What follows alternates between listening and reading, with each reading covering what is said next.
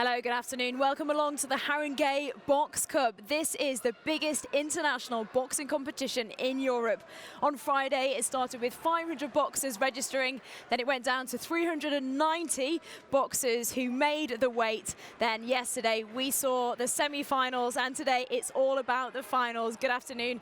I'm Charlie Webster, and I hope you stay with me for this marathon broadcast because we are live for 7 hours, and we're going to try and show you as many live bouts as we possibly can from the finals. They've already started just behind me. We've had about 3 so far. We have 4 rings going, and in the ring behind me, we're going to show you as many as we possibly can, with plenty of boxing guests as well, including Kathy Brown, the very famous pro boxer Kathy the Bitch Brown. She's going to be joining us too, and in just a moment's time, Sherelle Brown and also Kingsley Oakley, who is fighting at 3 p.m. We have so much action for you, so let's head ringside and get a bit of atmosphere and join our commentators, Chris Lloyd and John Denham. Thanks, Charlie. Good afternoon, everyone. You join us here ringside at Ring A, one of 4 simultaneous rings in action this afternoon. As Charlie mentioned, you'll be able to catch much of the action right here on London Live, and all that you can't, you can head over to the website londonlive.co.uk. You can have a look at the split screen there. Ryan Gibbons and Matthew Windle, top left, have just come to the end of the senior 52 kilo bout. Top right, Louis Light and Armin Luckies from Grimstad in Norway there, midway through, right at the end of their 91 kilo heavyweight bout. There's another one, bottom right, just about to start there as well. John Denham from Boxing News alongside me. John, what a great 3 days of competition we've had here. We've really seen some quality boxing across all the divisions, from the elite class to the youths coming through. And even this last bout we just had here between Matt Windle from Birmingham and Ryan Gibbons from Hull. Real quality stuff, neither spoiling the other's work, both landing flush shots from time to time, and just waiting for the decision now. Well, we're taking a little while to get to the decision, so you'll have to come back to us for that. As we said, we can catch it all on londonlive.co.uk up until the first bout goes live around about 1:20 past. Back to you, Charlie. Thank you both, Chris and John. I think the decision is just about to be made between Ryan and Matthew. So Ryan Gibbons of City of Hull, Matthew Windle, Jewellery Quarter up in the Midlands. Let's see who is going to win this bout. As we said, we've got a 7-hour broadcast of live action from these finals with you today. The crowds are starting to come in, and we started with 500 boxers. Can you imagine how much of a competition that is? And credit to the organisers. So let's see whether it is Iceman or Matman who won this bout. There we go, it's Ryan Gibbons, City of Hull, his coach. Very pleased there. Congratulations to him for winning the final of the Haringey Box Cup. We'll have plenty of fights for you, don't worry. I know you didn't see much action there. We do have 7 hours, as I've said. We'll be building up to the competition. We'll have our first bout at 1:20 past, where we'll see Nina Hughes. Nina Hughes boxed for the GB team. She was on the podium squad for 2012 and then went and got herself pregnant. Congratulations to her. This is her second bout back and her first major tournament. She'll be fighting at 1:20 past. Meanwhile, how does it all start? We hear so many incredible stories for amateur boxing, starting from such a young age. So let's find out a little bit more about what youth boxing is all about. Free, Jules! Choose and freeze! Come on, work! You're not tired, Jules! You're not tired!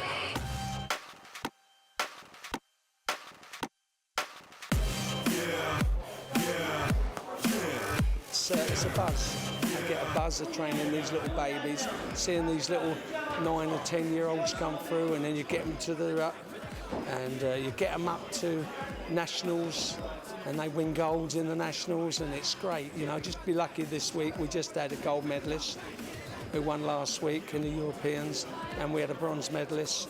We've got 13 boys into the finals of the schools this year again. So it's great. It just makes it better and better. Riddle. All right. Do 15, 14, 13, 12, 11, 10, all the way down. They do it 3 times. They make you stronger. They give you endurance. They get everything they need for boxing. Okay, let's go.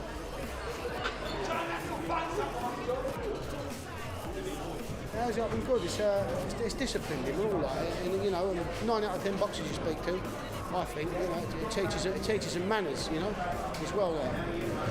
Not just in the gym, outside the gym as well, you know, respect. I think it's pretty good for anybody, you know, the box. Yeah. So it does a lot of good for him. Discipline, takes himself, he knows how to deal with men because I'm a single mum. So he takes himself like the man of the house at times. But yeah, I'm proud of him. He's really good at it. He loves it. I mean, he's got a great trainer. So yeah. The boys.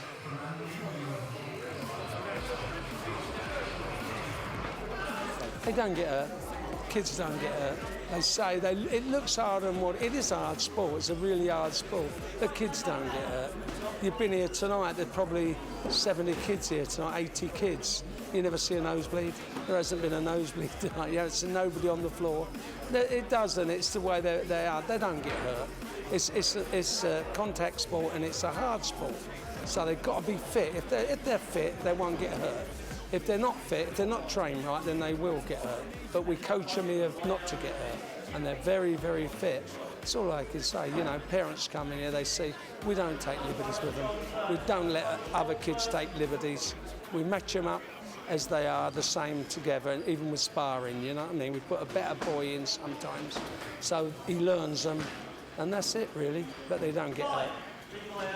Amateur boxing, such an important discipline in the community, and joining me here in the studio is Sherelle Brown. We've seen her over the last couple of weeks actually. You joined us yesterday. Thanks for coming in again for the semi-final, and you joined me also in the women's tournament that we did live here on London Live not long ago. We've also got Kingsley Oakley. Kingsley, thanks for joining me. You're very brave for the fact that you're actually boxing at 3 p.m. I've never really known many boxers that want to come and have a chat before they're boxing. Maybe it can kind of keep you occupied so you're not talking about your fight. Actually, let's start with yourself, Kingsley. How are you feeling before your fight? Like, what's going through your head at the moment? You're boxing at 3 p.m. and you're boxing a gent from the army. Well, I'm relaxed and I'm ready to go. I just can't wait to get in there. I mean, we've worked so hard throughout the years to prepare for this event. Nothing is going to go wrong. We're just going to put everything to work and let it happen. We'll come back to you in just a moment's time, because this is your 8th time at the Haringey Box Cup. I don't want to make you feel old or anything, but it is actually the 8th edition, so you were there at the very first one. But Sherelle, coming to you because you were meant to be here at the 8th edition of the Haringey Cup, which is why you're looking a little bit solemn, because you hurt your hands before the women's tournament that we did a month back, but you couldn't get yourself fully fit for this. No, on the advice of a doctor and a physio, they told me not to enter the competition. I've basically torn ligaments in my thumb. If I'd risked boxing in here, it would mean maybe 3 to 4 months out. So I think the sensible decision would be to just not box. How hard is it for you to, well, not sit up here and talk to me, but how hard is it to watch? Well, just about to say that. A little bit emotional. There's good competition here. It would have been a great test, to see where I'm at. But I mean, everything happens for a reason. So if it's not meant to be now, hopefully when I come back, it will be my moment then, hopefully. Oh, we're going to be watching some of the women shortly. We have a women's bout actually to start us off, which is Nina Hughes, who we both know quite well. We'll be talking about shortly, and also Orian's Lungu, who you've actually boxed before, who's actually going for a hat trick as well. Just quickly, how do you think she'll do? My money's on Orian's. I mean, I've gone away and boxed with her for England. Talented boxer, it's a North London derby. She always keeps me on my toes. I keep her on her toes. I honestly think it's Orian's today. You're going to go for her today? 100%. 100%. And Kingsley, we were talking a little bit earlier before we came on air, and I was kind of interested whether you were interested in knowing your opponent. You weren't. Why is that? I don't see why I should be chasing around to find out who my opponent is.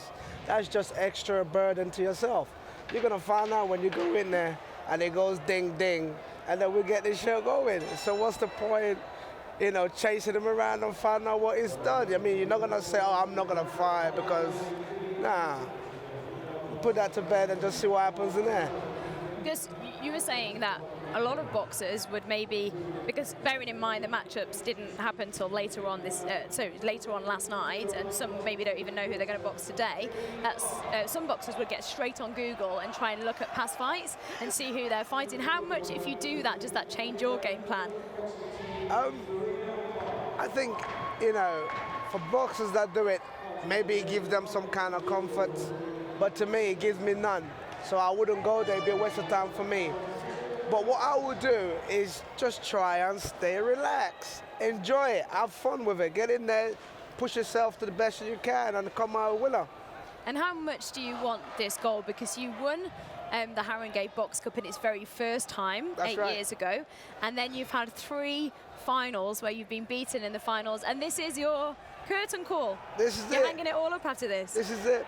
I mean, I'll be on the sideline. But definitely going for that goal today. The kitchen sink, the bathroom sink is all coming in tonight. You know, All the sinks in the ring. everything. I'm coming right through to the kitchen. And are you a kind of front foot boxer? Are you a bit of a forward? Yeah, I'm a forward boxer, but I've been blessed with the talent to know to box and fight, come forward and move. And a lot of boxers don't do that. They just have one style, whether they're offense or they're coming in on the attack. But depends on what you give me on the day. I'll box you. I got the tools in my toolbox. I'll box you. I'll fight you. Whatever you want. Let's get it going. Terrell, would you agree? I've seen Kingsley many times box, and to be honest, like he's brilliant. I mean, you know, before I started boxing, I used to hear his name floating about. Then I managed to see him, and one thing he's able to do is adjust in the ring, and I've actually seen that. And you know, he talks about being able to box and fight and knowing when to do that. And he genuinely knows when to do that. He knows when to pull it back. You know when to go. You're all right. Don't retire, mate. Don't retire. If you retire, retire.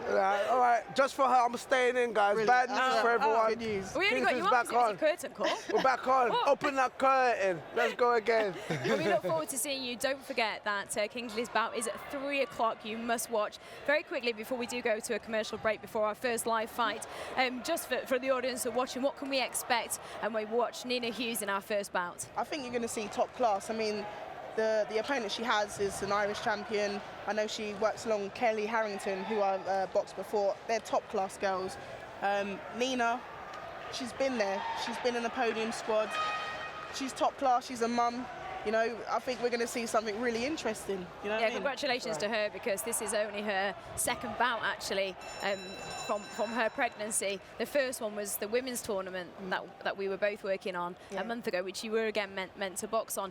From what I saw of her, she looked like she completely outclassed her competitor, which shows how good the training is up in Sheffield in the EIS. No, definitely. I mean, she boxed Louise, I think it was 3 weeks ago, and you know, I said I thought Louise would win, but I think when she got in the ring, she showed her experience. She showed that she's boxed on a world level, and I think Louise has boxed more on a national level. But in that case, Nina just showed a different class, and I think we're going to see that again today. We're definitely going to see that again. Kingsley, have you seen some of the women's boxing over this weekend? Yeah, Because you actually had a bye to get into the final, so you haven't boxed yet. Not yet, no. But I've seen a few of the females there who actually been away on international competitions with them, including Nina herself. She's a terrific boxer. Glad to see that the mums are doing it. So don't think because you had a baby you want to have a time off and, you know, cancel it all. Just come in and watch Nina. She's very good. She's very good.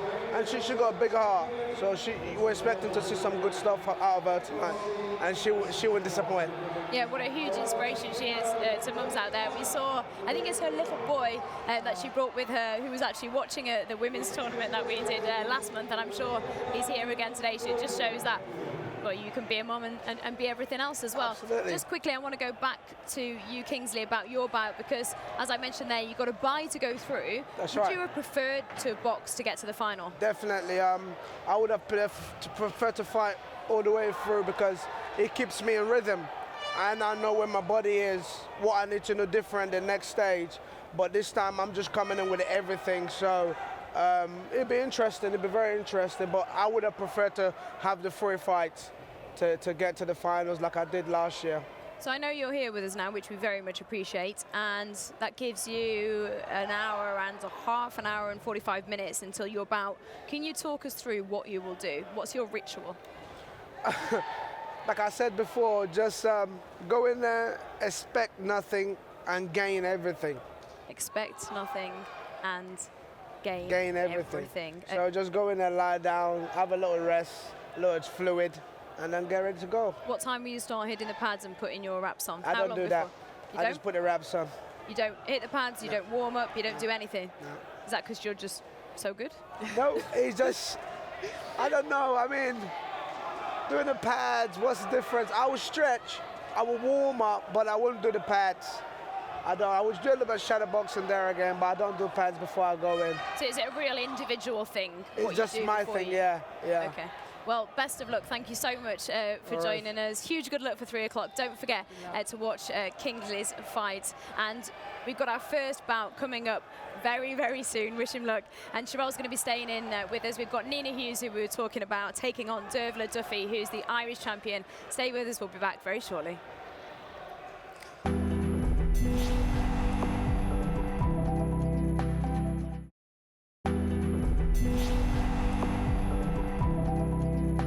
Hello, good afternoon. Welcome back to the Haringey Box Cup. If you've only just joined us, this is the finals of the biggest amateur boxing competition in Europe. It started with 500 boxers and now we've whittled it down to 30. This is the finals day and that means we're on air for a long 7 hours. So tune in and out or stay with us for 7 hours if you like and join the competition. There's going to be some fantastic bouts. We've got our first bout coming up in around 2 minutes time. We're starting with women's boxing, which is Nina Hughes taking on Dera Duffy in the 57 kilograms. And joining me is Sherelle Brown. Sherelle, you know Nina very well. We were just talking about her and her bout just before the break and the fact that she's a mum. This is her second bout back. How hard do you think it was for her to kind of gain her fitness back? Because we've seen that she's boxing at 57 kilograms. But previously, I think she was boxing around 51.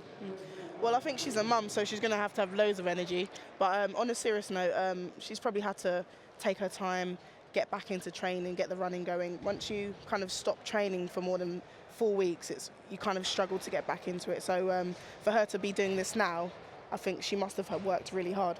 Yeah, real inspiration. Let's then take a look at the boxers and hear from Nina Hughes and Dera. Hello, my name is Nina Hughes and I box for Chadwell St Mary Boxing Club in Essex. I'm looking forward to my second bout back after a few years out and a baby in the finals of the Haringey Box Cup at Alexandra Palace. I've prepared well and I've trained hard for this, so hopefully I'm going to bring back that gold medal back to Essex. My name is Dera Duffy. I box at the St Bridget's Boxing Club in Kildare in Ireland. This is my 4th time at the Haringey Box Cup in London. I have 3 gold medals, 3 out of 3, and I'm going to make it 4 out of 3 today. I'm boxing an English girl called Nina Hughes. I've never boxed her before, so I'm looking forward to a new challenge, getting a new opponent. I've trained really hard for this fight, and I'm in good shape, boxing at 57 kilos, and I hope to be bringing home the gold medal in about an hour's time. We're very close to the action now. The boxers are just about to come into the ring. So 57 kilograms to start us off. 4 by 2 minutes round for women's boxing. Nina Hughes, part of the GB squad back in 2012, taking on Dera Duffy, the Irish champion. Let's head to your commentators, Chris Lloyd and John Denham. Many thanks, Charlie. Good afternoon, everybody. First of this afternoon's televised final bouts. Not the first of the bouts this afternoon, though. Already had 5 Haringey Box Cup gold medal winners in Ring A. And as we mentioned, there are 4 simultaneous rings in action in the Great Hall in Alexandra Palace. Winners already, Lisa Sandberg in the female A 48 kilo class. She beat Tanya Dardy over a decision. The youth A category, Frankie Cleary lost out to Bradley Strand of Kirby by a split decision.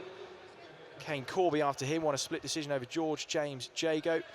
Ryan Gibbons, a unanimous decision over Matthew Windle in the senior A 52 kilo class. And then just moments ago, Hadi Schroer, one of the superb boxers out of the Tonsberg Kameratine club in Norway, defeated Jacob Gabriel of Basingstoke. But so far, John Denham, all of the bouts we've seen have been extremely competitive. They've all been close, they've all been hard fought, which I suppose just goes to show that we're at the final stage now. The cream is rising to the top, as it were. And Well, good bouts to get the day off to a start. Absolutely, and a really, really tasty looking encounter here. Nina Hughes in the red corner, bottom left of your screen. Chadwell St Mary, her opponent Dervla Duffy from Tipperary in Ireland. And Nina Hughes, John, narrowly missed out on a place at London 2012 to one young lady who won this competition and the Olympic Games, Nicola Adams.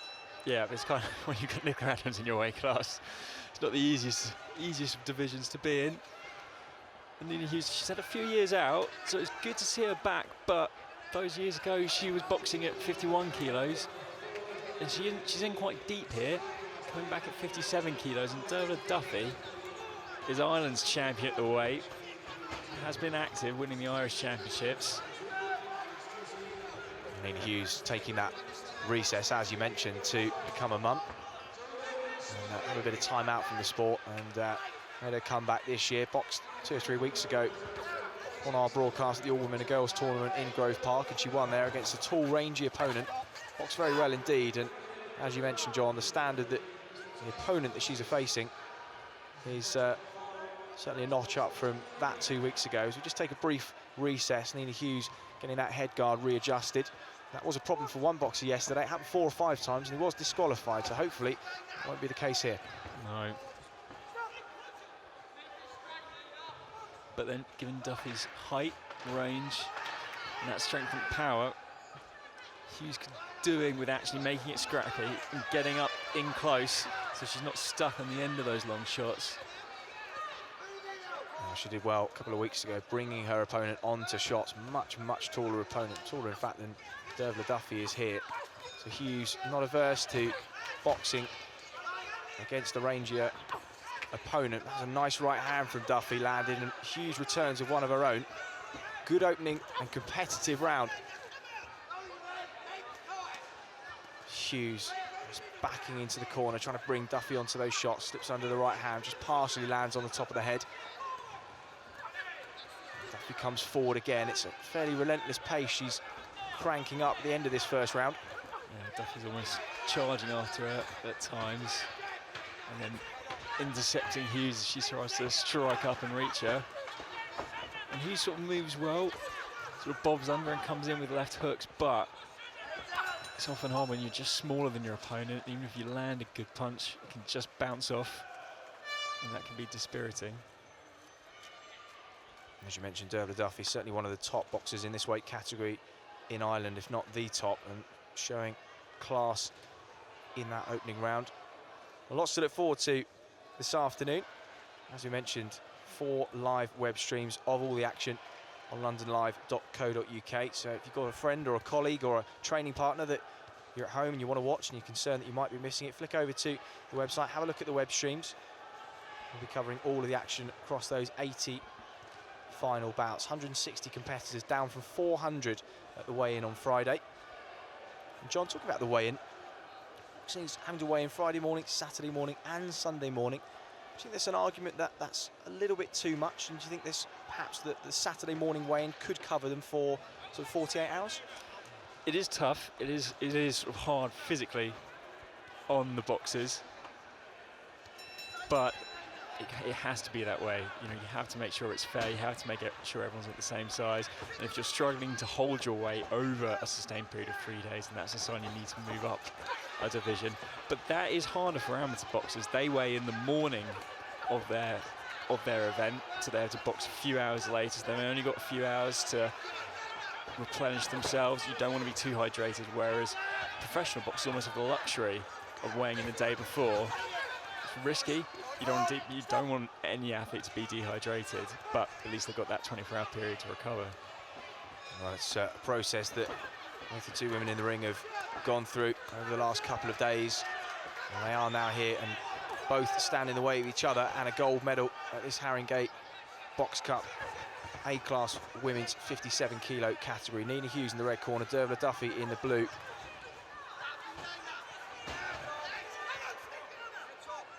Duffy certainly being the aggressor. Nice lead right hand from Nina Hughes, just pushed her back into the middle of the ring. Duffy showing real grit. A little bit wild with those swings though. A bit wild, but she's sustaining the punches, and that could grind down Hughes as time goes on. We've seen a few good body shots from the taller boxer, Duffy, going in. A nice counter right hand from Duffy there, just landed on the chin of Nina Hughes. She took it well, and now just moves around to her right-hand side, lands a counter right of her own. Hughes almost seems to be more comfortable when she backs herself into a corner and then boxes her way out of it. That was quite good what she's doing there, backing off and then bouncing forward from the back foot and landing these sort of long right hands, punching up, and she's hitting Duffy clear now, sort of repelling Duffy's attacks. Well, Duffy started extremely fast, and you just wonder whether she's paced herself enough here, because she's just sort of bent over, starts leaning in a little bit more, and you wonder whether in the last 3 rounds we might see the best from Nina Hughes. Dera Duffy started quickly. Can you see the energy, or sense the energy slightly draining out of her now? I think so. Well, maybe it's a case of Hughes is sort of shedding the rustiness after all those years out and getting back into her groove a little bit more.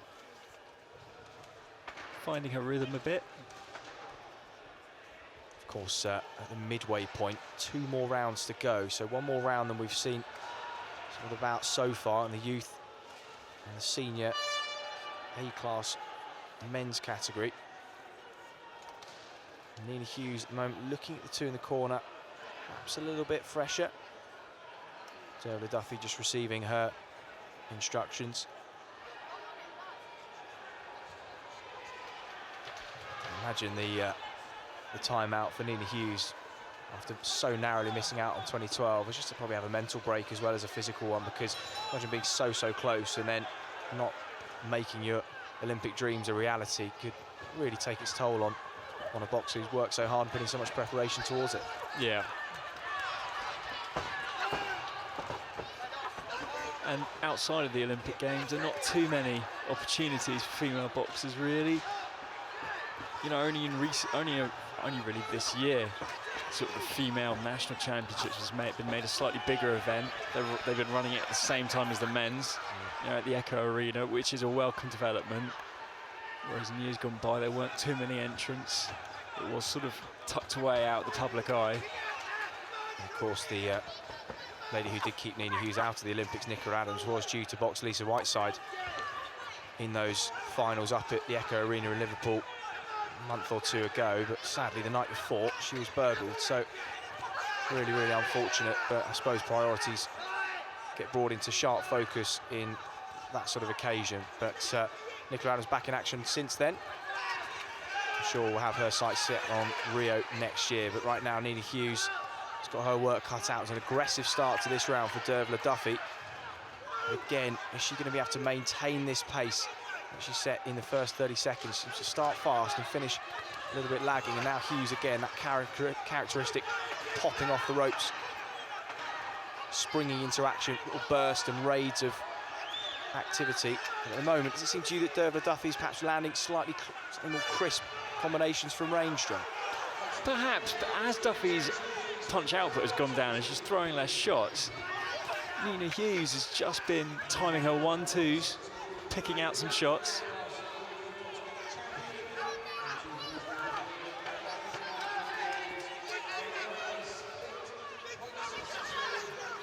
A nice right hand from Duffy, just lands on the side of the head of Hughes, but Hughes now just mauling her into the corner, and the 2 finish the round in a clinch. But it was Hughes driving her into the corner there. I think she's, after Duffy's good start in the first round, I think Nina Hughes is coming back into this. Well, Duffy certainly more natural looking opponent rather at this weight, 57 kilos, as you mentioned. Nina Hughes coming up in weight, and structurally she's designed for a division or 2 below. And what kind of impact can that have when you do move up 2 or 3 weights? What are the main things that you notice as a boxer, John? Well, there's the obvious ones. If you're against someone taller, then you've got your hands full, especially if you're not used to that, especially if you've been used to a lower weight class with boxers of your own size. Yeah, often you do see boxers just become stronger. They're not draining themselves so much. They become a little bit more durable as they move up in weight. So it's always good to be at the weight that you can make naturally, because if you're if you're sort of walking around close to your fighting weight, your fitness is better, you feel better. And I always think if you're like starving yourself to make the weight, psychologically that's a real burden as well. In this particular case, when you've been out for a while, it is coming back deep when you're taking on an Irish champion in a bigger weight category. 2 divisions bigger, really. Given that, there's certainly a great golfing quality, maybe a little bit of ring sharpness apparent with Dervla Duffy. She's, of course, been the more active boxer, but Nina Hughes, you can see why she was where she was just 3 years ago.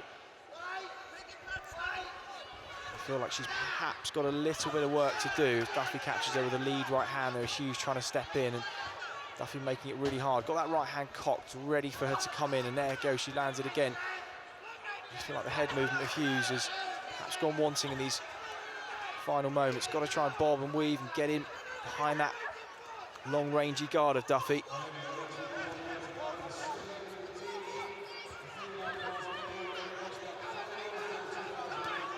And that was a nice light and lead right hand from Nina Hughes. And as Hughes has been finishing those exchanges with the final shot, almost having the final word. The judges ringside looking intently on. It's been a high tempo encounter, this. Some of the bouts before this have been more of a fencing match, more of a tactical picking your shots, but 2 ladies in front of us who certainly will have left not very much in terms of energy in the ring by the time the final bell goes. A really rough and tough affair. Hughes tipped her back into the ropes there. It's interesting now in the last round, Duffy's sort of thinking twice about charging in.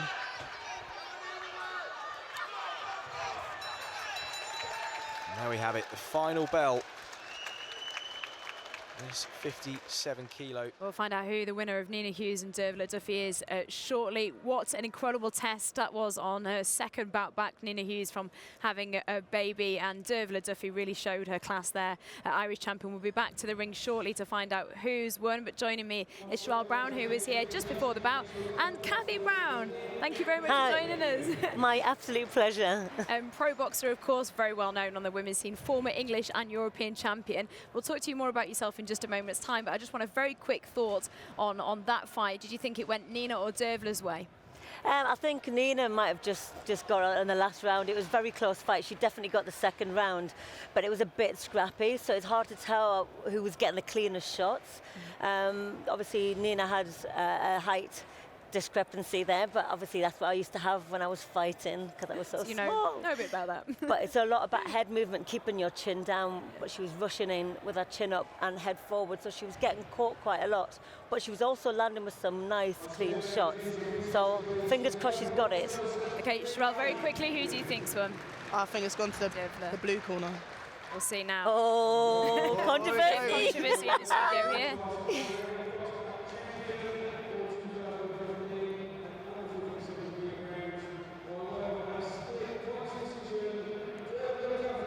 There we go. Yeah, you're right. Sherelle, you got 1 point in this 7-hour broadcast. Congratulations against Kathy. Congratulations to Dervla Duffy there, the Haringey box champion. She's won gold. Congratulations for Nina, but a fantastic second bout back after her baby. Sherelle, from Dervla's point of view, she boxed extremely cleverly, just making sure that she was in and out of range. No, I definitely agree. I mean, she controlled the range from the third and the fourth, which is easier to score as a judge. I mean, if you hit someone, you step back and they can't hit you, it's clear to see who the winner is. Yeah. Okay. And Kathy, a quick word. What did you think on Dervla's style? You said that you're more familiar with the fact that Nina was smaller and yourself, you were a smaller boxer. How clever was Dervla in the fact that she knew how to work Nina's height range? I think she could have used the height range a little bit better. It's hard for me because the pro game is different from the amateur game. They score it differently. Pro is more about the aggressor as well, and also landing accurate. But amateur is all about technical speed and accuracy. It's a shame that she didn't win. I think she could have capitalised a bit more, and even being smaller, because a lot of people feel that when you're small, you've got a huge disadvantage, which I disagree with totally, because I managed to conquer it, but you've got to move your head. you've got to be a bit more skillful as you approach rather than just running straight on, which I think is what she did and why she was getting caught a bit too much. Well, Kathy, do stay with us for the next fight, and Sherelle, of course, because we're moving on to our second bout. Congratulations there for Dera. Duffy, coming up shortly, we have our second female bout of the afternoon. Plenty more bouts to come. We're on air till 8 p.m. Stay with us.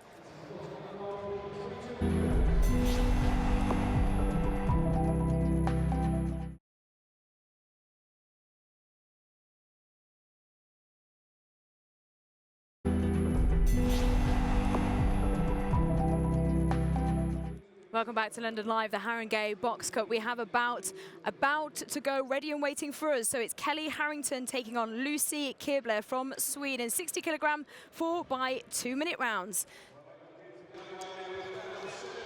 Well, here we go, the female A-class 60 kilo category.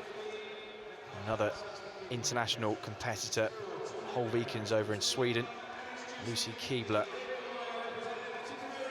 And her opponent, Kelly Harrington.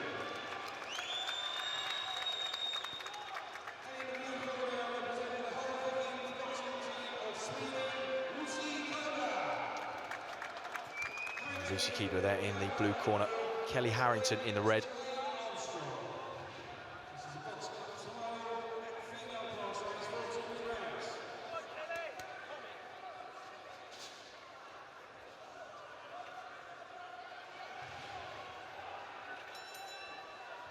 So away we go, the first of 4 2-minute rounds. Kibler in the blue, Kelly Harrington in the red.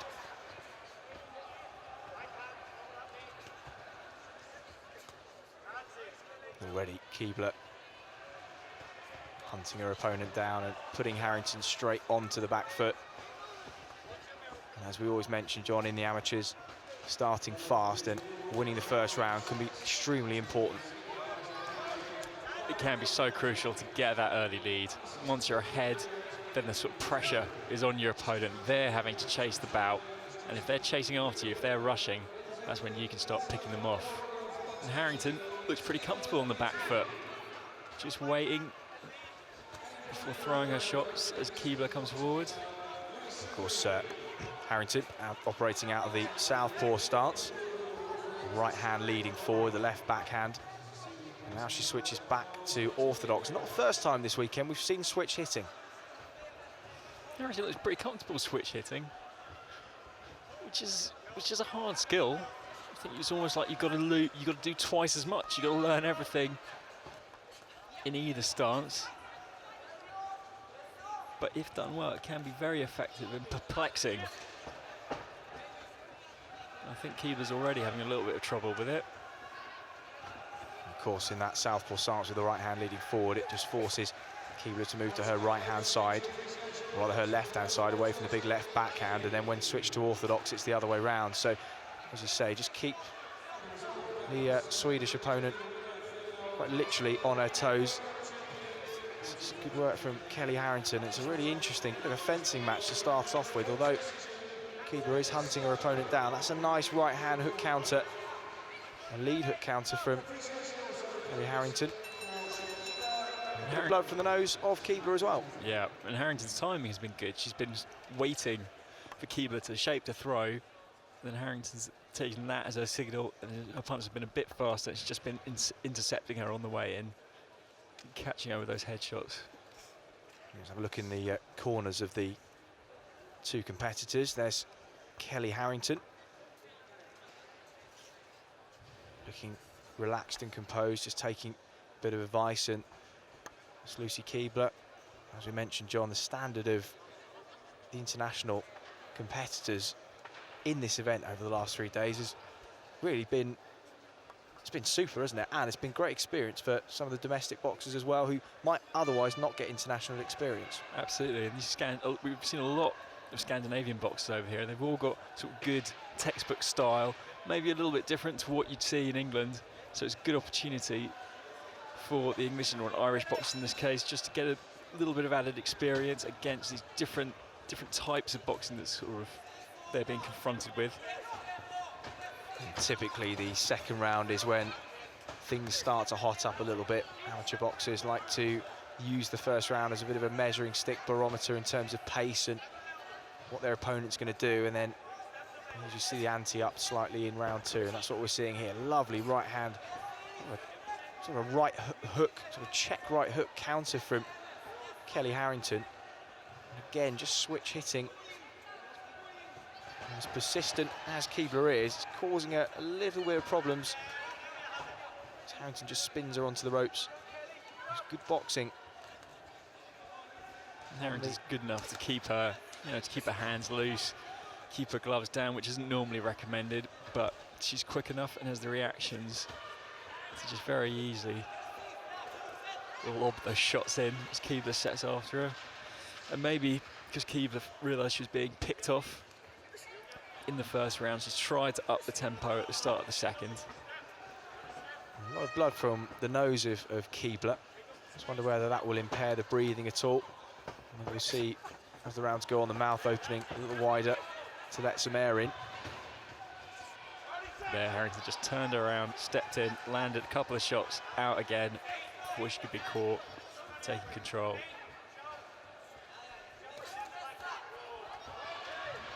It is rare to see a boxer in the amateurs so comfortable from either stance, and she really does look very measured and composed in there, and it doesn't look like the switch hitting's forced, it just seems natural. It seems to be whatever she feels works on instinct at the time. And really, she's settled into a very nice rhythm, considering Kibler put her under a lot of pressure in the opening minute of the first round. Just boxing and moving from Harrington, picking her shots and moving, and she goes back, cutting a confident figure in the red corner at the end of the second round as we approach the halfway point. I think so. But any sort of Irish 60-kilo boxer is doomed to be in the shadow of the great Katie Taylor. Ireland star boxer, really. Won the Olympic Games in 2012 and boxed here at the Haringey Cup a few years ago. One of 3 future Olympic champions who have appeared here. The other's Anthony Joshua. And Nicola Adams herself. And Nicola Adams herself, of course. I suppose that is an indication of the level of competition and the standard of this. Of course, it is all-inclusive. There are everyone from the novices in the C class cutting their teeth in a sort of second or third amateur contest, all the way up to those like we've seen Nina Hughes and some of the Swedish internationals with 300 plus amateur contests. Quite incredible, really. And a wealth of experience. We'll see Alana Murphy later on as well. She's had a long amateur career, 15 years as well. So lots and lots to look forward to this afternoon. Catch it all here on London Live, right through until 8 o'clock. And into round 3 here between Kelly Harrington and Lucy Kibler. Kibler's got a bit of work to do. Harrington on the back foot, nice loose style, got the hands down. And the referee brings us to a brief recess.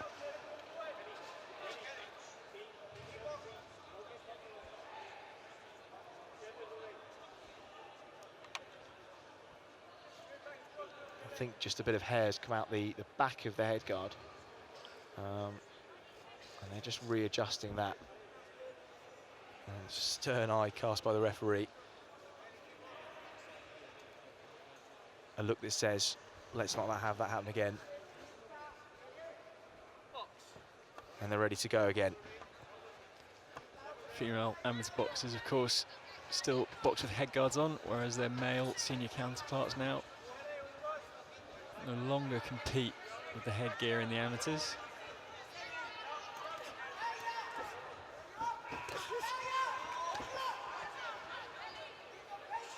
And that little recess has perhaps given both the boxers just a second wind. And we see the pace just go up a notch here. It was almost an interval break there. And when that does happen, you just see the pace of a contest change after the timeout, so to speak. But Kelly Harrington, really nice counter-punching, good movement, and I suppose immense confidence to be standing right in the pocket with your hands by your sides, and an indication that she's very comfortable with the pace and the power of her opponent in there.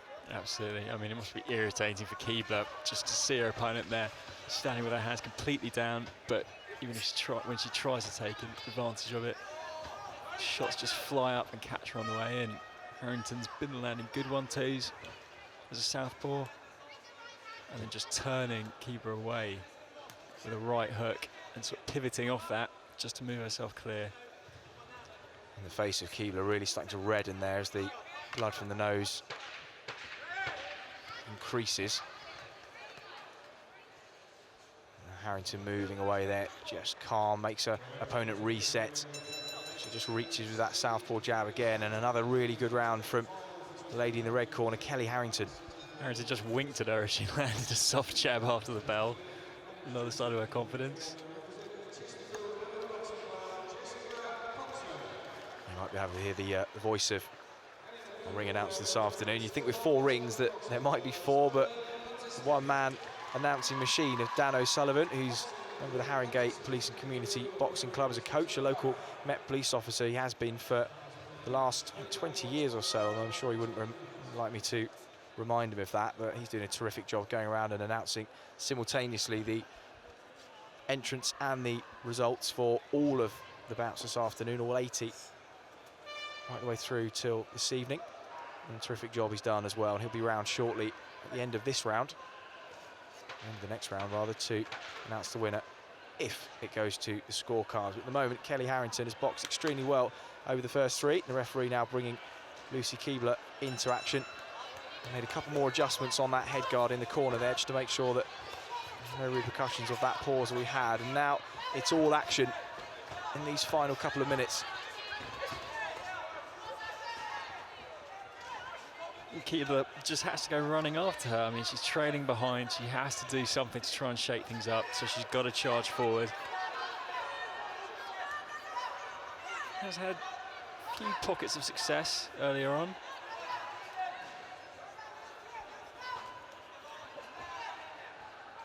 But if Harrington has been in cruise control over the first couple of rounds, then she's probably got plenty left in the tank.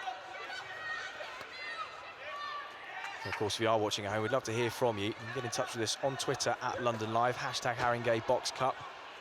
Let us know your opinions. If you've got ideas on competitors you want to see later, predictions, opinions, we'd love to hear them. So get in touch with us at London Live, hashtag Haringey Box Cup. As we draw to the midway point of this final round in Kelly Harrington of Tipperary, Lucy Kibler, Holvikens in Sweden. Somewhat of a hit and miss masterclass from Harrington. A lovely 1-2 combination thrown again from the southpaw stance.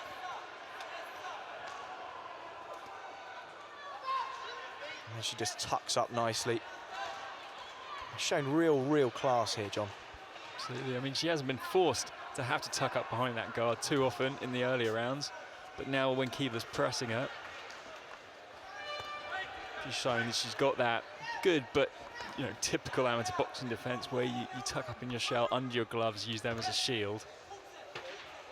Whereas earlier on she was just relying more on her reflexes and timing to intercept Kibler. And although the hands have been held low, it's not been a flashy or showboaty performance. It's all had a function and a purpose, and well, should she get the decision, be a worthy winner here. But Stacey Kibler, and Lucy Kibler rather, has proved a worthwhile opponent and yet another top quality. And we'll see whether Kelly Harrington or Lucy Kibler's got the decision in just a moment's time. I think we know who we feel up here in the studio. Unanimous decision up here. Yeah. How relaxed was Kelly, Sherelle? The fact that in the end of the 3rd round she could wink at her opponent. You've actually boxed her, and I am going to say it for you, you've beaten her. Well, I'm just going to say on a split decision. Doesn't matter, win's a win. Yeah, I mean, Kelly's pure class. I mean, that was just shown just now in a display of 1 to 4 rounds. So I think it's quite clear what's going to happen. Absolutely clear. Kelly totally outclassed her, absolutely phenomenally. She didn't win 1 round. She just showed so much skill, so much sharpness, and it was just beautiful to see that skill set for women's boxing. It's really good. Very impressed. Yeah, she was just picking off her shots and using her range and kind of sitting and almost goading Lucy Kibler in. But what could Lucy Kibler have done in that roughed stage? her up a bit more. She got in there, roughed her up, spoiled her. Don't let her dominate the ring so much. we can see that Kelly Harrington has won, as Yes. we all thought here, on a unanimous decision. Very happy Kelly Harrington. Huge congratulations for her, the Haringey Box Cup champion. She's a very experienced Irish international though, isn't she? And you could really see her experience in the ring, Sherelle. I'm just going to say world class. Absolutely world Absolutely, class. I totally agree. What happened was the moment Kelly got a jab off, she was jabbing a hell of a lot more. Controlled the range, controlled angles. I mean, Lucy, there were snippets of when Lucy started to show a little bit of dominance, but it was far too late. Too late. She tried in the fourth round to sort of push herself on her, but it wasn't working. It was too late. She should have done that from the beginning. I mean, you've got to be really good boxer to have beaten her at all, because the movement, the breaking off the line, she's not just in a straight line. It was just, she was relaxed, you know, and she was enjoying it, which is one of the main things that you should be doing out there, is enjoying the moment.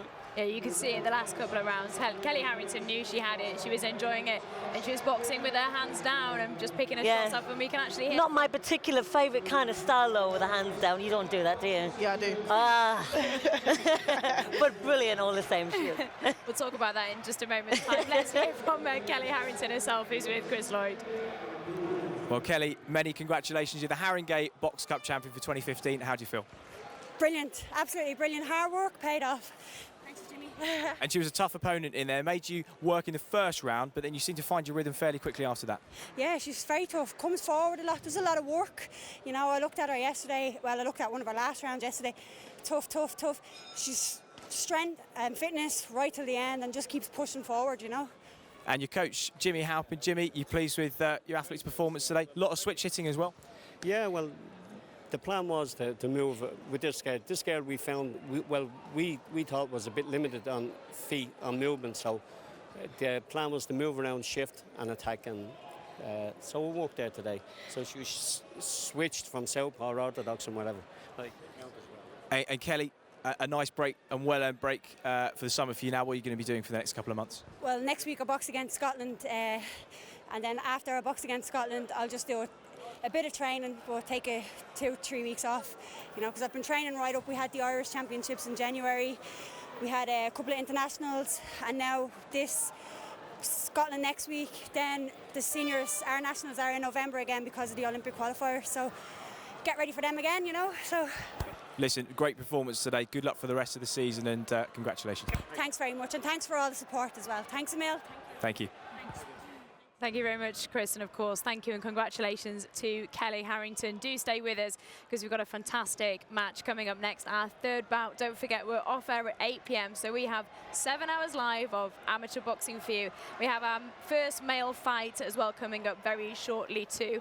But this is Stacey Copeland taking on Stephanie Rowe. This is a bit of a rematch of the ABA final and also a huge revenge match. Stephanie Rowe hoping to beat Stacey Copeland, who beat her in the ABA finals. Join us next.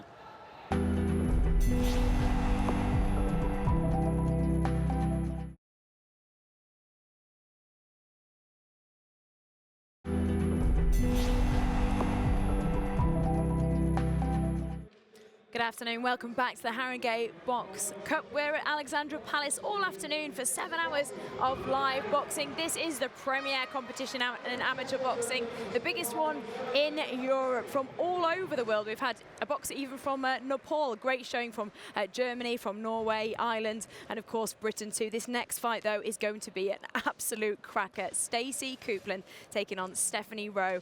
Stacey Copeland, she's won silver at the European stage, and Stephanie Rowe, she's only been boxing around 8 months. She went straight from novice to elite. But a woman that knows them way more than I do is Sherelle. You've just actually been on an England assessment with both of them. Give us a quick sum up on both. So Stacey Copeland, Stephanie Rowe.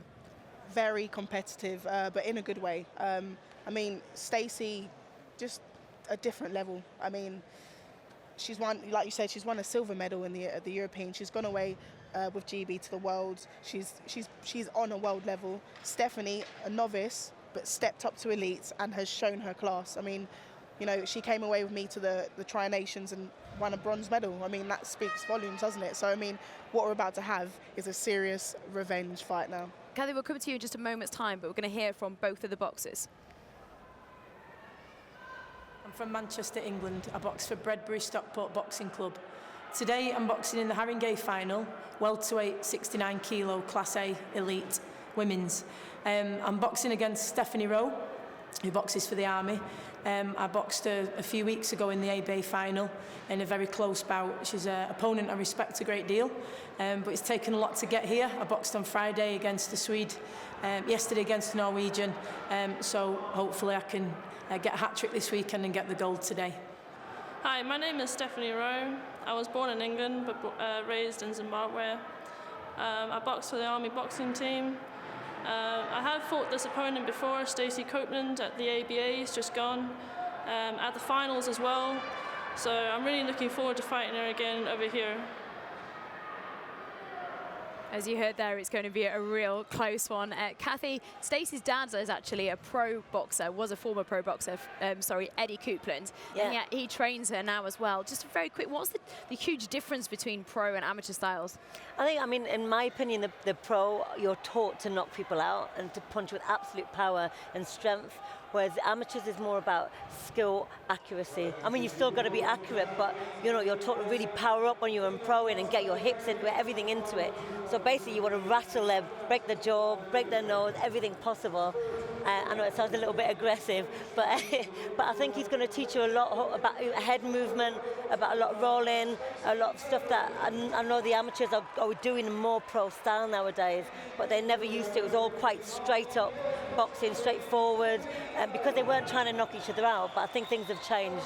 Both of these boxers are almost, I'd go as far as to say world class, right? And definitely will be. Let's see them in action now. Let's go straight to our commentators, Chris Lloyd and John Denham.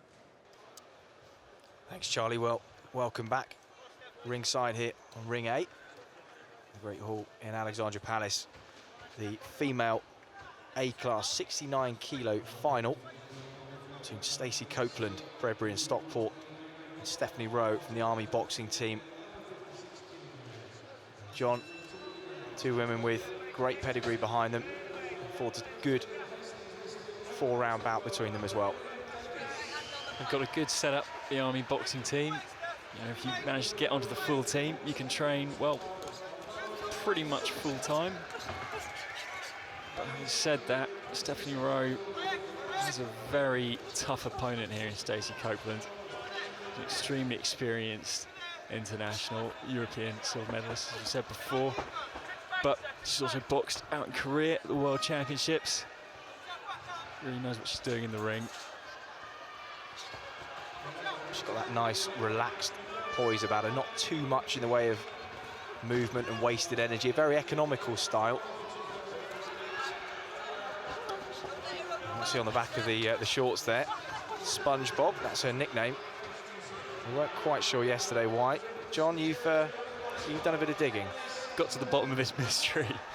So Stacey Copeland used to be a football player and then suffered an injury, and her weight ballooned while she was injured, and she became known as SpongeBob because SpongeBob, of course, is square pants, and I suppose at the time she was on the square side. Now back down to 69 kilos, the nickname SpongeBob has stuck, and her supporters, I believe, are known as the Sponge Army. Just the oracle of knowledge, aren't you, John? Well, she's certainly back in shape and boxing well in the early minute and a half of this first of 4 rounds. Nice combination as Stephanie Rowe just backed up onto the ropes. Copeland's really putting Rowe under pressure there, hitting to the body and to the head. Quite fast but heavy left hooks.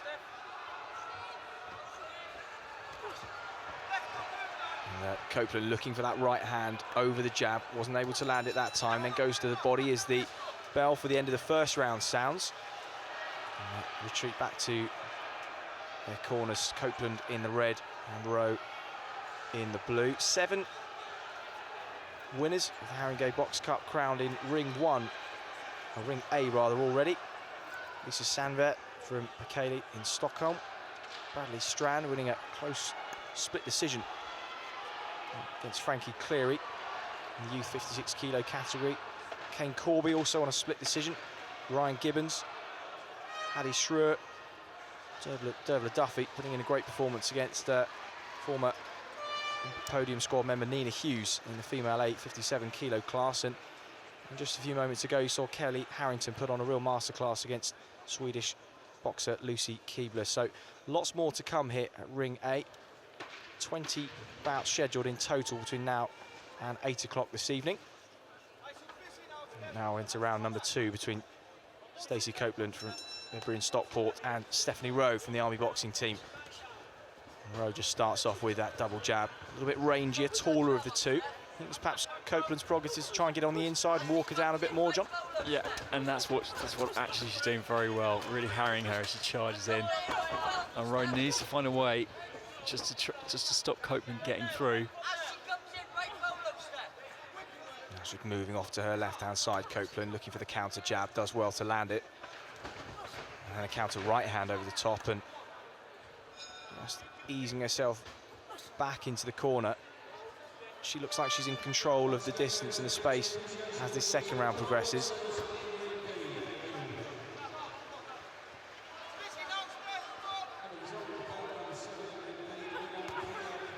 Stephanie Rowe just missed with the right, and the left came off the gloves of Copeland.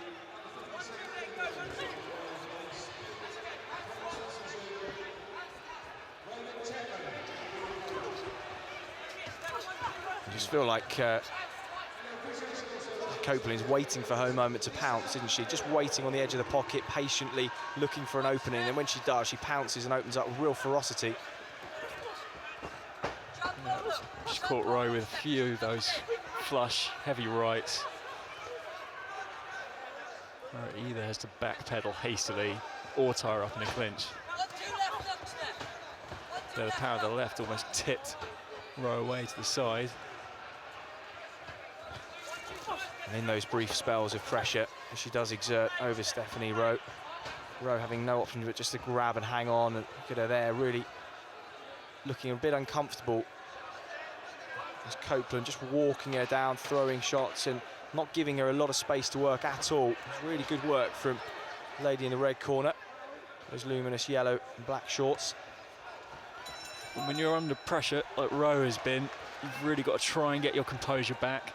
Try and reset yourself, bring your hands back up. But we could see there towards the end, she was getting maybe a little bit panicked, trying to sling her shots just to, you know, she was trying to dissuade Copeland from coming in, but it meant her hands were down, that she was more vulnerable there.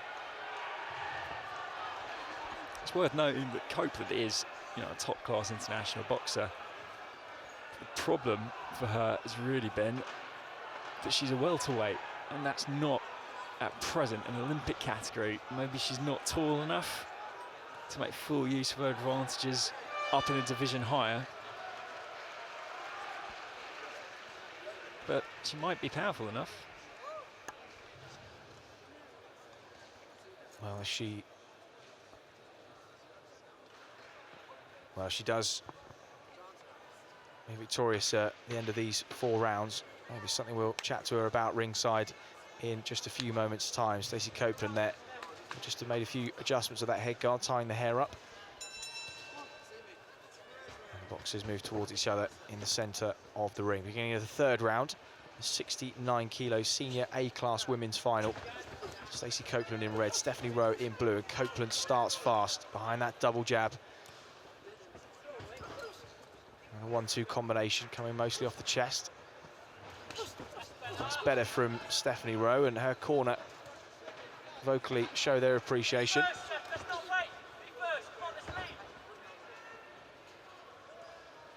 A little bit better from Rowe at the beginning of this 3rd. Just started adjusting there. Blood from the nose of Stacey Copeland, so 2 of those shots did get through. As we say, boxing round to round is all about adjustments. If you can make them, it can often be the difference in any hotly contested bouts.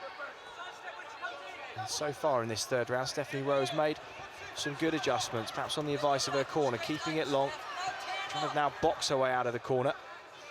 This problem, Rowe doesn't want to try and fight fire with fire. She could be outgunned there, but she raids in, throws a sort of a salvo of shots, and then gets out of the way again.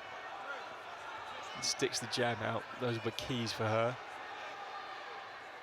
And Just the blood from the nose of Stacey Copeland, just being cleaned up in that neutral corner by the referee. Of course, doesn't happen typically in the pro game. Here they try and keep things clean and will administer standing 8 counts if they feel that the boxer needs a rest to recuperate. So there's a lot more precautionary measures taken in the amateur side of the sport. And now they go straight back to work. That little recess, as we saw in the last bout, has given both a second wind. Forward comes Copeland again, those crashing short right and left hooks.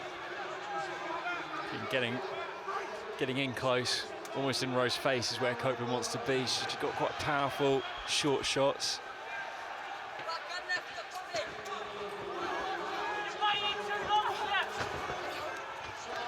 Copeland determined not to let her opponent off the hook, but Stephanie Rowe going toe-to-toe with her, and the tempo and the ante's really been raised in this third round, John. Yeah, and that was a strong finish from Copeland as well. And you do want to finish these rounds strong, just to leave that final impression of the judges that you're the one in control. Maybe first and last in every exchange, but also, as you said, important to start the rounds fast and finish them fast as well, because often what happens in the middle can sort of get lost in the back of a judge's memory in the wider pattern of a contest like this. So interesting through round 3. 2 further minutes separate one of these two ladies from Haringey Box Cup 2015 69 kilo gold medal.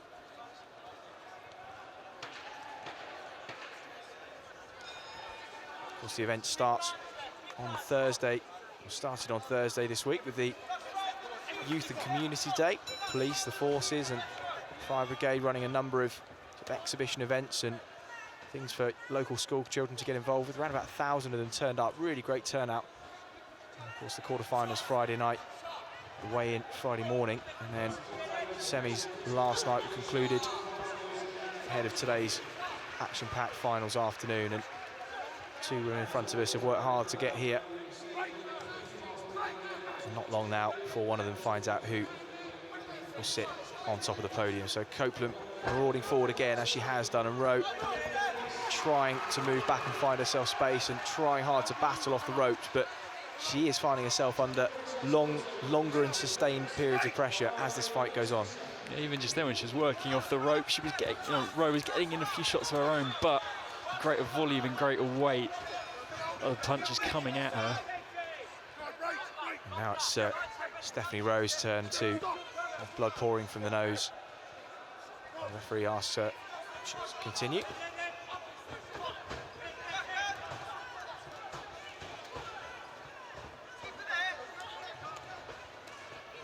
Well, Rowe seems to still be throwing when she's backed up, but it seems that Copeland is willing to take 1 or 2 shots in order to get on the inside and to deliver what she feels is her best work. And Copeland has kept her gloves up quite well. I mean, that's quite professional, as it were. So the jabs have been bouncing off then, and Copeland getting through on the inside, whereas it's Rowe's hands that are a little bit looser. Of course, just the obvious physical differences. Rowe, a little bit taller, a bit rangier of the two, and as such, has the advantage of being able to hit without getting hit at longer range, and that is why, for the uninitiated, Stacey Copeland is employing the tactics that she is, and really all-out action as the final bell sounds, and you wouldn't expect anything else with the final of this scale. And scores will now be collated. Wow, what about that was everything we wanted it to be. A very close one as well. Stacey Copeland there and Stephanie Rowe in their revenge match. Stacey Copeland, let's remind you, beat Stephanie Rowe in the ABA finals. Ladies, that was fantastic. We were both sat here commentating on ourselves. Kathy, let's go to you first. Which way do you think it went? Because I was kind of saying Stephanie, but you're saying Stacey. No, at first Stephanie, but I think Stacey then just, as we were talking about, just switched up the gear. And you have to brawl a boxer. You have to rough them up. You have to get them against the rope, and that's what she was doing. And I think she then dominated the end of the last few rounds of the fight. And I think she sort of planted her mark there. So I really think Stacey's got it. We agree on this one, don't we? Yeah, I think... Well, we didn't on the first one when she won, but I think we agree on this one. Yeah, I think Stephanie kind of dominated the first two with the range, but Stacey kind of switched gears, so I think it's going to be a split, and it's going to go to Stacey. Yeah, it's a close fight. And it was a split decision as well in the finals. Let's see who's won down ringside then. They're just about to announce the winner between Stacey and Stephanie. And it was Stacey. You were both right. I think we're keeping score sheet because I think I lost that one. Stephanie Rowe almost started to tire though in the end, didn't she, Chevelle? Yeah, I mean, I've trained alongside Stacey in Sheffield where the GB train. I've gone to an England assessment. I don't know what it is. There's something in her mind that just takes her beyond everyone else. I've never met anyone with that mental strength before, never. I mean, we did a 1K, all three of us, and we were all top three, and the times we're talking about 3 minutes and 15 seconds for a 1K run. Stacey, came first. I came 2 seconds after, and Stephanie was 1 second after me. So you could see the competitiveness between them is awesome. And between all of you. Yeah. Just quickly, how good is the pool talent then up there at the moment? Phenomenal. I mean, women's boxing it's for some reason it's gone from here to up here. I mean, you've just seen Stephanie, who's pretty much a novice. She's had, 10 bouts now? And she's got in with someone who's world class. And she's able to get through 4 rounds and put on a good display of boxing. So I think it's, take the hat off to the England coaches and the GB coaches because they're doing a great job, and the clubs as well also.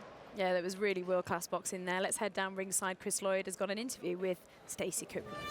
Well, Stacey, many congratulations. You had to work for that, though, didn't you? Yeah, I mean, with my build, it's always really tough getting a tall, rangy opponent, but, you've got to sometimes grind it out. I knew it wasn't going to be a particularly pretty fight, but I think what we showed is that, as boxers, especially as females, that we can dig in when we need to. I'm really, really proud of Steph's performance too. She's a really, competitive teammate, and proud to have shared the ring with her for that final, absolutely.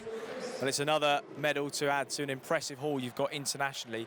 Is it frustrating that the welterweight category that you're in is not a category that's now at the Women's Olympic Games, and it won't be part of the Women's Games next year? Absolutely, and it's not just me. I mean, there's loads of other boxers in exactly the same position, where with there only being 3 weight categories, if you don't or can't fit into one of them, then it is what it is. Having said that, I'm really, really grateful and fortunate for the opportunities I have had. I had a disappointing finish to 2014 after getting the silver at the Europeans. I then got beaten in the Queen's Cup final in the first round of the Worlds. I've come back at the start of this year, won the the Nations Cup, won the ABAs, and now I've won this, so I've gone 8 unbeaten.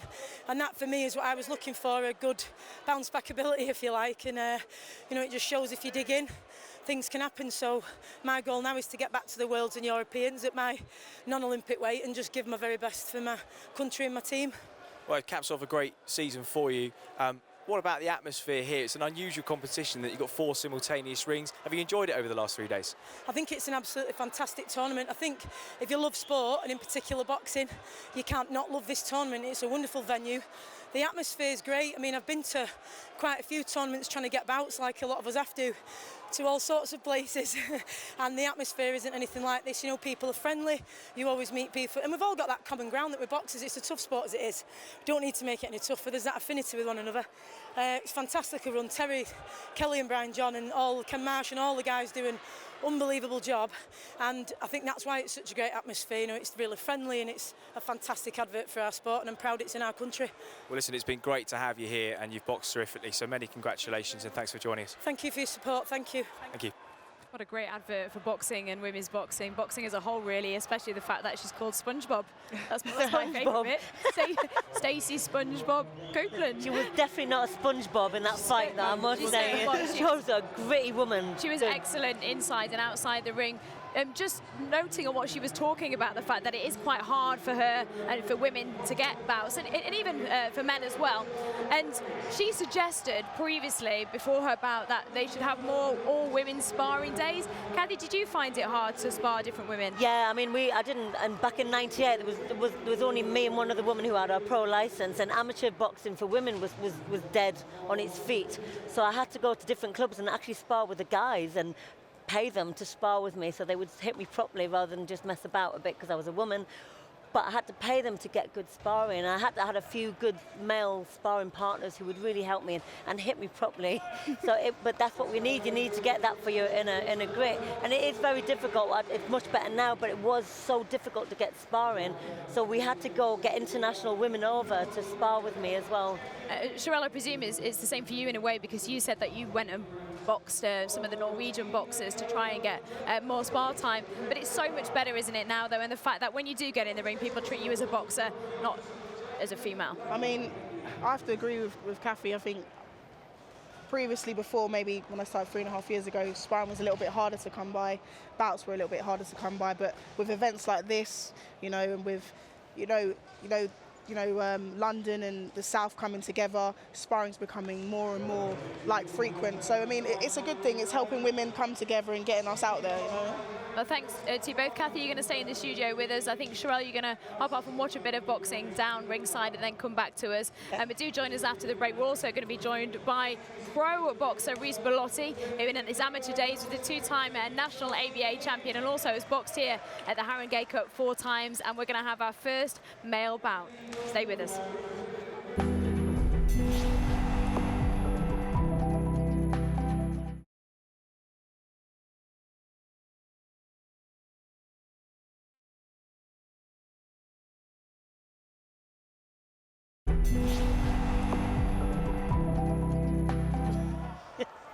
Welcome back. Good afternoon. It's the Haringey Box Cup. We are live. We've been live for about an hour plus now. We're going to be live for 7 hours. We have so much boxing for you here this afternoon. We're at the finals on Friday. It was the preliminary stages on Saturday. It was the semi-finals. We started with 500 boxers. Can you believe it? It's the biggest competition in Europe, and as you can see there at Alexandra Palace, which is just behind me actually, where I'm sat on the balcony looking over these 4 rings.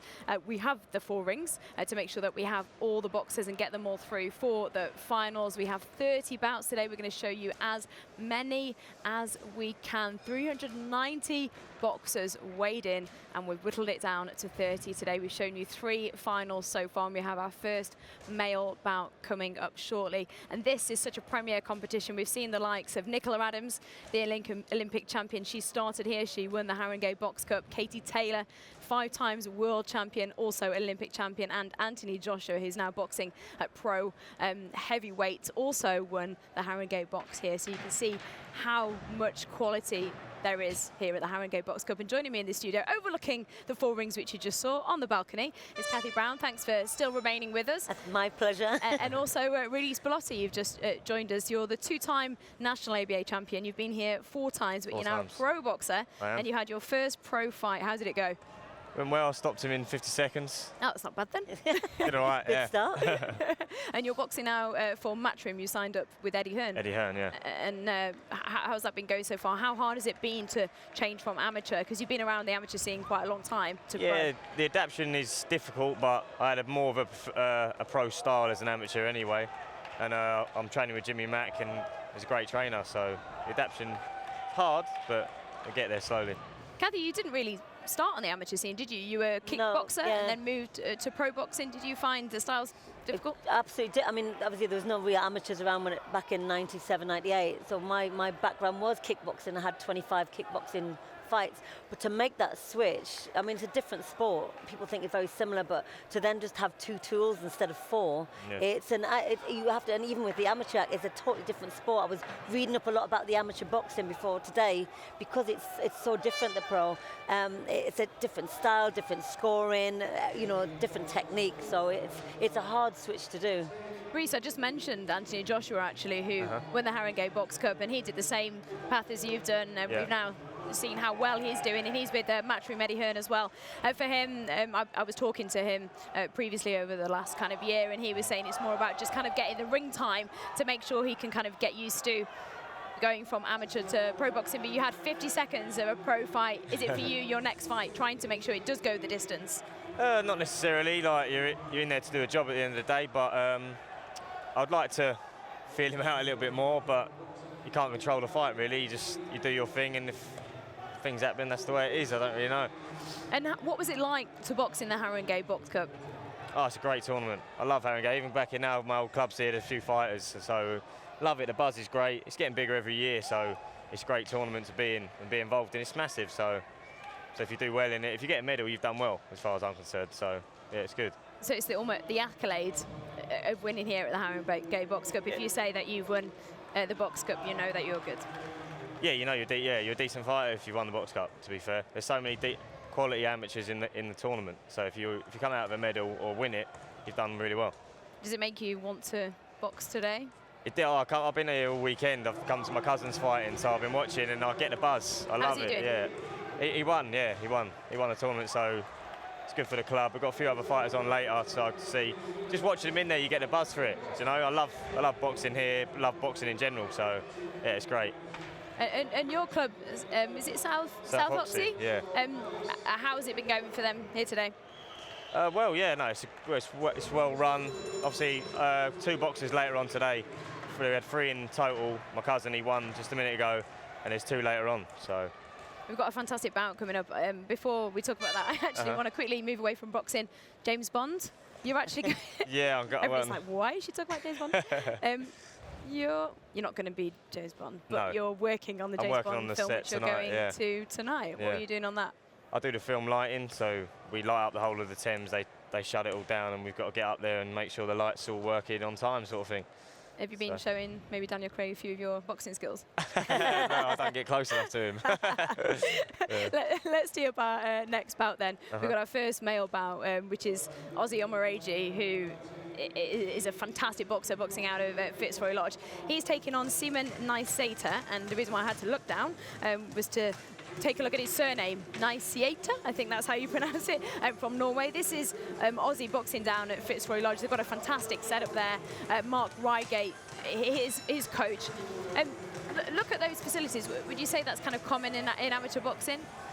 It varies from gym to gym, I believe. But me personally, we didn't have major facilities when I was at our gym. I don't think it makes a huge difference. Maybe it does to others, but it depends. I think Fitzroy Lodge is one of the best boxing gym. I mean, I know Mark Reigate, and he's a great coach, and I know they really commit themselves 100% to their boxers, amateur and pro, and I think it's fantastic that they can just give that commitment to all the kids that are coming up, and women and men. They've been really open from what I've saw to everyone, which is great. And of course, the late Mick Carney, who God rest in peace. He just beautiful man he was. Yeah, and that club Fitzroy Lodge. Yes. They brought in so many different people as well. Absolutely. It's, almost the Lambeth area, isn't it? In London, where Fitzroy Lodge is. What do you think Aussie's going to do? Well, given the fact that Fitzroy Lodge is a great gym, and I know they commit themselves to the boxers fully, I think he's going to do really good. I'm going to stick my neck out and say I think he's going to win because I'm backing up the British boxer from Fitzroy Lodge, so I'm really hoping he does well. This guy's name is Simon Nysata, boxed yesterday, but Aussie didn't. Aussie got a bye. So let's take a look at Simon Nysata, who his surname keeps tripping me up every 2 seconds. This was him in the final round. From the fact that we've only been watching this about 10 seconds, what can you see of him in the blue corner? So it's Simon Nysata in the blue corner who is boxing Aussie in just a moment's time. Yeah, he's a strong guy. He's a strong fighter. Yeah. You can see he's quite a brawler. What do you think of the Norwegian talent, Reese? We've seen quite a few. Yeah, I've seen quite a few of them. Yeah. They're good boxers. They deal with space quite well. They can judge that distance was not, that very was well. a slip. Sorry. I got gross in the boxing there. Simon Nysata has actually said, "I'm so mean, I make medicine sick." Honestly, that's why he did say that. What do you think of that statement? It's quite a bold one, especially when you're getting in the ring with the likes of Aussie, who is extremely statuesque. I mean, Aussie's quite a hefty. You can see he's strong. I think it's going to be quite a battle. From just looking at him there, I think that it's going to come away from what I perceive as being the amateur style is very sharp, and I think it's going to be quite a heavy brawl and quite a strong brawl. Yeah, it looks that way. Yeah, it looks that sort of way. It's all whoever gets the distance right on the night, I reckon they'll win it. And obviously Fitzroy Lodge, they've got good coaches there, so you do sort of sway that way. I've got a few facts on them. So Simon Naisiator, he won the Sweden Box Cup earlier this year and knocked out his opponent. He actually did that time rather than slipping. We can see Aussie warming up there with the Lodge boys. It's his first time here, and he listens to gospel music before he fights. Wow. Reece, do you listen to anything particular? No, not really. Not particularly, no. And he also ate 5 slices of bread this morning, a massive English breakfast, about 10 rashers of bacon, 10 sausages. Apparently he eats as much as some of the Michael Phelps, who we know takes in so many ridiculous calories, such a big guy. Would you say that's a good thing to eat before fighting? Not specifically, but if you're I suppose he's not really worried about his weight. No, it's going to slow him down a bit. It's going to have too many calories. Body will be all, the energy will be all in the stomach. Yeah, all the blood burning up all this crazy meat that he's just shoved in. So there we go. We can see the difference in Naisiator. He actually wants his solitary moments using his headphones and just kind of that's his phone in. That's what it's all about. Whereas Aussie kind of wants to be with the Fitzroy Lodge boys, which we just saw. I used to block out quite a lot. I used to listen to music because I like the fact that he listens to gospel music, because boxing is, a lot of people think it is quite aggressive, and obviously it is a contact sport. But actually, the more calm your mind is, the better you're going to fight, the more power you're going to have. So listening to gospel music is a perfect. It's going to chill you out, and you're going to go in there, you're going to relax, you're going to enjoy it, and then you're going to have more chance of winning. But the other guy looks quite relaxed, to be honest, just watching him on the headphones there. But it's good to zone out. You go in there, you do your job, you enjoy it, you come back out again. And this is going to be a really good 91-kilogram fight. Stay with us for the bout, and also make sure you do as well. We've got a man who eats a massive full English breakfast with 5 slices of bread, listens to gospel music before he takes his ring walk, taking on a man who thinks he's meaner than he makes medicine look sick. Join us after the break.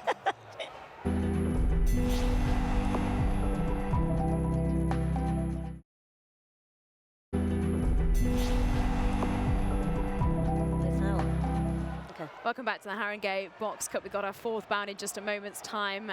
Our first male bout, and it's a heavyweight one. We're building up both of the boxers just before the break. So let's hear from them both, Aussie Osamoji and Simon Naisiator. Hi, my name is Simon Naisiator. I'm from Norway, boxing for the boxing club Trim. This is my 3rd time here. Now I'm in the finals. I won my last fight yesterday. And I'm feeling really good, and I'm here to win. I'm here to take the gold home. Hello guys, my name is Omari, but you can call me Aussie. I'm a super heavyweight boxer representing the Fitzroy Lodge. Today will be my first time at the Haringey Box Cup.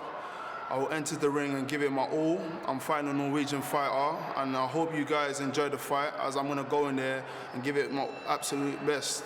Thank you for watching, and take care. But we can't wait, and you heard the crowd there. They've got a fantastic support for both of these boxers, both very confident men. I can't wait to see this one. Let's head ringside. Chris Lloyd.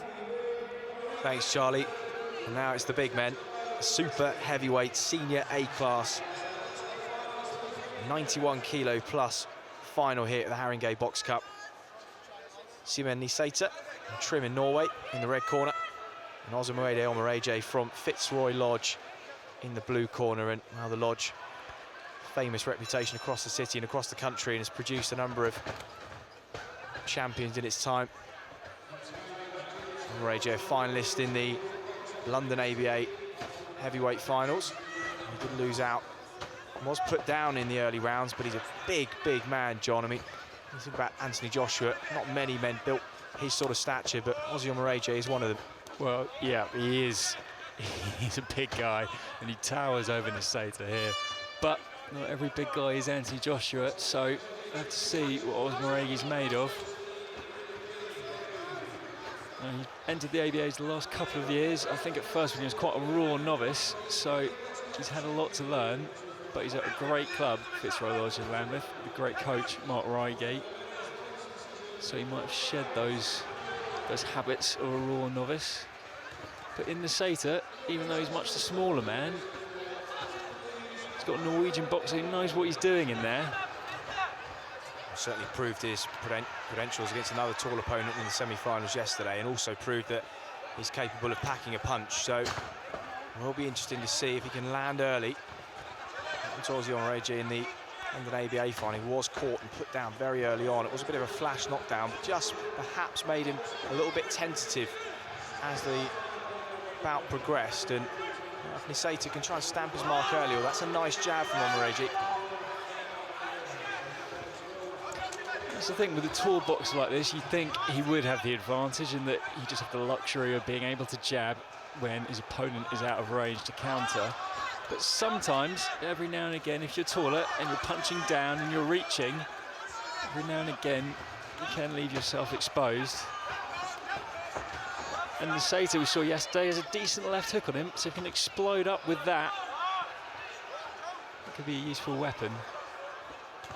Of course, the other thing with being so heavily muscled is that he does end up turning professional and going through the rounds. It is, of course, harder to maintain, use a lot of oxygen, that sort of muscle mass on you.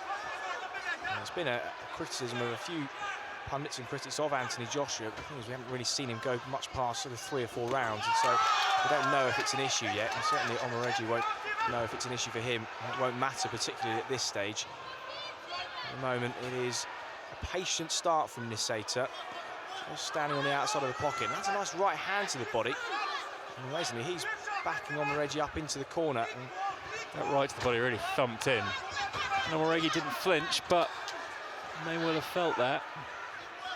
The Fitzroy Lodge man not quite found his range and timing yet. It's taken a little bit of time. We've only got three-minute rounds to do so, though. Omari throwing those 1-2s, and well, neither man really conclusively stamping their mark on that opening 3 minutes, John. No, not much between them. Saw some good jabs from Omari, but Nisaita's been boxing with a bit of style, darting in every now and again. Actually, and often at stages, he was on the box back foot, almost obliging Omari to come forward. You would have thought with a taller boxer, it might have been the other way around.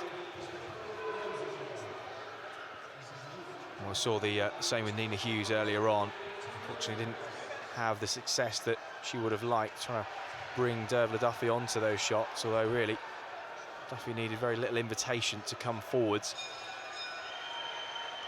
And you see Simon Nisaita in his corner, just taking his final instructions. And we said over the last couple of days, John, some boxers opting to sit mid-round, some boxers opting to stand, and not too much in it, although a few coaches who do have their boxers to stand mid-round do believe that it's good and it replicates what they would do in training. They wouldn't necessarily be seated in a training situation, and sometimes when you do sit down, the lactic can just settle into the legs a bit more.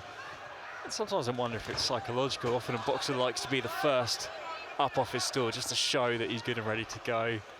I guess just staying standing for the whole break takes it that little bit further.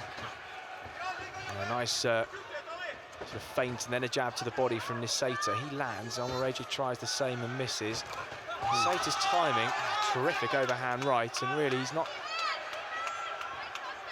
at the mercy of the height and reach advantage of Omari. Catches him with that big left hook. We saw that yesterday. Omari has been wobbled by that left hook. And he will be administered a standing 8 count by the referee. Looks to be okay, holds the gloves up, but that was the key weapon in Nisaita's armoury yesterday. And he's used it to good effect today. Omari takes a right hand through the guard as well on the chin, and now he covers up in the corner. And this is where survival tactics are really, really important. Flush right to the chin there.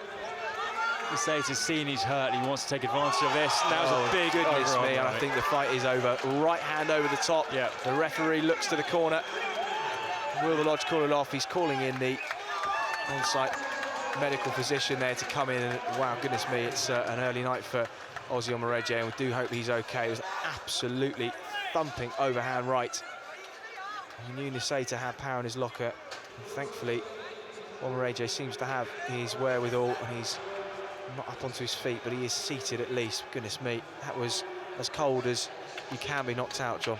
It's never nice to see someone fall like that into the corner, especially onto the bottom ropes. But referee Jumbo batted just the right thing there. Looked at him, saw he was hurt, and beckoned the doctor over. And Aussie, I mean, he looks all right now. Now he's on his stool. And I imagine deflated, but disappointment, absolutely, yeah. You can just see it in his eyes. And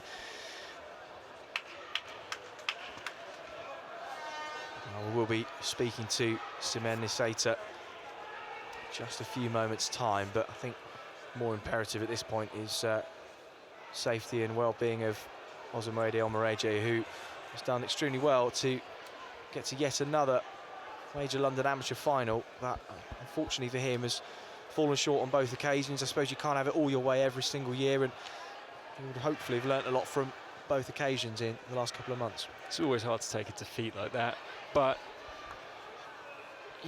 Nisator, you know, he's a handy operator, not the biggest heavyweight in the world, but a little bit of hand speed and clever as well.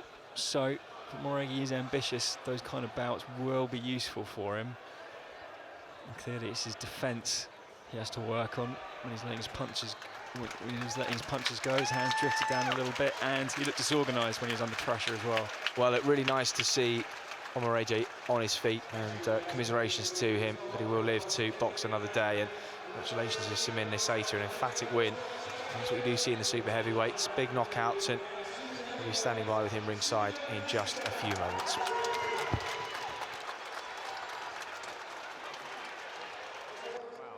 Congratulations there to Simen Nisator. A bit of a surprise for Aussie. Getting knocked out there. We were all a bit shocked. We were so wrong. Yeah, the Norwegian Viking conquered. What was it he said? He said, he's so mean he makes medicine look sick. Let's talk us through, Reece, from your point of view, this knockout. Well, I noticed early on when he was jabbing, he come in, thought he'd stand tall, and I thought if he throws a big right hand like he did a few times, he missed a couple of times and he landed, but because he straightens up quite a bit, so he was a little bit open to it, and he landed it on the money. So you can really see the height difference there, Kathy. Yeah, sorry, I'm just watching the fight. I keep getting absorbed when I'm watching the boxing. Yeah, he wasn't using his range as well as he could have done, and also I think his work rate needed to be more, because you know you're in front of a guy who's a brawler who's going to come forward, so your work rate needs to be on your back foot and stopping him as he comes in. You can't stand there and brawl with him, because you can see he's solid on his feet, he's shorter, so he had to be more active, a bit more accurate, hands up nice and tight, and again not standing so up tall. A lot Aussie can learn from that. Believe it or not, he's only 21 years old. Well, we all learn from losses. Losses isn't a bad thing. We go away, you regroup, you go and you make yourself a better fighter. Bit of a shock there for Aussie and Fitzroy, but let's hear from the winner with Chris. Well, Simen, many congratulations, an emphatic knockout victory in the super heavyweight final. You must be extremely pleased. Yeah, very, of course. It's my first time that I reached the finals here. It's my third time I'm here, and to win the finals by knockout, it's very, very satisfying. Now, you're not the tallest in terms of the super heavyweights. You're about 6'1", 6'2", but you don't seem to struggle with that in there, and you've had a couple of tall opponents this weekend. Yeah, I usually fight tall guys, so I'm getting used to it. At the start, I struggle with the tall guys, but if I use my speed, head movement, it usually works out pretty fine. And what are your ambitions for next year? What have you got your eyes set on? I don't know, maybe the European Championship, to go there, and I'm just gonna roll with it, do my best. And just talk us through the specific fight that we've just seen, or the bout that we've just seen. What were your tactics going into this? How did you start the first round? I usually try to find out how quick my opponent is, and can he counter me when I pop the jab to the body or move inside. But as I try to figure him out, and here I felt that he wasn't quick enough to counter punch me, so I just used working to the body and then finished to the head. And your left hook was a dangerous weapon yesterday. You caught him with a left hook earlier on in the round, which he received a standing 8 count for, but it was the right hand that delivered the knockout blow. So good power in both hands. Yeah, well, good genes. My dad's here, and he has good power as well. He was known for that when he boxed. And yeah, my left hook is probably my best weapon, but the right works as well. And so you're the Haringey Box Cup Super Heavyweight Champion. More importantly, have you enjoyed yourself over the last 3 days? Of course, but you know, as a boxer, you stay in the hotel, and then you go to the weigh-ins, and you go back to the hotel, eat, and then you box. So you usually stay on the hotel or in the Alexandra Palace. But of course, this is what I live for. There's nothing better than this. Well, listen, you've been terrific entertainment and a worthy winner, so many congratulations and thanks for speaking to us. Thank you. Thank you and congratulations to Simon Nasater. What a nice gentleman as well. Really polite. Yeah, very nice. polite. He's obviously from Norway, but he actually has come over to London to box out of the White Hart Lane Club because he couldn't get enough bouts. Do you think he's got potential, Kathy? I think he's got definite potential because he's got the right mindset. He's sicker than medicine. How many times can we get it? But also he's a strong guy, and he can see he plants his feet, and he is. It's quite an exciting fighter to watch. I enjoyed watching him fight. And Rhys, how do you think Ozzy can pick himself up from here? Because we just saw that knockout once again, and all three of us were kind of like, what a great shot! He really took him down. At least every fighter loses, and you go back, you regroup, you have to watch over the video, and just where you went wrong, you won't do it. He won't do the same thing again. Hopefully, that's the way you do it. Have you ever been knocked out? I've never been knocked out myself, no. But I've been hit with some big shots, so it's like, I know it's just instinct, you recover, but he's out in one shot. You can't recover from that, so that's the way it goes. Kathy, have you never been knocked out? Look at you two, I've never been knocked out. My face has never hit the canvas. I've been out on my feet and carried on fighting, but I was just saying earlier, there was one time I got stunned in the 7th round, and you can see when you watch the video back, you can see the difference between the 7th to the 10th. I've come out as a brawler rather than a boxer, so it's gone into like animal sort of instinct, survival, sort of inner grit, let's just fight. So yeah, no, but I've not been knocked out. What would Ozzy go and work away on, do you think, with Mark Reigate, the coach from Fitzroy Lodge? Probably bending his knees, making himself a little bit smaller, not so upright, get a bit sharper. I mean, his jabs were quite quick, but his timing seemed to be a little bit out. I'm sure he's worked on all of that with Mark, but it's also going back and regrouping and watching the video back himself, because sometimes when someone tells you you're doing something wrong, it doesn't necessarily engage. Sometimes you have to visually see yourself. Oh, actually, because I've filmed a lot of people who are coached now, and they're adamant that they're bringing the hand back to the face, or they're adamant they're doing this, until you film them and you show them, actually, look, this is what you're doing wrong. Oh, right. Then they can go away and understand and work on it a bit better. Rhys, you're nodding your head there. We're going to go to a break in just a moment's time, but Rhys, would you agree? Yeah, definitely. There's a few of my trainers have said the same. That's right, where she said it. Oh, you keep your right hand up, after that. And you go, I am, because you subconsciously think you are.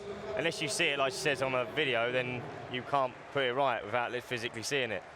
But yes, I understand what she was saying. Well, that was our first knockout of the finals there. Thanks so much, Kathy and Rhys. We're going to head to our next bout. Surely it's a 75 kilogram. John Marvin against Kingsley Oakley, who we saw in the studio if you were watching at 1 p.m. at the top of our show. Kingsley is very experienced. It's his 8th year boxing here, but that man is John Marvin. He boxes for the Army. He's from the Isle of Wight, boxed on plenty of Army shows, but he's had problems previously making weight. There he is. That's Kingsley Oakley, who was on the show a little bit earlier. As well,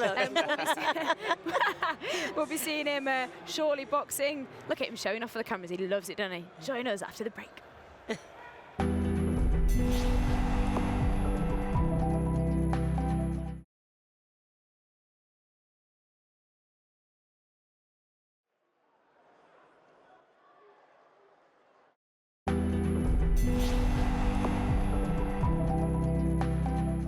Welcome back to the Haringey Box Cup. We are live. We're live for 7 hours. We're on till 8 p.m. We're going to show you as many finals as we can here. It started with 500 boxers, then it went down to 390 that made weight. And today, the third day of the Haringey Box competition, the biggest in Europe.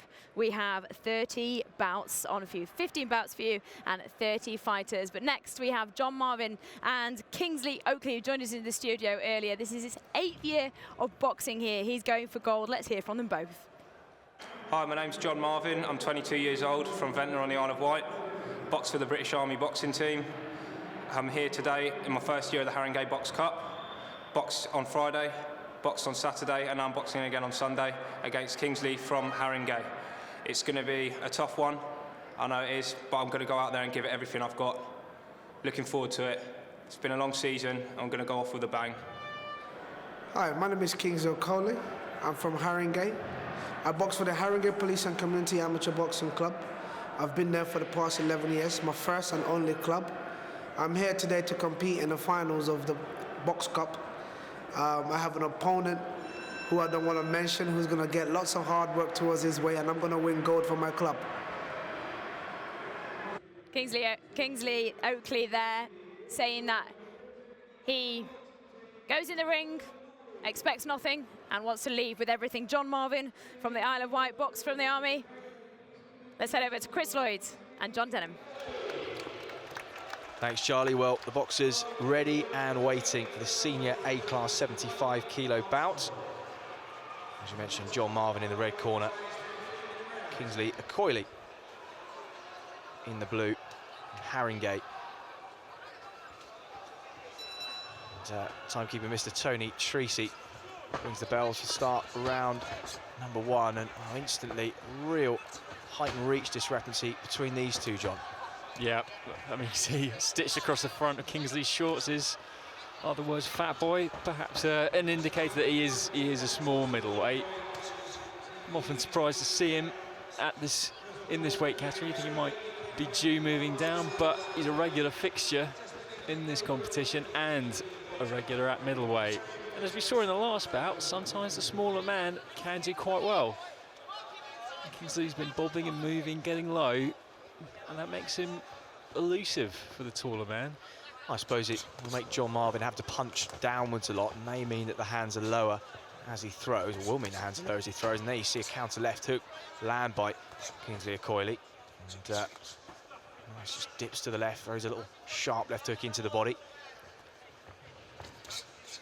We're seeing Marvin using his right uppercut, which is the shot you want against the short man who's ducking forward. And the danger is that Kingsley is going to duck just like then into the right uppercut. And he measures it with a jab, and well, I think he hits just on the break there. Oakley just looked at the referee as if to say, you're going to allow that, but nothing was said, so they box on. Nice body shot from Marvin. Oakley right in there. Oakley can kind of bowls over his right and then lands with a pretty hefty smack, but Marvin doesn't look like he's been too troubled by it. It's a nice jab from John Martin as he moves around to his left-hand side, and Oakley attacks to the body. 2 or 3 thumps to the side of the head, and again that lead right uppercut just crashes in. Just measures it with a jab. Such long arms, John Martin, but Oakley just keeping this one nice and short, and he's had too many problems getting on the inside so far.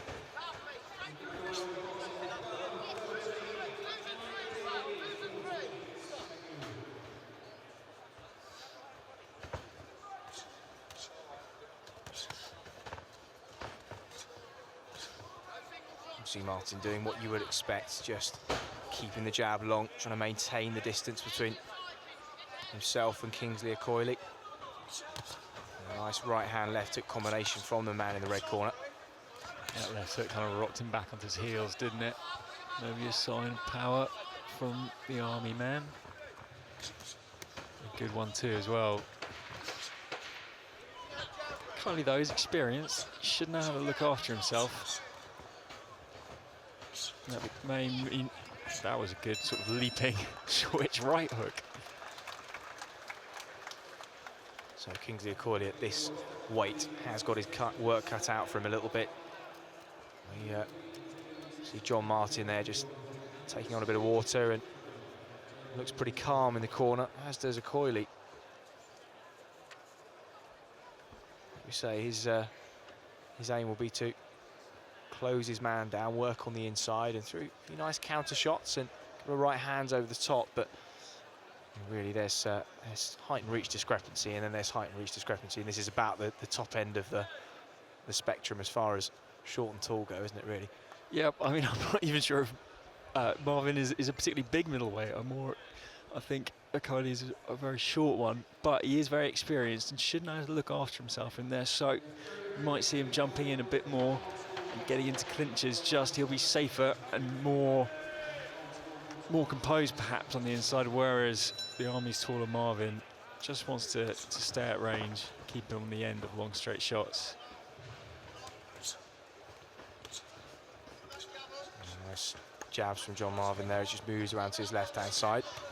Right hand counter thrown by Oakley, but that one comes off the gloves. In keeping with amateur tradition throughout the last 3 days, the first round is a little bit quieter and the tempo raises in the second. Nice hook to the body from Marvin.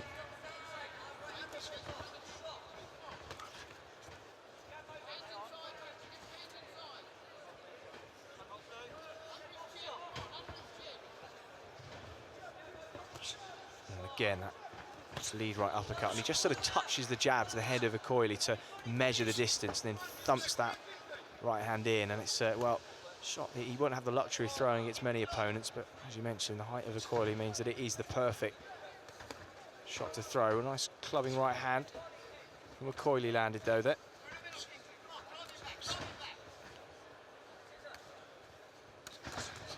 Oakley just jabbing to the body and then clinching.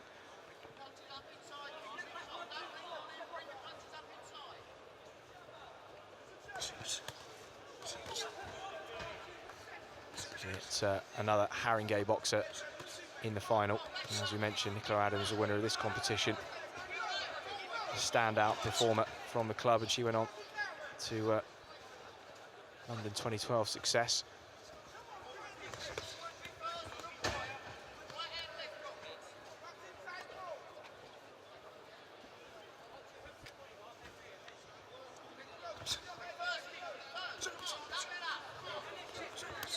Now Martin opening up with a few nice combinations. Moves off with a jab. And he is making it tough in there for Oakley. Every now and again he's been sinking in these sort of hard bursts. Even his right hook looks like he's got some power on it. There's a nice lead right hand over the top there, and here's corner man Brian John just watching on, just calmly delivering a few instructions ringside. Jerry Wilmot alongside him, two of the organisers of the competition. That was a nice right hand on the inside from Oakley, and John Marvin took it extremely well. Did click the chin from right to left.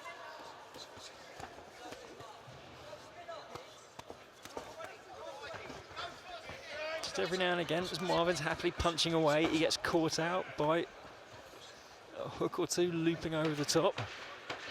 And do you think that is the danger of getting a little bit too comfortable in the middle of a bout, John, is that you suddenly can leave yourself open when you least expect it? Yeah, absolutely. And just at the end there, Oakley's right shot in, but Marvin hasn't looked badly hurt at any great stage, so I'm not sure if Oakley's got the power to make the most of those successes he has. Certainly a measure of composure in the corner of John Marvin there on the left of your screen in the red vest. Taking some deep breaths in, and wow, it must be mentally and physically exhausting 3 days, because it's not just the 3 or 4 rounds that the competitors we see are boxing in the ring. That probably is something that they're well used to in training and something that they do most days in the gym, but the weigh-in, the warming up, warming down, they're getting the adrenaline spike before a bout, must really take it out of you, and I'm sure we'll see some exhausted competitors as the action starts to wind down this evening. Especially as these are long days, so if you're waiting all day, Must be hard just to keep yourself relaxed, figure out the right time to warm up, so you're sharp, not drained, not letting the nervous energy get to you as well. Well, it hasn't been too long a wait for these lads, and that was scheduled for 3 o'clock, so well on time in terms of the competitors in and out of the ring. So by and large, the boxers will know when they're on and will be able to warm themselves up accordingly. So it's not a complete guessing game in terms of the schedule. It's been fantastically well organised competition on the whole over the last 3 days. We spoke about the teething problems in the quarterfinals. 400 competitors all boxing in one evening. I mean, that is quite some feat, and really it ran over till sort of midnight, 1 o'clock, but it's got to be expected, isn't it? Absolutely, yeah. I think everyone wants the chance to compete in this, everyone wants to win it. And so you're sort of stuck in that conundrum. If you're going to get everyone about that you can, it's going to be a long, late night.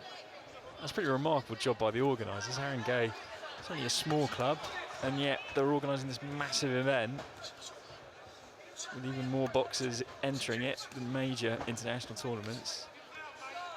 And let's put their club firmly on the map, and they're being well represented by Kingsley Oakley, but he's up against a well-schooled opponent in John Marvin here, and he looks a little bit tired there, Oakley, as he steps forward.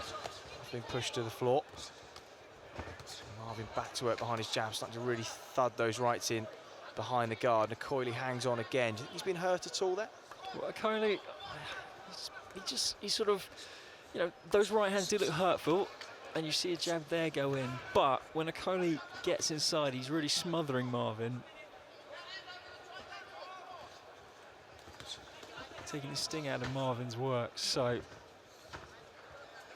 Kingsley's done this many times before.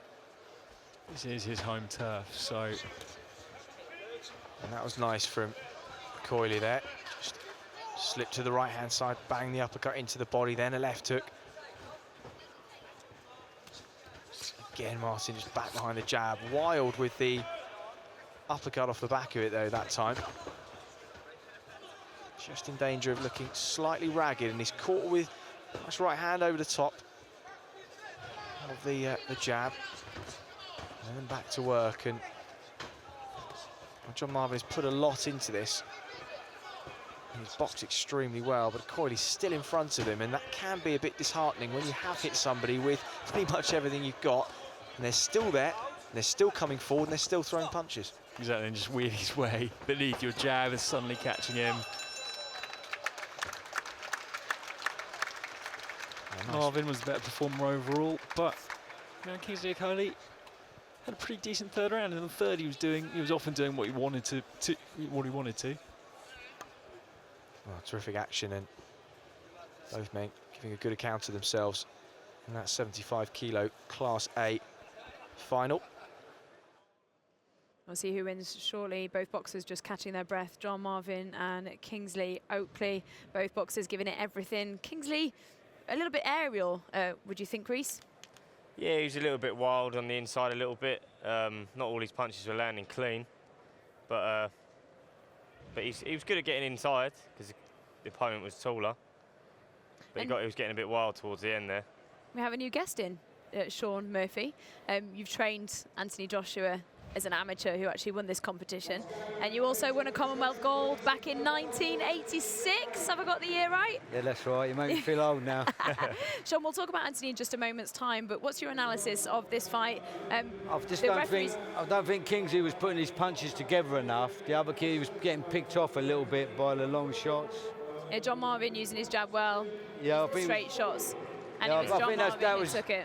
It's odd. Kingsley's been sat about for 3 days, 2 days, because he got a bye to the final. So I think that's harder than if you're actually competing in boxing, where the other lad's had a bout and he's won. So he's got his sharpness, which didn't help Kingsley, I don't think, today. Kingsley was actually up here in the studio when we went on air at 1 p.m. and he was saying that same thing. That's probably why he wanted to come and sit and talk to us, because he spent the whole weekend waiting around, you know, desperate to fight. Reese, have you ever been in that situation? I've had a bye to a final before, and it's hard to get your head fixed on it because everyone else is fighting around you. You want to get involved, and you obviously get the nervous energy build up and stuff like that. It is better if you fight, I think. And Sean, you've been with Kingsley at a few different training camps. Do you think we've seen better of him than we've just seen? Oh yeah, that weren't Kingsley in there today. It was very, normally he gets inside, he throws 3s and 4s. He was just looking for single shots, and he weren't going to beat the tall kid like that because he was getting picked off straight down the middle. I will say I had a boy one year, because I've been coming here every year since it started, and I had a boy one year, he got a bye, he had just had a straight final, and we sat about for the 3 days just watching, and it's very draining. It takes a lot out of you. If he was moving and doing a bit, he'd be a lot better. Well, let's hear from the winner of the fight. Let's head ringside. John Mason is joined by Chris. Well, John, a dream start to your Haringey Box Cup campaign, your first time here, and a gold medal, but in slightly unusual circumstances. Yeah, just come here with the Army boxing team, straight out. Joined the Army boxing team a year ago. It's my first time doing the Haringey Cup. Come from Ventnor on the Isle of Wight. I'd like to thank all my coaches, everyone, mum, dad, everyone, and all the people that helped bring me here. But just tell me what happened yesterday, because of course you won the final, but you actually lost yesterday. Yeah, yesterday I boxed in the semi-finals against a good, strong lad. Decision didn't go my way, so I just went the distance, gave it everything I had, stepped out of the ring, obviously losing, and then had the Haringey coaches approach my head coach asking for a bout for a guy they pulled out of the draw for the finals. And then I took it last minute and boxed here today. And how did it feel when you received that news? That must have been quite bizarre, because that sort of situation doesn't happen very often, does it? No, it doesn't, no. It's just, we're ready for anything. We do it as a living. It's my job on the Army boxing team, and just whatever gets called, I do, basically. And just talk to me a little bit about the final, because you obviously had the height and reach advantage. That touch jab, right uppercut was working for you well. What were your tactics going into it? Tactics, just sticking to my basic skills like I learnt first off when I first started back on Ventnor on the Isle of Wight from my coach Darren Green. Just sticking it out, sticking it to the jab, constantly sticking the jab out, keep the jab out in his face, keep it long, let them shots out as fast and hard like an arrow. Then when he comes near, send one under the middle, which, as you could tell, he kept bringing his head down and ate. Well, listen, you boxed very well indeed, and a second chance well taken. Many congratulations. Thanks very much. Cheers. Thank you. Thank you very much, John, there. Congratulations to him and Chris, and also Sean and Reese for joining me in the studio. We do have to move on to our next bout. We are live for 7 hours. Do stay with us. We have our 6th bout next. We're going really through them. This is Tony Buttigieg. He boxes for Lansbury. You can see he's warming up there. We have 4 rings down here at Alexandra Palace. This is the youth A, 64 kilograms. James Cleary. He boxes for Olympic Galway. Keep your eye on him. He's nicknamed The Rock. He's the Irish champion 7 times. It's going to be a good one. Join us after this.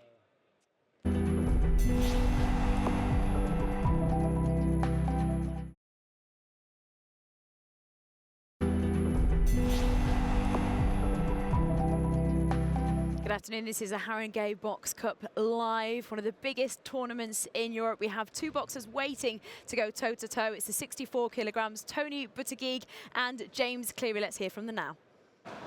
My name's Tony Buttigieg from Lansbury. I've been boxing since I was 4 for the Lansbury gym, been there ever since. Today's my 36th or 37th fight. I'm fighting James Cleary. He's a good fighter, he's strong, southpaw, but I can beat him. Hi, my name is James Cleary from Galway in Ireland. I box out of Olympic Boxing Club. This is my first year here at the Haringey Box Cup, and I've boxed 2 good opponents to get here. One in the quarters, one in the semis, and I'm in the final today, and I should do well. I'm again a good opponent today. That's it. Let's get straight to the action then. The boxers have been announced. Chris Lloyd and John Denham. Many thanks, Charlie. Welcome back to Ring A, the great hall in Alexandra Palace for this Youth A 64-kilo final. 3 3-minute rounds. Tony Buttigieg from Lansbury in the red corner. James Cleary from Olympic Galway in the blue. And early on, you can just see Cleary boxing out of the southpaw stance, all in blue. That's the right hand leading forwards. And John, some of the complications that can occur when southpaw and an orthodox meet. Well, most boxers normally box with their left hand in front, and when you're coming up against a southpaw, everything's the opposite way around. So everything's different. You have to move sort of in the opposite direction to avoid the power shots. Southpaws, they're quite used to coming up against orthodox boxers, typically right-handed, but with their left hand in front. However, when they come up against another southpaw, or someone who switches, then the sort of shoes on the other foot, everything's opposite for them and what they're used to. Speaking of the other foot, obviously the other thing that happens is the front feet can clash and they can trip over each other because they're much nearer. But already we've seen an interesting adjustment from Tony Burgeig. He switched hits to southpaw momentarily. He's back in the orthodox stance now. Just throws the right and the left hook. A little bit loopy with those shots. Yeah, like you say, he's just winging those across. And swinging them more with his arms than putting his proper weight behind them, proper technique. Clearly just complaining with the ref that Burgeig is holding a little bit too much. The man in red also adjusting his head guard. Burgeig much slighter, rangier of the two men. Cleary much more shorter and compact. As a result, you see Burgeig trying to keep this one at range. That was a lovely right hand hook, come right hand lead there from Burgeig. Another example of some competent switch hitting. Oh, and a superly, brilliantly timed jab. I think really caught Cleary completely off balance there. I think it was more balanced, yeah. Absolutely not a shot that hurt Cleary, and I think he looks disappointed and annoyed with himself, but brilliantly timed. Yeah. It was the timing, a well-placed jab, caught his balance. But just because he's had a standing 8 count, the judges don't necessarily have to award that round to Burgeig 10-8. In amateur boxing, it's more a case of dominance that you're looking forward to decide whether it's a 10-8 round. So there's still everything to fight for.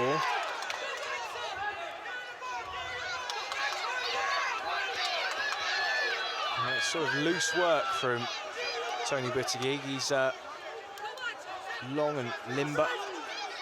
So far, been quite effective. And Cleary, on the other hand, just walking him down and muscle himself and impose his will on the man in red. And there you see him just charging straight forward.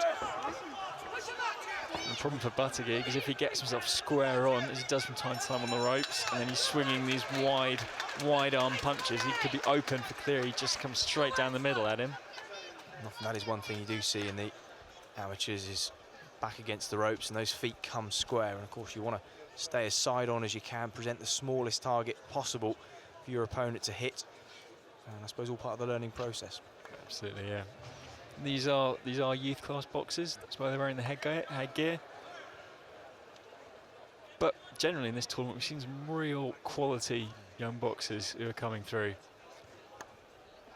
And there is Tony Burgeig from Lansbury, ABC. Sort of over the Docklands way, I believe. And, James Cleary, Olympic Galway and Ireland in the blue corner, looking fired up and ready to go. Frustrated, I think, from that early knockdown, and really now wanting to sort of stamp his mark on this second round. I think body language signals that Cleary's about to come out very fast indeed. He does look pumped up. But Burgeig, he kind of holds his lead hand out, and that's just to frustrate Cleary, just to stop him from closing in. That's better from Cleary. Big left hook from Cleary.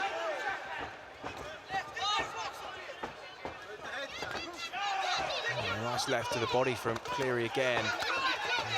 Managing to apply that pressure thoughtfully and effectively, but aggressively to Tony Burgeig, whose head's now pushed down as the referee separates them.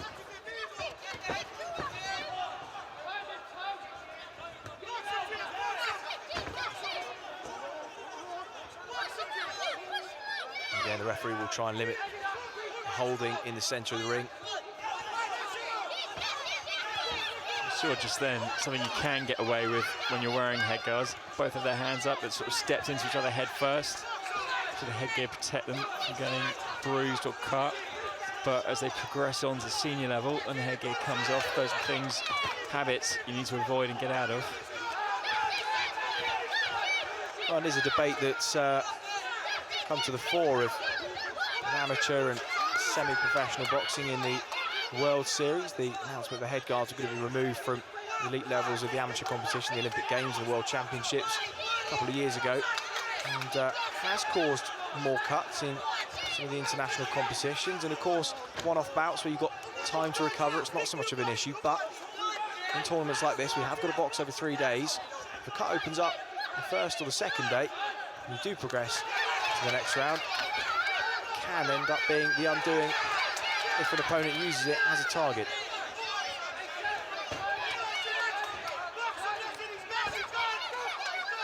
Cleary's really putting the pressure on him now.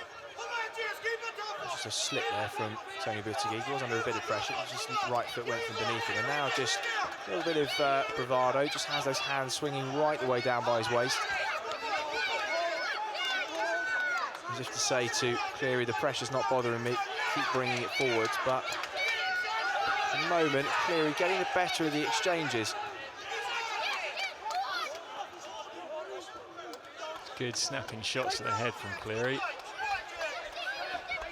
Maybe Burgeig's starting to tire a bit, to feel the pace his Irish opponent is setting.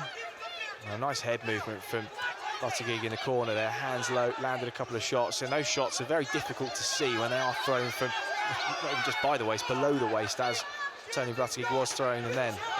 Yeah, the way he moves, it's quite unusual, not sort of what you'd expect. It's not necessarily textbook boxing, but can make him awkward and difficult for Cleary. Well, an interesting round. Burgeig finished quite well there, making Cleary miss in the corner, landing a few nice shots and hands by his sides to show the judges that he wasn't particularly hurt. Cleary started off the round very strongly indeed and put him under a sustained period of pressure. So, as we said, important to start the round fast, but almost as important to finish it well. That is, I mean, it shouldn't, but it really does help. You know, finishing a round strong, it leaves that good impression. But I thought Cleary was, you know, motoring forward pretty well. And you see Burgeig just mentally preparing himself for this third and final round. Just Olympic Galway's James Cleary separates him for a Haringey Box Cup gold. And the same applies for James Cleary, who's already on his feet, ready to go.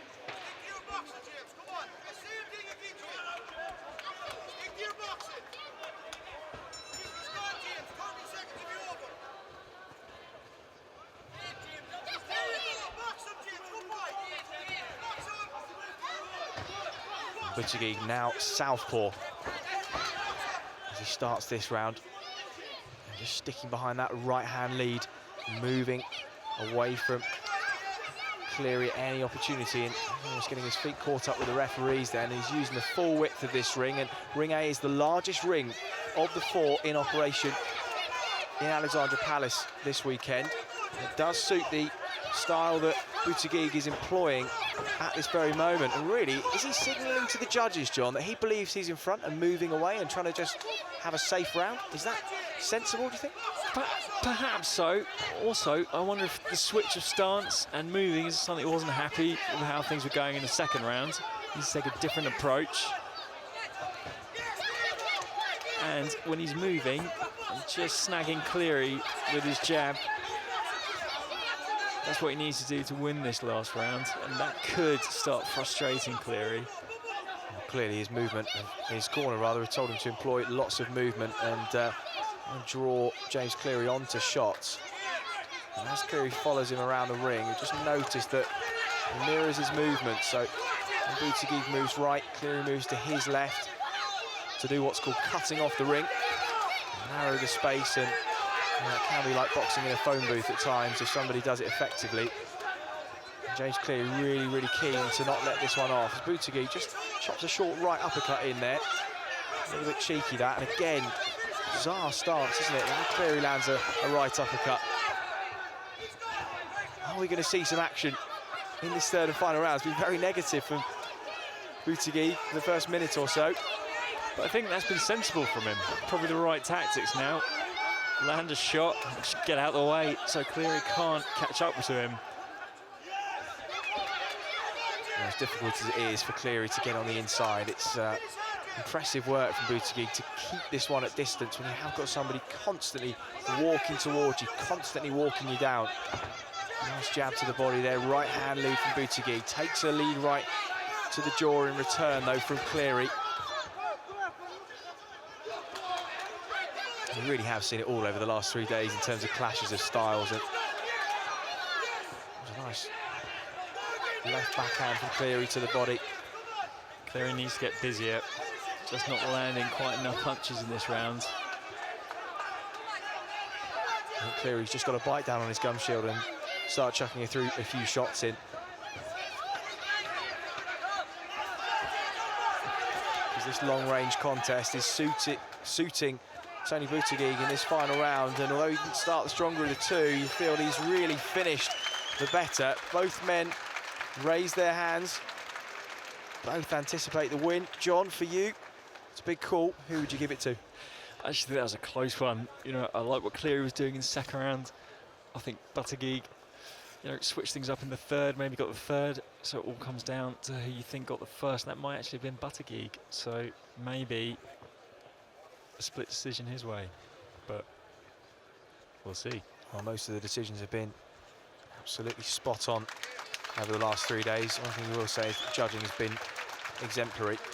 And when you think about it, when there are hundreds of bouts in one competition, there are always going to be a few you don't agree with. But I wonder if the ratio here, if you think of how many controversial decisions you get in professional boxing, I mean, the ratio here compared to that must be so much better. It's just honesty, isn't it? Just judging what you see. And by and large, what we see here is what is reflected in the judging. And they have got a tough decision to make.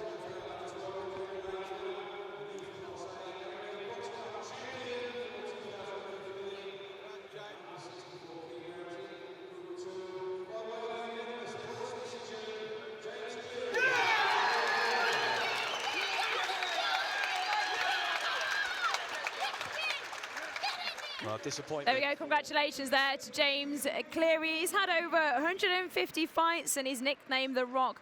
Tony Burgeig, as you could clearly see the disappointment on his face there. But a fantastic fight. Here in the studio, we couldn't decide. We had a bit of a split decision. I'm joined by the one and only Harold Bomber Graham, who couldn't decide. He just kept saying red, blue, red, blue. He needs no introduction. In between chats about Sheffield, right? Oh, cool, yeah, definitely. Sheffield. And also Stuart Howe, who's a sports performance coach. That's right. Thank you both for joining us. Harold, what did you make of that fight? Firstly, Tony Burgeig, who kind of had the range but didn't use it. He didn't use it at all. I thought he was going to do it every round, come out on the jab and move back, move out the way, left to right, right to left, and sit back all the time. But he didn't do it. He did it for the first 30 seconds, a minute, and then he went back into one to fight. And going to a fight with James is stupid because James is a fighter anyway, coming forward. Yeah, he's catching him as well. James using the bent arm shots. James is kind of dibbed as a you know, somebody for the future, as an amazing boxer, an amazing talent. Do you agree? Well, I'm not going to disagree. I'm not going to agree then, but I'm saying that the more work he puts into it, the better he's going to become. And I know you'd say that. Yeah, I agree completely. Stuart, from a sports performance point of view, you do a lot of work on NLP. Yeah. Would you say either of those boxers, can you tell kind of from them what their mental preparation has been? To be honest with you, you were saying about James Cleary, obviously going to be a great future, but you could see he was thinking a lot rather than letting it flow. So at times there was a great jab, great movement, and then both boxers were stopping and literally watching each other, and that's where the mind games start. Now, if they were both in the zone, which is that word's thrown around a lot, but if you're actually in the zone and if they were mentally rehearsing, they'd be prepared for this. Did the TV, you know, maybe nerves got in the way because of being on TV? Maybe. Sometimes does. Yeah, I think so. From a performance point of view, how important is the mental side of the game? Well, you'll hear us guys selling it at 90%. I'll be honest, I think it's 70%. It's massive. It's 70% because mental performance alone, one technique, is literally 49% of what we do. In sport, it will improve technique 1% less than training itself. So, and that's one technique. We haven't even gone into the zone. It's massive. 75%. You know, I say do you 75%. Yeah, definitely 75% of it. Yeah, I can remember going into my fights. Mentally, if I wasn't there, and it happened in some of the occasions when I boxed for World Championships, it was like saying, no brainer, don't go in there. But I had to. I couldn't call it off. It's the mind that No, rules the mind body. yeah, exactly. I had trouble with the opposite sex, and my brain went. Oh, all right. Now it's all I've got coming to blame the women. now Harold stories. Can't So take it was video. the ladies that put you off the boxing, was Yes, it was. And how impressed were you with that bout and what you've seen here at the Haringey Cup? It was a good bout. It was a good bout. And when I say good bout, it was a hard-fought bout in the respect that they wanted to win. A bit more technique should have come out of it, I think, personally. But it wasn't there. But next time, probably, it'll come. It'll be there. And Stuart, just a very final word, because we do have to go to a break in just a Not a moment's problem. time before we take a boxing interval. What would you say a boxer should do before going into the ring? Is it all about the visionary and almost like trying to vision you yourself need to, winning the you fight? need to visualise every situation that they're coming onto, because they don't know what kind of fight they're getting into. If you're prepared for every situation, the mind will say, hey, I've been here before, because the mind doesn't know the difference between reality, a dream and a thought. So the mind will say, I've been here before, we've got this covered. So I would say mental rehearse, it's a must. I couldn't agree more. Thank you very much for joining us. And Harold, I believe you're going to stay on and we're going to have a little bit more talk, Okay. but not about how the ladies affect your mind. Moving on, we will be joining us shortly. We'll have more boxing for you. Do stay with us because shortly we'll be back. You can see that there's a slight interval of boxing. Gosh, how long have we been on air? Nearly 3 hours. We have 7 hours, so stay with us. Go and put your kettle on. We're here till 8 p.m. We've got some brilliant bouts for us. Join us next.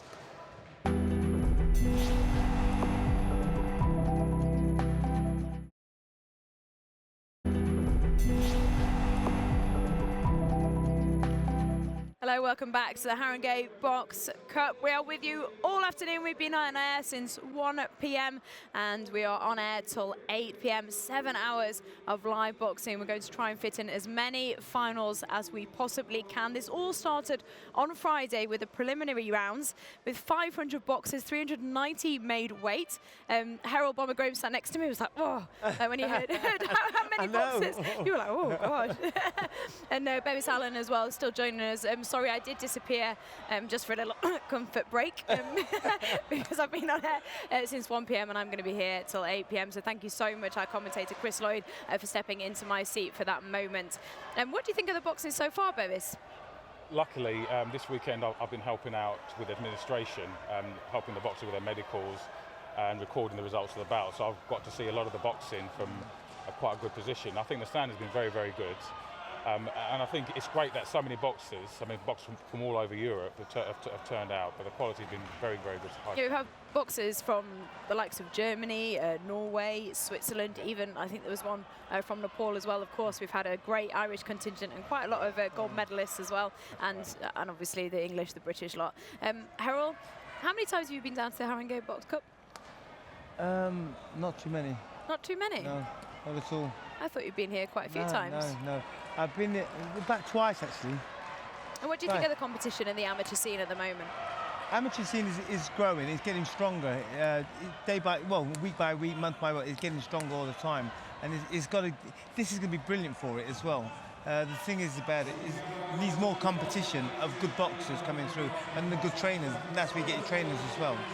And are you still kind of doing any boxing coaching? And boxing, yeah. Do you do a bit of training? Yes, I do. Still fit? Yes. Get in the ring at all? you look I'm still fit. I go in the ring, yeah. To my exhibitions, I do that still. All my exhibitions, skipping, everything. So keep my fitness. And Bevis, I would almost say that boxing sometimes is the best outreach program. I hope it's all right to say that.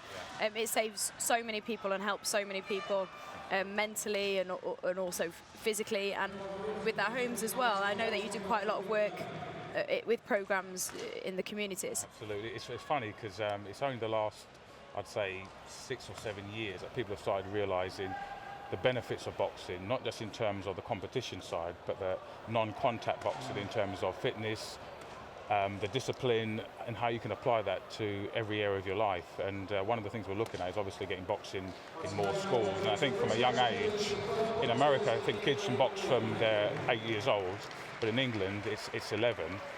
So we're looking at getting boxing back in secondary schools as either a PE curriculum or after-school activity, where this is all non-contact boxing.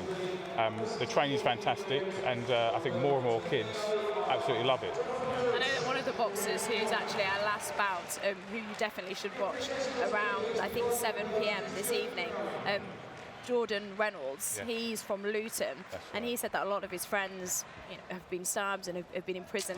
He's moved away, and he used boxing his way to get out of that path. Absolutely. And there's another boxer who's from a family, I think, of 5 boxers, and his father got them into boxing to make sure they weren't on the ghetto.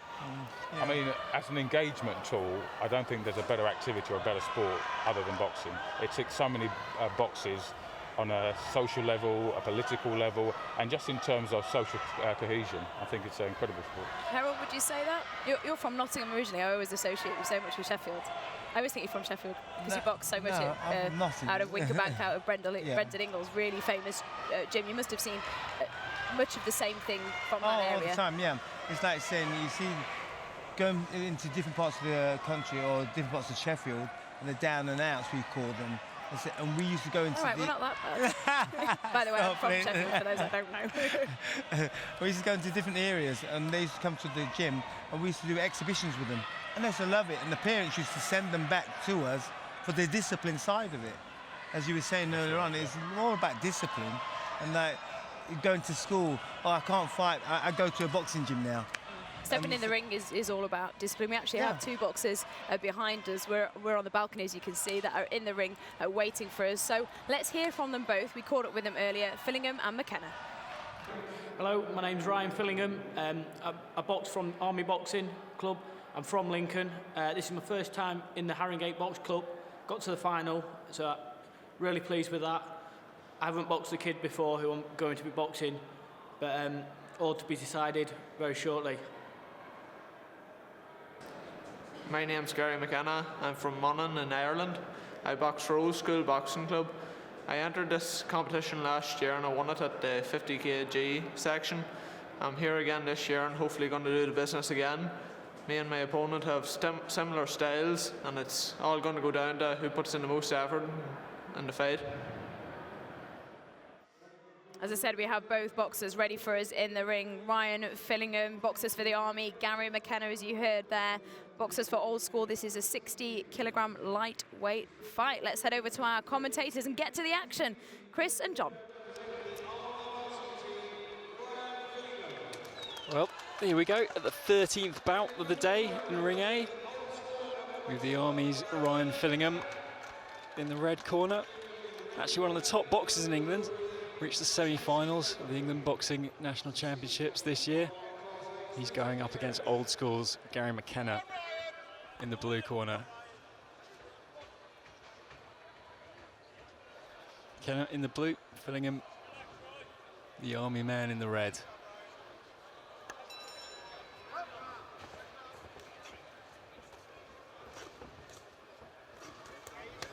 Both getting straight to the action. Fillingham jabbing first.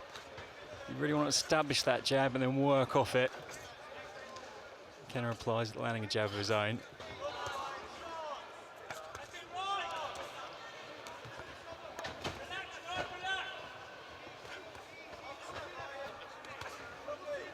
Busy start from both.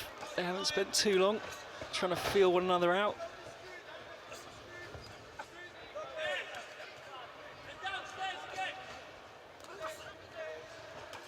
She's been bruising and marking up on the left eye of Finnegan, presumably from previous bout, either yesterday or the day before.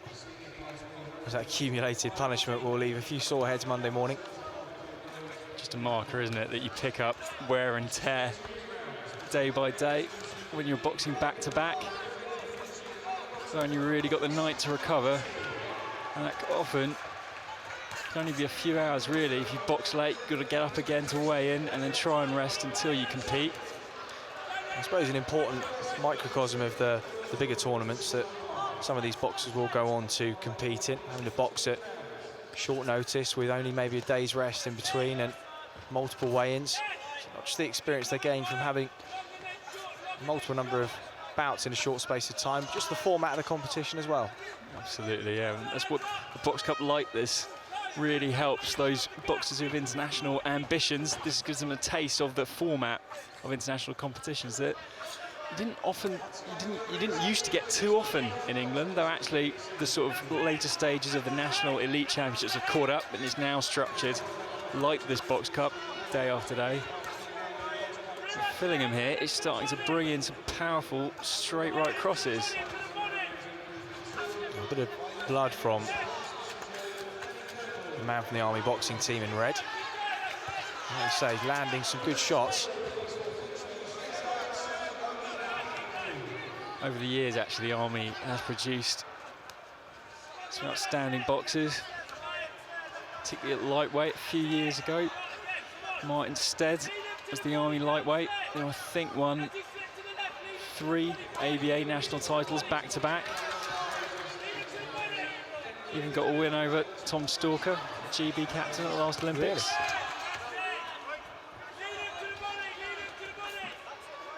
Really? In good company.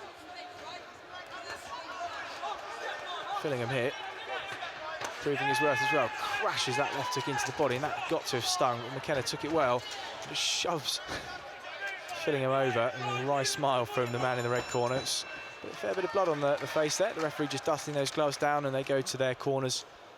End of first round, Senior A 60 kilo men's final. Fillingham's nose is bleeding, isn't it? Really is, yeah, and they've got to do a bit of work on that. But maybe McKenna just pushing him over at the end, perhaps more a sign of frustration. And there he's taking some instructions, Fillingham in his corner.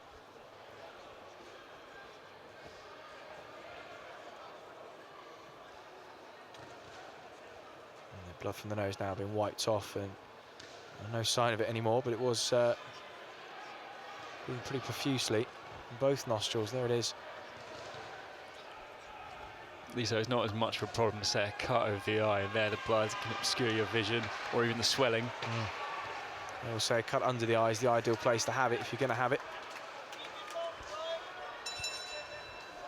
Better off trying not to, though. Oh, absolutely.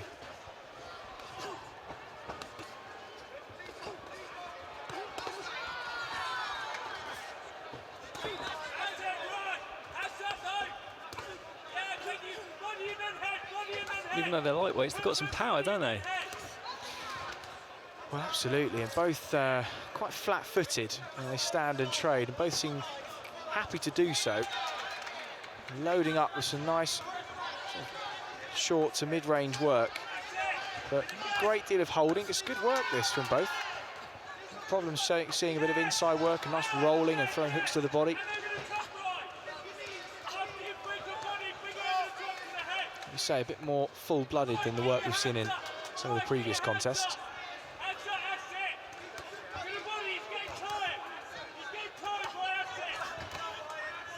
He's brought some body shots in now.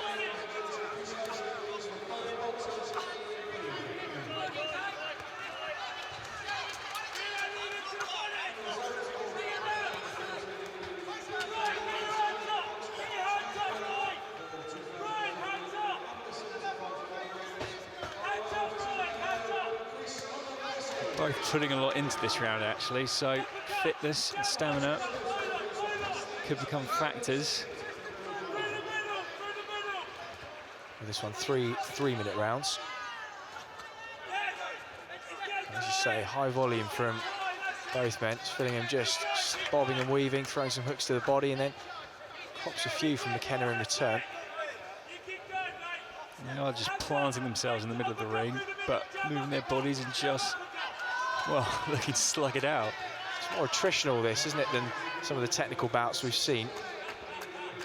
Both boxers seem to prefer it that way. It doesn't seem that they've been, either one has been forced into it particularly.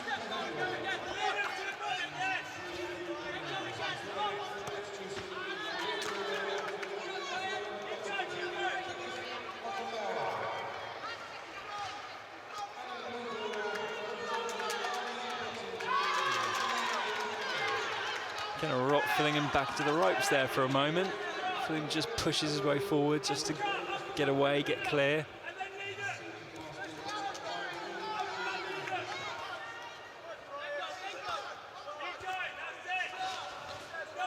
catching right hook from McKenna. Or head catching, technically.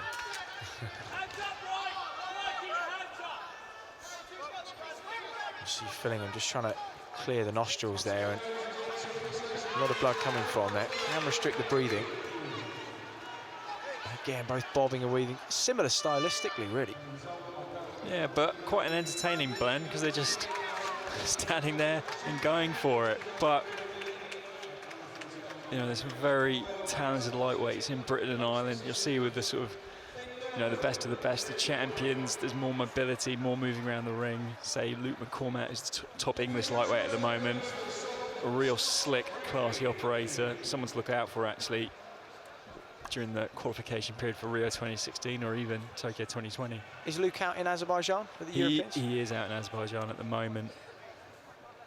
So we'll be keeping a close eye on him out there. Meanwhile, in London, Ryan Fillingham and Gary McKenna are putting on quite a show for those ringside. There was a nod of acknowledgement from Fillingham as they ended that round, as if to say, this is a good old slug. There could well be everything to fight for in the third and last round. Oh, here we go, the 10-second message delivered to both corners. They now meet in the centre of the ring. Final bout between Ryan Fillingham in the red corner, Gary McKenna in the blue. One of whom will be crowned the 60-kilo Haringey Box Cup champion.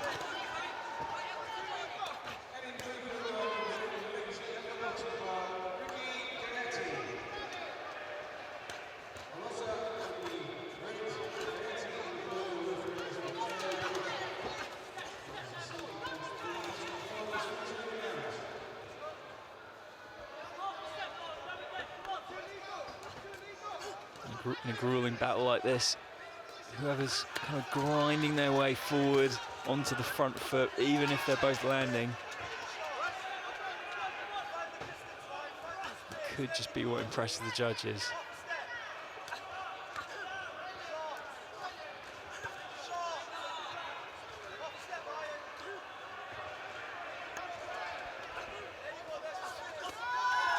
Nice right hook landed from Gary McKenna. Now Fillingham returns fire.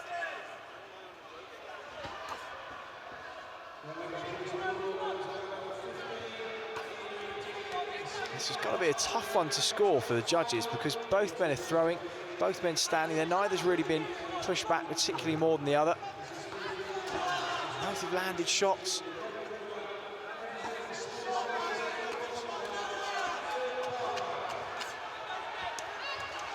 Nice right hand off the back of that exchange from Gary McKenna, digging into the body. So every now and again in this round, McKenna's just got in one of those flush, thudding shots. As Fillingham steps back into range, kind of just catching him on the way back in. That's better head movement for Fillingham. Then a nice left and right hand lands from him. Real to and fro encounter. Not long to go now in this third and final round. Draws to a close.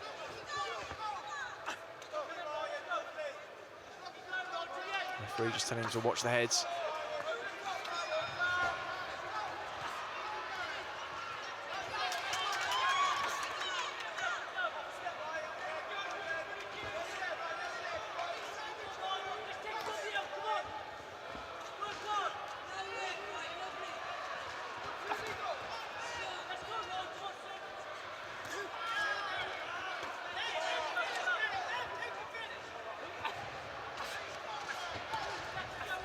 Well, we pondered whether we'd see some tired legs and arms if they kept up this punch output at the beginning of the first round, and as it's progressed, they've just both maintained this. So a real testament to both boxers' fitness and conditioning. Yeah, they've really poured in the effort. Just loads of punches going in. Big left hook from Fillingham, but McKenna comes back throwing more and more. Wow. Terrific encounter between these two young men. Attritional slugfest, you might call it. And it's going to be a very, very tough one for the judges to score. I wouldn't like to put any bets on it. Great work from men in both corners, I'm sure. Whichever earns the gold medal, they would have both earned each other's respect in the ring. Yep, whoever wins it has really had to work for it. So we will get the decision imminently. See Dan O'Sullivan there at the bottom of your screen, just collating the judges' scorecards and having the final information confirmed. The boxes will then be brought to the centre.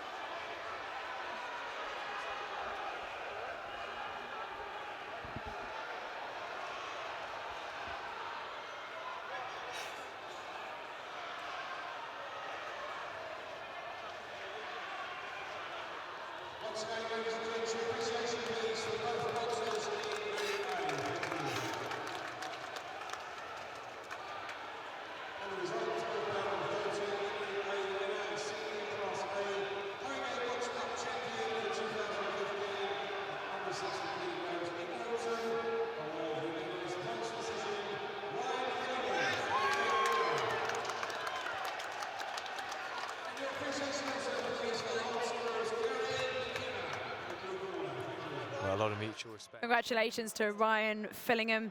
He's actually a gunner based at Plymouth, boxing for the Army, and a real promising talent. Wouldn't you agree, Harold? Because you thought that he was going to win that, didn't you? Yeah, well, the better stuff came from him anyways, and he pushed it more. He was pushing it, he wanted it more, I say, anyway. And in this case, that he got it. It just shows how well trained and well conditioned these boxers are. Both of those guys giving it everything, going toe to toe. Did you think Ryan was the better boxer?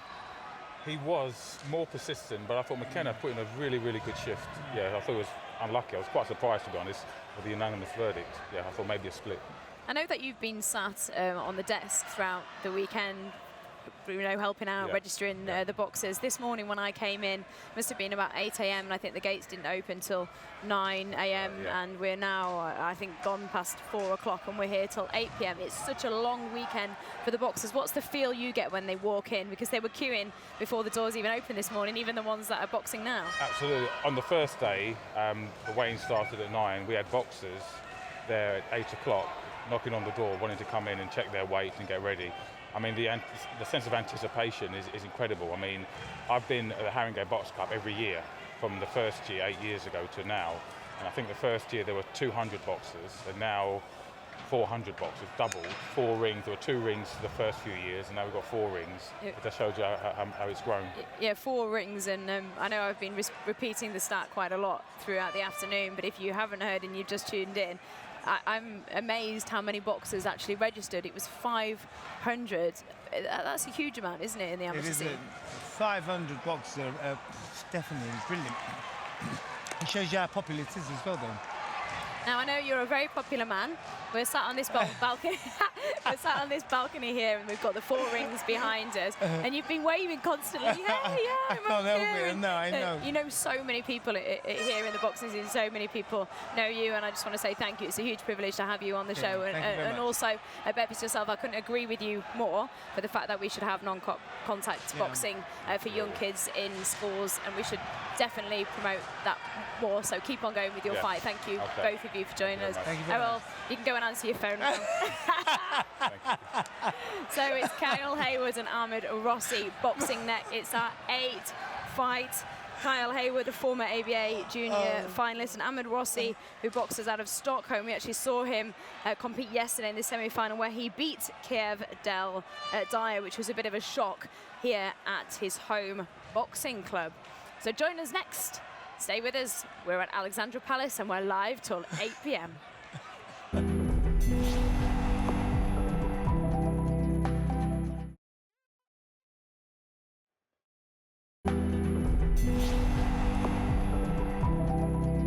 Good afternoon, welcome back to the Haringey Box Cup. You can see the ring on the closest to your screen in 2 boxers there waiting to go, Kyle Haywood and Ahmed Rossi. Before we go to the action, let's hear from them. Hello, my name's Kyle Haywood. I'm from Elshilton in Leicestershire. I'm here representing the Elshilton Amateur Boxing Club. This is my first time entering the Haringey Box Cup. I'm boxing 3 times over 3 days. This is my 3rd fight. I've trained really hard for it. I know exactly who my opponent is. I know what he's came to do, and I know exactly what I'm going to do. I'm going to be taking home that gold medal. Hello, my name is Ahmed Rossi. I'm from Sweden. I'm 23 years old and I fight for Narva Boxing Club in Stockholm. Today I'm at the final. I've had 2 really good matches. Yesterday was against a tough opponent. I really liked it, but I won the fight, and today is a new fight. I've been sleeping well. I ate a lot, so I feel in good shape, and hopefully I'm gonna take home the gold medal to Sweden. We will see. I will do my best. Thank you. Haywood versus Rossi, and both boxers are ready to go. 75 kilograms. Let's head to your commentators, Chris Lloyd and John Denham. Well, the men's 75 kilo final, the senior A class, 3-minute rounds. Kyle Haywood in the red corner, at the bottom left of your screen. Ahmed Rossi, top right in the blue from the Narva Boxing Club in Stockholm. Another international competitor reaching the finals, John. Yep, just a sign of some of the strong entrants that have come from overseas. Straw looked impressive yesterday with his win over Haringey's Kiev Del Diet, but it'll be interesting to see what Kyle Haywood from Earl Shilton has about him. Earl Shilton, his club, has had some success in the Haringey Box Cup before. They used to bring down a particularly fearsome light welterweight called Sam Bowen, who was, frankly, a bit of an animal.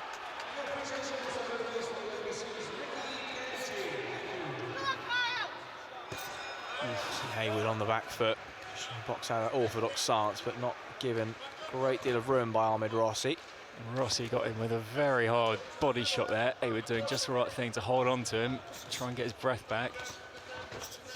Bangs in that left backhand. Tries to tie Rossi up onto the ropes. Rossi's having none of it.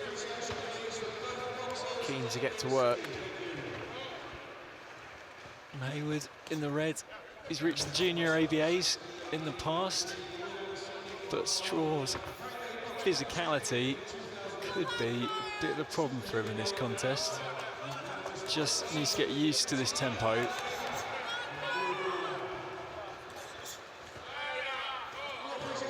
While Ahmed Rossi has started very fast. That was the first Earl Shilton boxer in the final in Ring A this afternoon.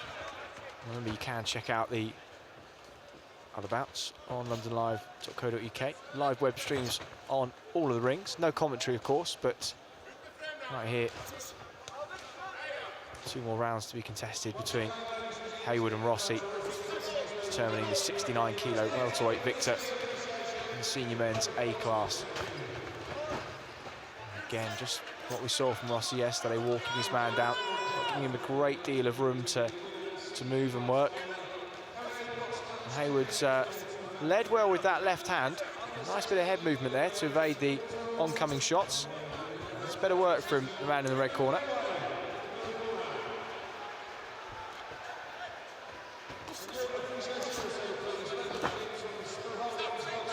A good spell from Kyle Haywood.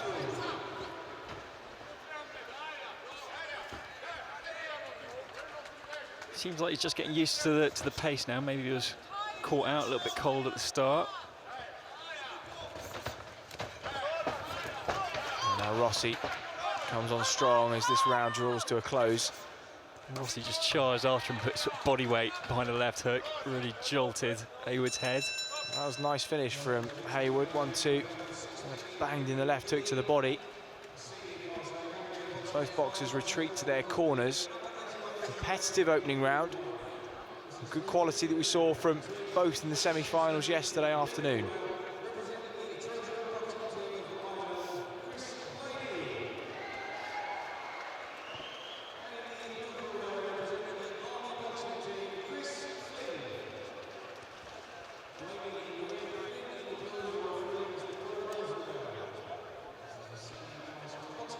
Of course, if you are just tuning in, see the amateurs there, no head guards, as this is a senior competition.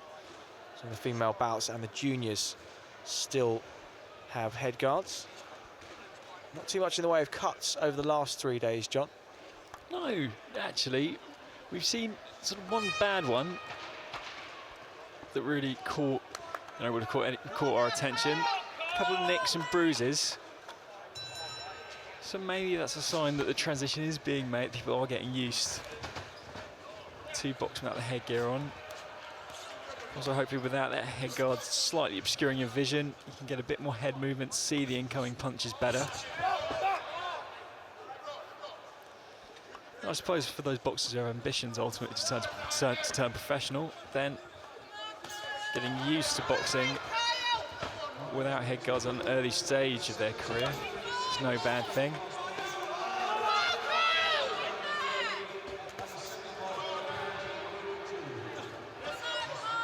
Well, starting to open up a little bit, this bout now. A little bit more free-flowing.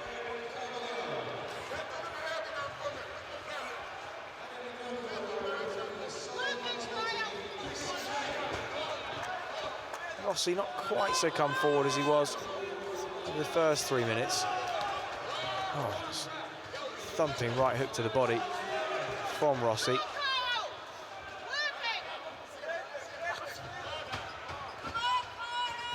A nice check.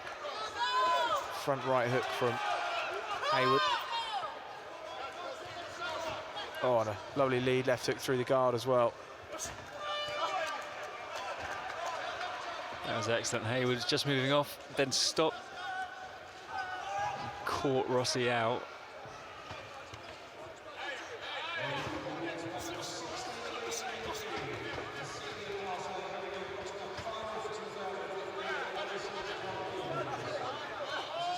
Nice uppercut on the inside from Ahmed Rossi. Carl Haywood hangs on. He jabs and then puts the left backhand through the middle of the guard. Rossi's shown a good chin. He's taken 2 or 3 shots flush on the chin. He's a handful, isn't he, Rossi? Dynamic. Keeps chugging forward, big hooks. Tough. Strong hooks to the head. Haywood being put to the test as well as Rossi. I haven't seen many easy finals for any of our competitors, and they've all been closely matched, and all the victors have been made to work for their victories, and Rossi just misses the wild right hook. And again, just a sneaky little left straight from Haywood. Find its target with more and more frequency, and well, perhaps commentator's curse, but the cut above the right eye of Carl Haywood has opened up. Of course, it won't be too impactful, so he'll have plenty of downtime after this competition, traditionally marking the end of the amateur season here in the UK. But nonetheless, it may well impede him going into the next round. We'll have to take a closer look at that in just a couple of minutes' time. It didn't look too bad. It looked like more of a nick at first, but could well get worsened. Let's see if we can have a look in the red corner. It's a cut above the right eye of Carl Haywood, just being worked on there by his corner man. Traditionally, they'll sort of soak up as much of the blood as possible, and then they'll put a thick coat of Vaseline on. Coagulants used in the professional game? In the amateurs, there is, I can't remember off the top of my head, actually. There are certain stipulations of what you're allowed to use, but you know, it's a new development, a new skill. Dealing with cuts in amateur boxing, it's, you know, when we had the head guards, it wasn't so much of a problem. You see the cut there, and it looks like an extension of the right eyebrow of Kyle Haywood. So while will Ahmed Rossi use that as a target in this final 3 minutes?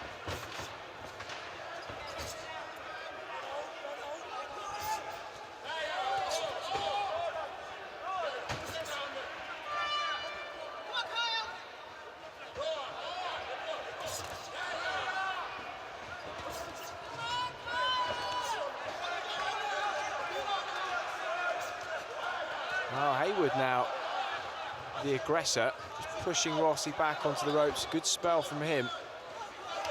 Rossi's just the kind of guy that you fire at him and he'll return fire almost instinctively.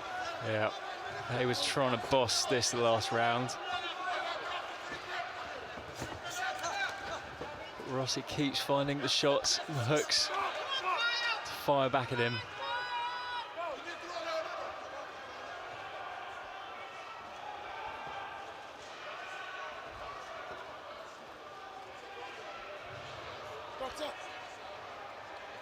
Pause now as the doctor's called over. Just take a look at that cut.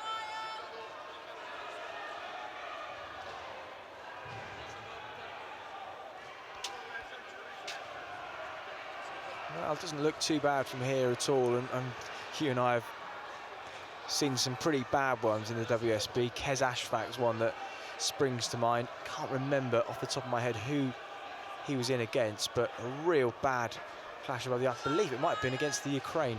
Yeah, and we have seen, certainly in the World Series of Boxing, which is this quasi-pro hybrid, sort of 5-rounders, box on the pro rules, but still available for amateur boxers. We've seen some really bad cuts in that have been allowed to go on. We expect things to be a bit tighter here. And Haywood screwing in that lead right, jab come uppercut.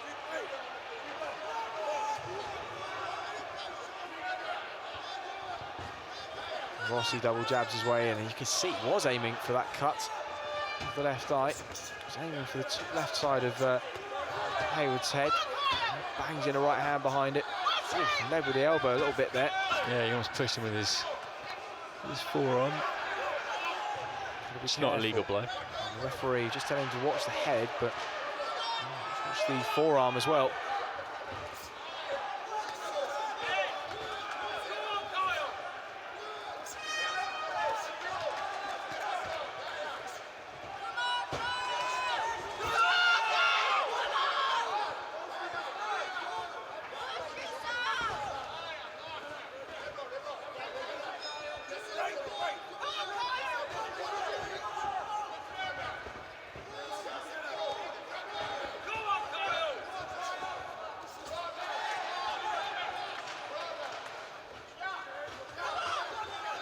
Good third round Haywood, but has never quite managed to contain Rossi.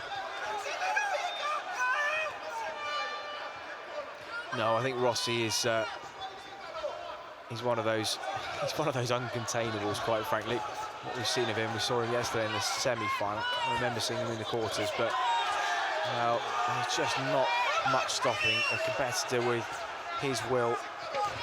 And there is a lot of fight in him, and even now, just throwing full-blooded shots right towards the end of a really busy 3 days for these guys, quite frankly. And the bell goes, and I'm sure both men, regardless of the result, will be pleased with their performance on balance. And Carl Haywood's priority will be getting that cut tended to. Kyle Haywood's against Ahmed Rossi. We will get the decision in just a moment's time as the referee collects the judges' points. Both boxers take to the corner. Joining me in the studio is Steve Bunce. You made it. Yeah, I made it through the heat. What a day. What a muggy day. It like is, the summer. and it's like a greenhouse in here. It's like a greenhouse. You know what? Look above you. It's just glass. It's us, the glass, and the sun, Charlie. Which makes it hot in the studio. Thank you for joining us. You're going to be with us sorry, until 8 p.m. To the very end. To the very end. Don't worry, we have kept the last fight that you definitely want us to see. And one or two others. And a few others as well. So we've got an amazing afternoon ahead. One or two went on before I got here, and I'm not happy. Sorry, I know. Some good ones as well. They were, I know, I've seen them. Shouldn't have been late. And Spencer Oliver, thank you very much for joining us as well. The last time I think that we were together was travelling back from a bout, I think a pro bout in Liverpool, eating sweets. On some mad journey back, wasn't it? Yeah, eating lots of sweets. Eating lots of sweets to keep us awake. What did you think of that fight? I think they're just about to announce the decision behind us. Would you call it? Who do you think won? Well, I think Rossi won the fight. Tough contest, very tough. You've got to remember these guys are taking part in their third contest in consecutive days. That's tough for anyone. And I mean, to have that sort of fight in the final, very, very tough. But I think that Rossi may have stole it. You know, he was the stronger of the two and just seemed to do the better work to me. Well, actually opposed your decision. It was Kyle Haywood. Their very close fight to call. And as you said, Spencer, so tough for both boxers who boxed 3 fights in 3 days. And we saw Steve Rossi box yesterday, knocked controversially Kiev Del Dyer out. Kiev Del Dyer didn't seem to turn up to the ring, did he? That's the case, Would you agree with that decision? Well, actually, no, I thought Rossi nicked it, but you know what, there wasn't a lot in it. And what you have to understand is that Kyle Haywood there, he's only a baby. He's probably fighting for the first time with a cut. Now, it may not seem like much to old pros like Spencer who had to fight through cuts for a lot of their career, but when you're a kid and the head guards only came off a couple of years ago and you've got to fight with a cut, and a cut that won't stop bleeding, it's on your mind. You see some people in British and world title fights and they're dabbing and they're hitting their cut. So he did very well, the kid. You couldn't scream at the decision, could you? It wasn't a screamer. not at all. Not at all. It was a close fight. Because Rossi, for me, just may have stole it, would have better worked. But, you know, Haywood was playing his part in a great contest. And as Steve rightly said, he dealt with the cut really well, showed a lot of maturity for a kid so young, didn't let it bother him and just got on with the job. So well done to him, and, you know, he's got the gold medal. Spencer, I know you've got a few boxers as well in this competition, one of them being Mason, who's competing next. What can we expect from him? Well, it's going to be a tough contest for Mason. He's boxing a kid from Norway who's quite awkward, boxing a little bit reminiscent of Nazim Hamid, all over the place. So Mason's going to have to get used to that sort of style.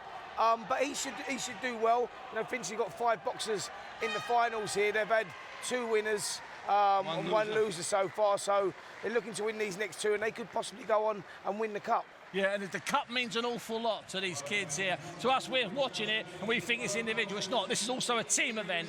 And at the moment, Finchley are in the running with Hoddesdon and Fitzroy Lodge to take that trophy. So it's important Mason gets the win for these boys. And just to remind everybody about the likes of people we've seen here, I mentioned it a little bit earlier in the broadcast, but the likes of Nicola Adams, won here, of course, Olympic champion. Katie Taylor, 5-time world champion, also Olympic champion.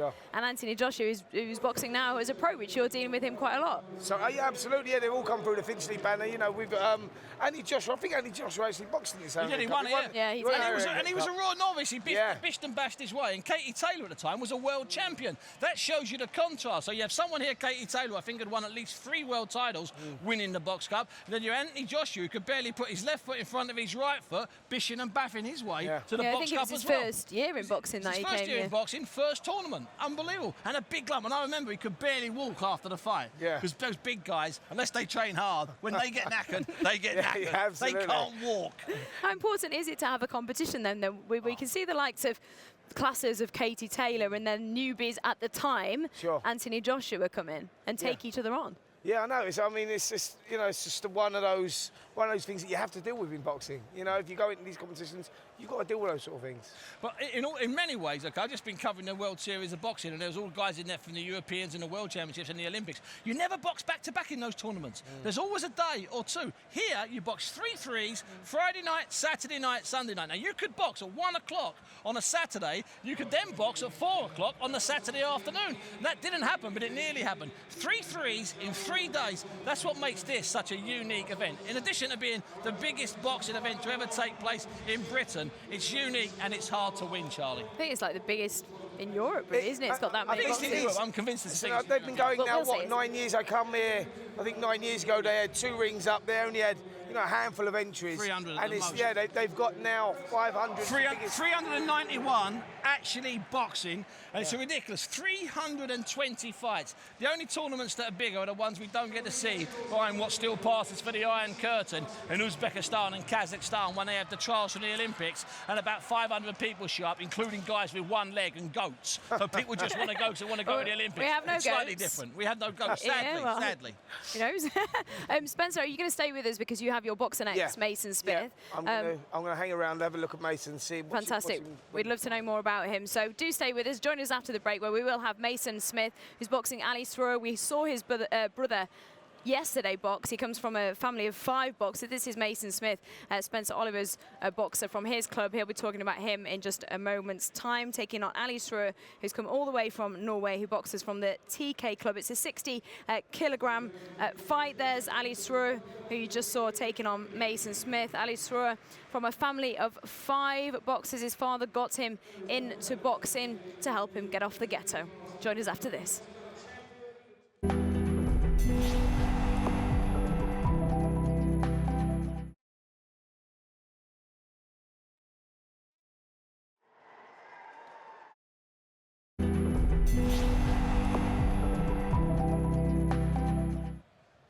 Welcome back to the Haringey Box Cup. This is London Live. If you've only just joined us, I'm Charlie Webster, and you'll be with me till 8 p.m. this evening. We have been live on air from 1 p.m. We're going to bring you as many bouts as we can in this Haringey Box Cup final. It all started on Friday with the preliminary rounds, and then on Saturday it was the semi-finals. We're right here at the finals with 4 boxing rings behind me. We've got boxers ready to go on our 9th fight of the afternoon. It's Ali Schroer who's taking on Mason Smith. Mason Smith, only 18 years old. Let's hear from them. Hi, my name is Ali. I come from Norway. I'm representing Tønsberg Boxing Club, and this is the second time I'm in Haringey, and now I'm in the finals, and hopefully we will go for the gold medal. Thank you. Hello there, I'm Mason Smith. I'm from London. I box for Finchley ABC. This is my first year in the final. I boxed last year, got to the semi-finals, but I'm boxing a really good kid today in Ali Schroer. He's very slick. I just got to keep control, use everything off my jab. I've boxed for Finchley for 11 years now, and I'm ready to win the gold. This title's mine. And joining me in the studio still is Steve Bunce and Spencer Oliver. Spencer, this is actually your boxer, Mason Smith. 18 years old, he got to the semi-final last year and then lost in the final. Now in the final, what have you been working on with him? Well, he's just looking to improve on what he got wrong last year. You know, he works very, very hard down the gym, as all the kids do in Finchley. Success breeds success. Anthony Joshua going to win Olympic gold was massive for the club. Following Delboy Chisora. I boxed there myself, and these kids are all inspired by that, and they're just looking to push on. And this is a great platform for them, this Haringey Box Cup, you know, because it's become such a big event. It's a great platform for them, a big confidence booster. He got to the semi-finals last year. He's here in the finals this year, and he's looking to go and win the competition. Steve, how do you think he'll fare against Ali Schroer? We saw his brother actually box yesterday. 5 boxers in their family. Got a tanking. He got actually a tanking, didn't he? He got absolutely smashed to bits, his brother. The thing about this story, he looks mature. Maybe he is only a baby as well. Maybe he's only a baby, but with Mason, it's his first senior year, and here he is having his second fight. Got a bye the first day. A lot of fans here, local kids, under a lot of pressure against a very mature-looking guy from overseas. That's fantastic experience. Yeah, sure, from Norway. Let's get to the action then and join your commentators, Chris and John. Thanks, Charlie. Well, an enticing prospect ahead of us. This Senior 8, 60-kilo bout, and well, as expected, Ali Schroer starting with some just bizarre posturing. Put in a good performance yesterday, but my word, confidence isn't even the right adjective, is it, John? He's almost showboating already, dropping his hands, just standing there waiting for Smith to come towards him. Not really a recommended tactic. But this draw, Ali seemed very confident indeed. He's come over from Norway with a knot of supporters. One of a number of brothers who made it into the finals, and was a static opening minute from both these two. And we know that Mason Smith is a hot prospect. He's a sharp jab to the body, and he can bang a little bit as well. And there it is, right hand lands. You just see Schroer just stretching out the jaw muscles. He felt that. I don't know whether he'll get away with the sort of posturing and the sort of showboating that we saw yesterday against a lad of Mason Smith's quality, that's for sure. Yeah. Mason Smith now opens up with a nice combination. And it's clear Straw, well, swaying back there, but he's bringing his gloves up a little bit, and that's the risk when you try to drop your hands and sway back from punches. A hard shot over the top can catch you, but sometimes Straw is getting away with it. I always teach you not to just pull your head back out of range like that and lean back. And very few got away with it. And what springs to mind was Nassim Hamid, and that was on occasion because he also had a very good chin indeed. And Ali Schroer on the end of a couple of nice shots here. He's evaded a few, but he's also eaten a few. Mason Smith stalking him, solid jab to the body, much the taller, stronger looking man, Smith. And he's just taking his time, and either putting each other under pressure. That's a nice counter shot. And what Smith needs to do is not get irritated by that showboating, not get sucked out of his own game. Just someone's being unusual, tricky, and you haven't quite figured them out yet. Just stick to your textbook boxing. Schroer there, switching to southpaw. swinging at Smith, missing, and then making Smith miss with 3 or 4 shots of his own, bobbing and weaving.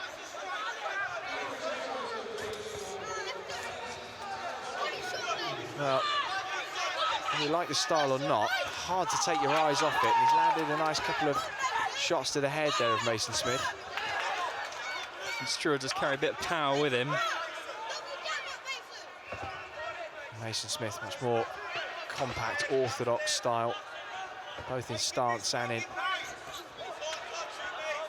the manner in which he throws shots. But he's a little bit wild with those hooks.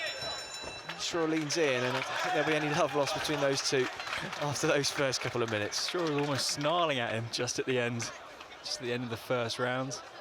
And I suppose if it gets a bit scrappy like that, you could see heads clashing.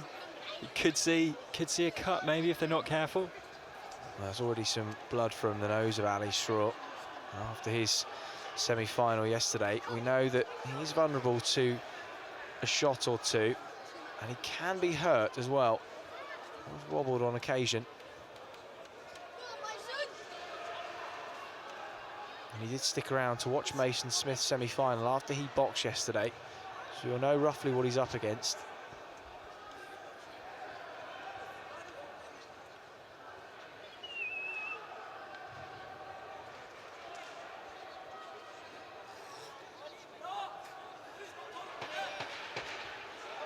So the second round ahead.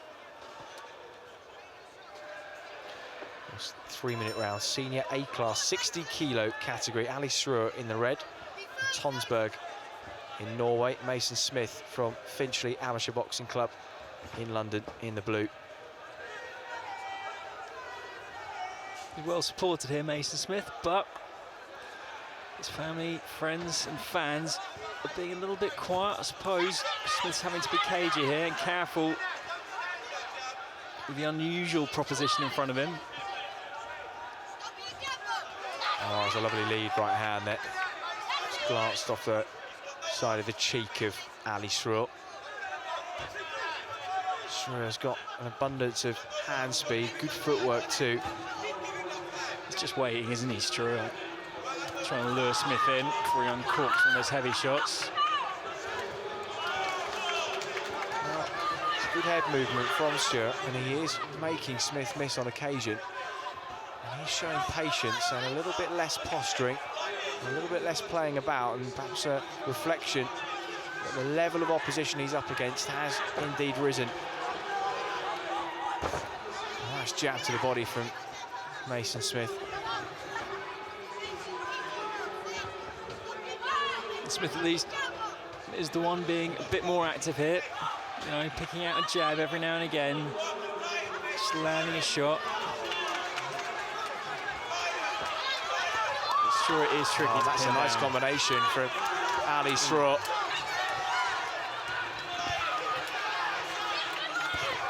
Smith now putting him under pressure. Terrific encounter this. And now Straw on the ropes, and Smith unloading. He's got Ali Straw in trouble. The referee hasn't stopped it. He's administered a standing 8 count, but spaghetti leg from Ali Straw. We said he was hurtable yesterday, and Mason Smith has proved it. Smith in the corner, can he capitalise? Now in amateur boxing you can just hand someone a standing count if they haven't been dropped, gives the referee an opportunity to check they're all right. Well, but now Straw's getting cleaned up, so he's been given the chance to recover. He's been given a good best part of half a minute, and Straw comes swinging in, but the legs are not underneath him. He hangs on. Smith has got to pounce on this opportunity. Straw will not keep swinging. A lovely right hand there. Takes him down for the second time. Sure on his feet, blood from the nose of him, but he's gung-ho. He's going to fight till the end, but can Smith get the finish? Sure locks him up in the corner. I thought it was going to be interesting. It's living up to expectations. Mason Smith senses that the end is nigh. Jabs away to the body again, and Sure now just seems to perhaps have his legs underneath him. Oh, left hook comes out with a nice counter from Smith, and now he opens up again, catches Sure through the centre of the guard, and now he's opening up. Not a lot coming back from Sure. He swung and missed, bares his teeth at Smith. Absolutely terrific final. Certainly pick of the afternoon so far, and now Srur lands a right hand of his own, and Smith took it well, smiles to the crowd who rise in appreciation. John, that's got to be round of the tournament so far, isn't it? Probably so far, yeah, I think so.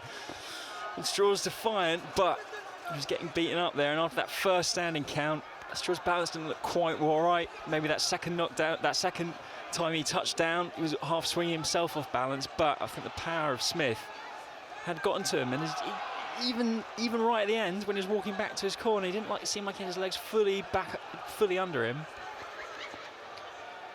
Well, it was a cagey opening round, and another bizarre one. Look at the blood pouring from the nose of Ali Srur. But Mason Smith has turned the tide firmly in his favour through round 2.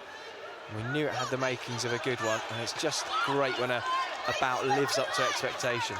Yeah, it's great to see a young boxer like Mason Smith. It's been very interesting to see where he goes after this.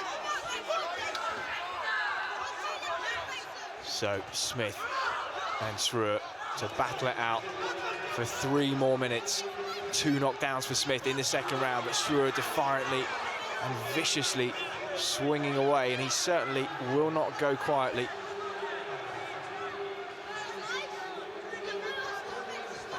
Mason Smith stalks. Oh, Smith caught him with a nice counter, but Srur rather caught Smith with a nice counter, but now Smith begins to open up and he's hurt. Srur is taking some big shots. He says to the referee he's okay. So a lot of blood flew ringside. The referee saying box on. And Srur has shown not just showboating that he did yesterday, he's actually shown some real strength of character because he's been up against it. He comes back clubbing shots to to Mason Smith rather. He will not go quietly. Certainly would have earned Mason Smith's respect here if nothing else. And we've shown that there's more substance to add to the style that we have seen from Ali Srur, but Mason Smith is the boss of this one so far. Srur steps in, clubbing left and a right hand. Didn't seem to bother Smith though. Looks clear-headed and he just covers up.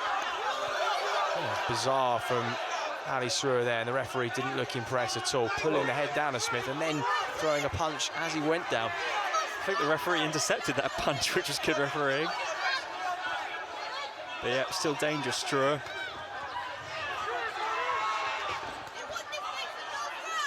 So wild animals are at their most dangerous when they're hurt and caged and cornered, and Srur at the moment is a real example of that. He goes down again. It was a slip that time. Goodness me. Both boxers have given each other something to think about. Nice counter left hook from Mason Smith. And Srur, for much the smaller amount, really does pack some venom in those shots. Oh, goodness me. A left-hand counter from Srur. Smith caught it flush on the chin.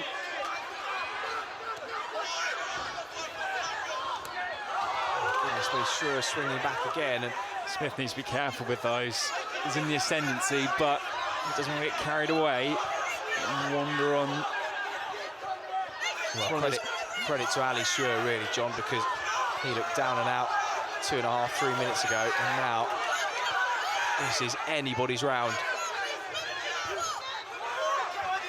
Mason Smith digging in that one too. Srur now with the hands down, leads with the jab, swings and misses with the right. Smith counters, nice flurry and a glove, I think, touched down from Ali Srur there. Went unnoticed by the referee. What a tremendous encounter that was.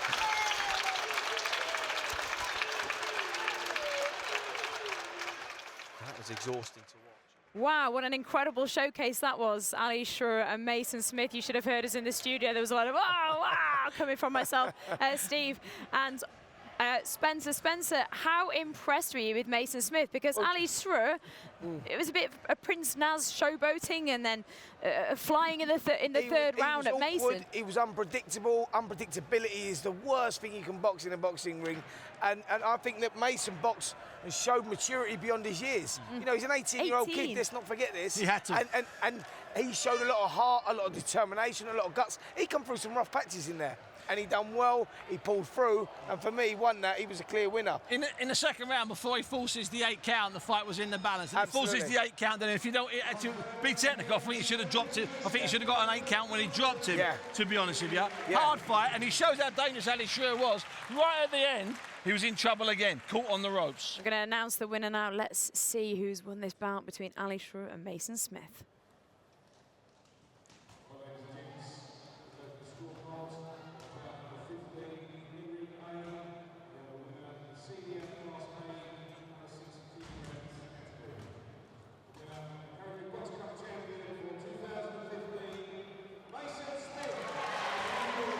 And the winner, Mason Smith against Ali Schroer. What a show that was. Mason must be so pleased with that, Spencer. Yeah, of course, semi-finals last year, comes back the year after. That shows you the hard work he's putting in the gym. Comes back and wins it. I mean, he's going to be elated with that. And that was no easy competition for him. You know, he's had it tough since Friday, and that fight there in the finals, you know, that was very tough against a very unpredictable character. And, yeah, he done amazing. Proud for him. Well, what did you think of Ali Schroer, Steve? I'm just kind of curious because we're talking a lot about Mason Smith, obviously boxing out of finishing to do with you, Spencer, but his boxing style. I loved it. I mean, you know, if you go and speak to him now, really speak to him, he'll have old VHSs of Naseem Hamed, because that wasn't just Naseem Hamed, that was early Naseem Hamed, before he started getting clipped on the chin, before he started swelling up to 15 stone, before he started getting hurt. That was early Nas, when he was a kid and when he first turned pro. I liked everything about Ali Schroer, okay? He was dangerous throughout, and he, listen, he hurt. If you get a quiet moment with Mason Smith, he'll admit he was hurt several times. He was nasty, he hit him illegally. What's not to like? He was brave, he got dropped twice legitimately, he had 2 8 counts. The referee in some competitions might have stopped it. Mason Smith hit him back there illegally. And what's more, it's interesting from this position we got here, Charlie, because we can see the crowds drift over. So a fight starts with a few hundred, and then slowly the noise level increases, and it's like a magnet for the rest of the punters on the other side. So they all start to come over. Then you look back again, and there's another 200. Then you look back again, and 90% of the people inside this band hall are around that ring watching. They loved it. I think, Steve, because the action was swinging one way, you never knew. Swinging is the key word. Absolutely. Right up until the final round, you never knew who really was taking control of it, because just when Smith looked like he was in control, Schroer was coming back into it with those big wild shots, looked dangerous till the end. So, you know, that fight gave us everything, a little bit of everything. Huge credit to both boxers. Let's hear from Mason Smith and see if Ali Schroer did hurt him. Well, I've got a new co-commentator, Mason Smith. How are you feeling after that? I'd suggest that was potentially bout of the tournament so far. Yeah, I'm just speechless. It was good. A bit closer there, mate. You're speechless. I'm speechless. Very good bout. Enjoyed it, and I just give it 100%. Were you surprised, because Ali Schroer stayed and watched you? I don't know how much you'd seen of him before, but the semi-final last night, he was a bit of a Prince Naseem, a lot of showboating, a lot of bizarre posturing. When he came out, were you slightly bemused with what you saw? Because he switched hits a lot, he sort of had his hands down. What did you make of that in the first round? To be fair, I've been sparring with someone called Mo Gharib. He's boxed exactly the same as Ali Schroer. I knew what I was up for, I just had to keep composed and box him. And you dropped him twice in the second round, I think it was. First round was quite close, and then you really asserted your dominance in the second round. Were you amazed, and were you quite surprised at how much he kept firing back, given that his legs looked to have gone in the second round? Yeah, I was surprised because he boxed Friday, Saturday and Sunday. I was a bit surprised. I only boxed yesterday, so I was a bit more fresher. But he kept coming forward and gave me a good fight. Now, you've been tipped to us as a bit of a hot prospect, and you impressed us yesterday, and even more so today. Given what we saw with Ali Schroer, we thought he could be a tricky boxer to negotiate. You boxed very well indeed. What are your ambitions in the sport over the next couple of years? This year, it's only my first year in the seniors. I went in the ABAs, got to London semi-finals, and I thought I'd done well. First year in the London semi-finals, but I was looking to turn pro. I just wanted to see what people's opinions were. They said give it another 2-3 years. I want to win the ABA title first and box for Great Britain. Excellent. Well, listen, we've been very, very impressed with you here ringside. It was a great performance, and I imagine it's a lovely feeling to be the gold medalist at the Box Cup. Feeling. Excellent. Listen, we'll let you get back to it, mate, but nice to meet you and well done. Nice to meet you too. Thank you. Cheers, Mason. Bye-bye. Thank you to both. Thanks to Mason Smith and Ali Schroer, because they both boxed brilliantly and put on a great spectacle for us. Spencer, before you go, I know you've got to shoot off, but What did you make of what Mason Smith said? Because he was saying, oh, you know, I want to see if people thought I should go pro. Do you think he should stay at the amateur game in a couple more years? I mean, he's only 18 years old. Absolutely, yeah. I'm the one that give him that advice to stay there. You know, I'm down at Finchley's gym regularly. I go down there, taking a couple of kids down there sparring with him, and yeah, he's not ready yet. He's still a baby. You know, 18 years of age. He's still got a good couple of years in the amateurs. You know, needs to get that maturity on his side. We've seen there he's got bags of potential. Yeah, but the man strength's not developed yet, and I think once he gets that, you know, we might have something special on our hands. And also, he's better off having 20 more fights as an amateur and even losing 6 of them and learning, rather than going pro now, having to be really carefully pick losers to fight, and in 2 years he'll learn nothing. Yeah, I don't know if you agree. You know, totally. It's no good him charging people 50 quid to go and see him, stopping some bum. He might as well have fights like this, win or lose, he'll learn more. 2 years' time, he's 20 years of age, he gets that bit of strength, he gets a little bit of gravel in his voice, he starts shaving, then he turns pro. It's that simple. Gravel in the voice and start shaving. There you go, that's his advice. Thanks very much for joining Thanks, us. Lovely Charlie. to see you, and thank you so much, and wish Mason Smith the best of luck from both of us for the future. I'm sure we're going to see a lot more of Mason Smith, and we're going to have plenty more bouts like that, so do stay with us. Join us after the break.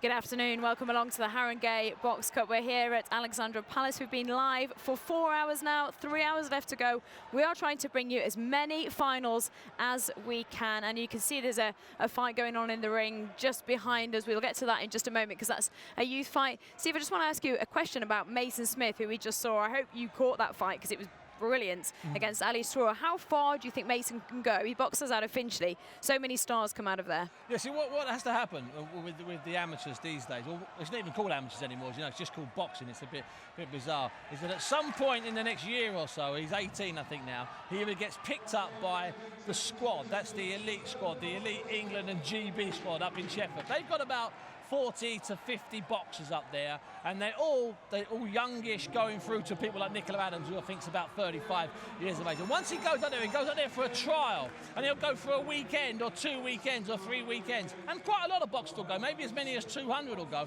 and then it'll get whittled down to 20 or 30. And once the GB selectors, led by Robert McCracken, once they decide that a kid that Mason Smith's worth investing some of their time in, they'll take him. They'll steal him from the club. It's not illegal. It's like just going up through a system. Now, assuming that happens to Mason Smith, then suddenly in the next 18 months he starts getting sent to youth events around the world. So this gets raised up a notch. You face Uzbeks, Ukrainians, Russians and Cubans, Americans, Canadians, Australians, Thais. It starts to get tricky. If he doesn't get selected, or if he doesn't put himself forward for selection, Charlie, he stays around. He's already been in the London ABAs this year, first year, and he was a baby in them. He'll go in them next year. He'll see how he does. If he gets past the Londons, going towards the seniors, then maybe that'll be happy for him. He'll be nearly 20 years of age and he'll go pro. Because you can make a career now out of being an amateur. People like Frankie Gavin and James DeGale, they were top-level amateurs for 4 or 5 years. Now, 20 years ago, they would have turned pro 3 or 4 years earlier. They didn't. They won Olympics. They won the Worlds 2007. Such a great setup on the Olympics. And it's the money. Now. It's not just the setup. We always think about the setup, the fact they can have nice meals and they've got a car with a name on the side. They're getting good money. I mean, they're getting proper funding. If anything to inspire young amateur boxers out there, you get a car with your name on, good meals and good money. We've tried everything. We've tried medals and you'll get a GB tracksuit and an old pair of trainers. That didn't really work for 30 years. And then we said, I tell what we'll do. We'll give you about 30 grand a year. We'll put you up in Sheffield. It's fantastic. You can be a hero. You can go all around the world and having a great time. And people are falling over themselves to get there. There's dozens and dozens of kids up there that are basically GB boxers. They almost don't even have any contact with their club anymore.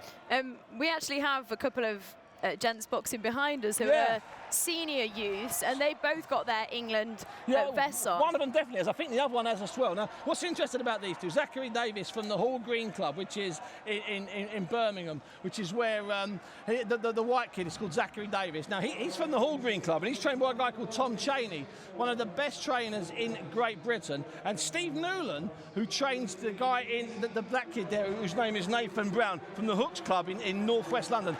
Him and Tom Cheney are two of the finest coaches in this country. Between them, they probably had 200 amateur, junior and senior champions.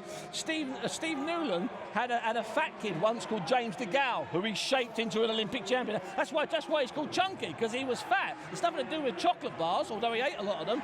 And these two kids here, what's interesting story is that the kid Nathan Brown, last year he lost in the final, and he was only 16 years of age. And when he left the ring, Steve Newland grabbed his headgear off, slung it on the floor, and gave him the most outrageous 4-letter abuse and said, "You're wasting my time, you're wasting your family's time, you're wasting your club's time, you're wasting your friends' time. Now get lost, I never want to see your face again." Pause, unless you want to be a champion. He's come back, he's unbeaten since, he won a couple of youth titles, and he's about to win the gold tonight. Listen, Charlie, I'm no prude, as you know, but the rollicking he got even made me blush. And Steve It seems to have worked. It worked a treat. It's harsh. Listen, boxing coaches are harsh. Okay, they're harsh. You know, they tell you the truth. If you're rubbish and you've let them down, they tell you. Nothing's couched in niceties in boxing. Male or female, black or white, no matter what religion you are, no matter how old you are, all you got to do is try. If you don't try, a boxing coach will tell you in no uncertain terms. On a great positive note, though, as you said, you can pretty much go into boxing no matter who you are, Absolutely. male or female, where you're from. Well, you know, we have a lot of problems in sport with all sorts of abuses, whether it's racist abuse, whether it's elite abuse, whether it's nepotism, and it means that certain kids from certain sports can't get up because certain other people are favoured. We have a lot of problems, and I know it's something that you understand, or that's close to your heart, with sexual abuse.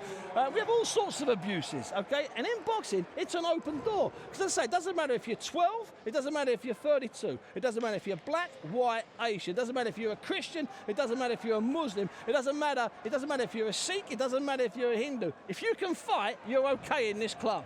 It doesn't matter what sex you are, if you can fight, you're okay. If you can't fight and you're going to waste my time, then there's probably a few expletives as you're kicked out the door. And it's irrespective of anything at all. We cut across all barriers. Now, people may be shocked by that, but I'm telling you, this is an open business. We don't care what colour you are, we don't care what sex you are. If you can fight, you're in. If you can't, sling your hook. Don't play football. I'm not going to comment on that because I like football too. We've seen plenty of amazing talent here. One bout that we've got coming up next is Dan Williams and Yes. Shez Nahel. I think we both saw Dan Williams at the London ABAs. Yes. He got through to the semi-final and lost. He was actually surprised to be there because he'd made a few mistakes and he knew it as well. He actually boxed yesterday as well against Warren Gassop. I think we should take a look at some of the highlights from yesterday's fight and see what we've got in store, because he's taking on Shez Nahel from the Army. Now, what I like about Big Dan, okay, is that he's a colourful character. Now, if I'm not mistaken, Charlie, he's the guy that dropped the bombshell when I think you guys were trying to be nice to him at London ABAs, and he said, "No, I lost." Yeah. You were saying hard. Like, he said, "No." He was shaking his head. No, I'm surprised. I was so surprised that he put my hands up. He knew that he'd made mistakes. You know, listen, he's a big lump. Sometimes, and this often happens with kids, when I say babies, I don't mean they're 12 or 12 months. I mean they're sort of youthful in certain ways. And he's still a baby, Big Dan. He hasn't really got control of that big old body. You know, he's a big old lump, but he hasn't really got control of it. And sometimes he lets his heart rule his head. Simple as that. He certainly does, but he did a great fight against Warren Gassop. What do you know, Steve, of Shez Nahel? Well, the first thing is, it's from the Army. It's a professional setup. Okay, these guys were our only professional amateurs, and that sounds like a contradiction in terms, going back 30 years. And what's happened is, a lot of the rest of us have caught up. Because 30 years ago, all the amateurs had jobs.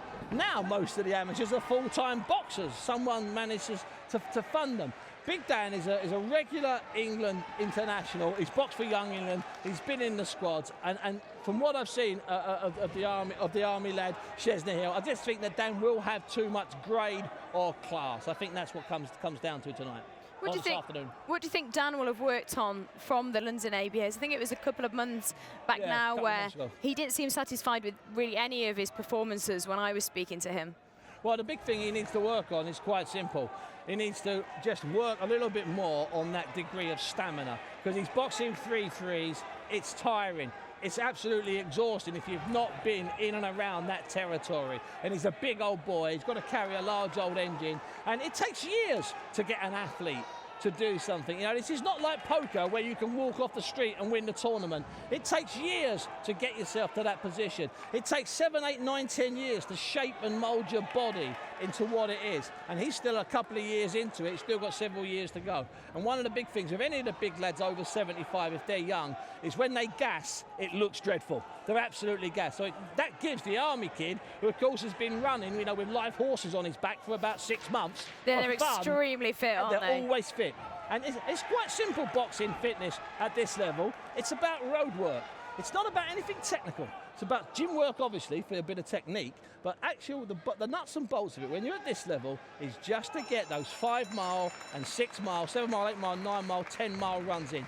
It's that simple. You've got to build that tank up. It just grows by month, by year. Well, both of those boxers are to come. We just saw them warm up there, and they're just heading into the ring now, as you can see behind me. So let's take a short break. Join us after this.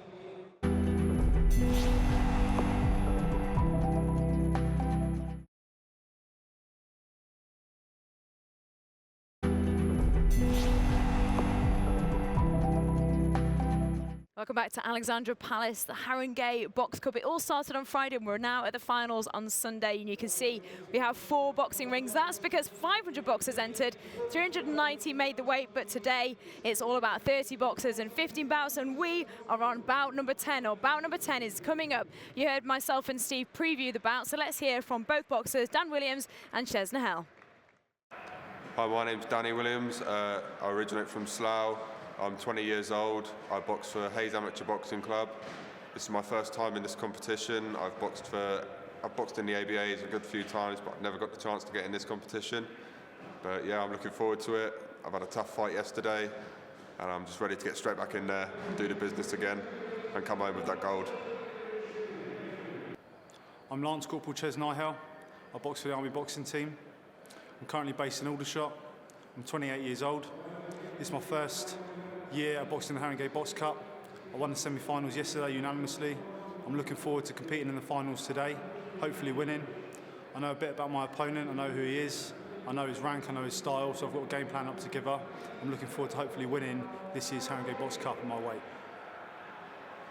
I'm very much looking forward to this bout. The boxers are both in the ring just behind me, but before we get to the action, just want to have a quick chat with our guest. We've got a new guest in, Kelvin Fowers. We saw each other at the London ABAs, and you've won this last year and so many times that you can't even remember how many times or how many years you've won it. Thanks for coming on the show, looking very dapper. Oh, do I? Oh, as always. Thank you. I mean, I try. And you two, you look gorgeous. and also him as well. You've got to see him. Look at him. Let's get to the action, and then we'll compare outfits. Let's head down to our commentators and join Chris Lloyd and John Denham. This is Dan Williams and Shez Nahel. Thanks, Charlie. It is indeed the senior A 91 kilo category, one below the super heavyweights. Dan Williams and Shez Nahel. Williams boxing out of Hayes, Nahel, the Army boxing team. An interesting prospect ahead. Williams boxed and progressed well to the ABA London finals. I thought you might have been the man to win it at heavyweight outright this year. Didn't get out of London though. But last year in the quarterfinals of the England Boxing National Championships, it gave the man who would be champion then, Warren Baster, a real war. But in Shez Nahel, strong Army heavyweight, could have a tough, rough customer. Oof. Well, already Nahel putting Williams under some early pressure, thudding away to the body. Nahel got a good left hook into the head there. Leads with the left hook that time. Dan Williams hasn't really got into his rhythm, or perhaps hasn't been allowed to get into his rhythm in the opening minute.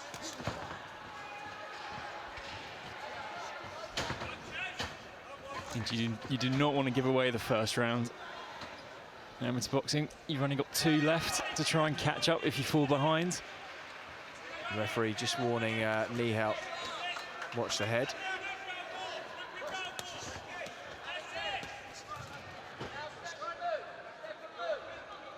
Mel Williams considerably taller, longer range. We're looking to keep Ches Nihal at range behind that jab. Oh, nice combination on the inside there from Williams, finishing on a left hook.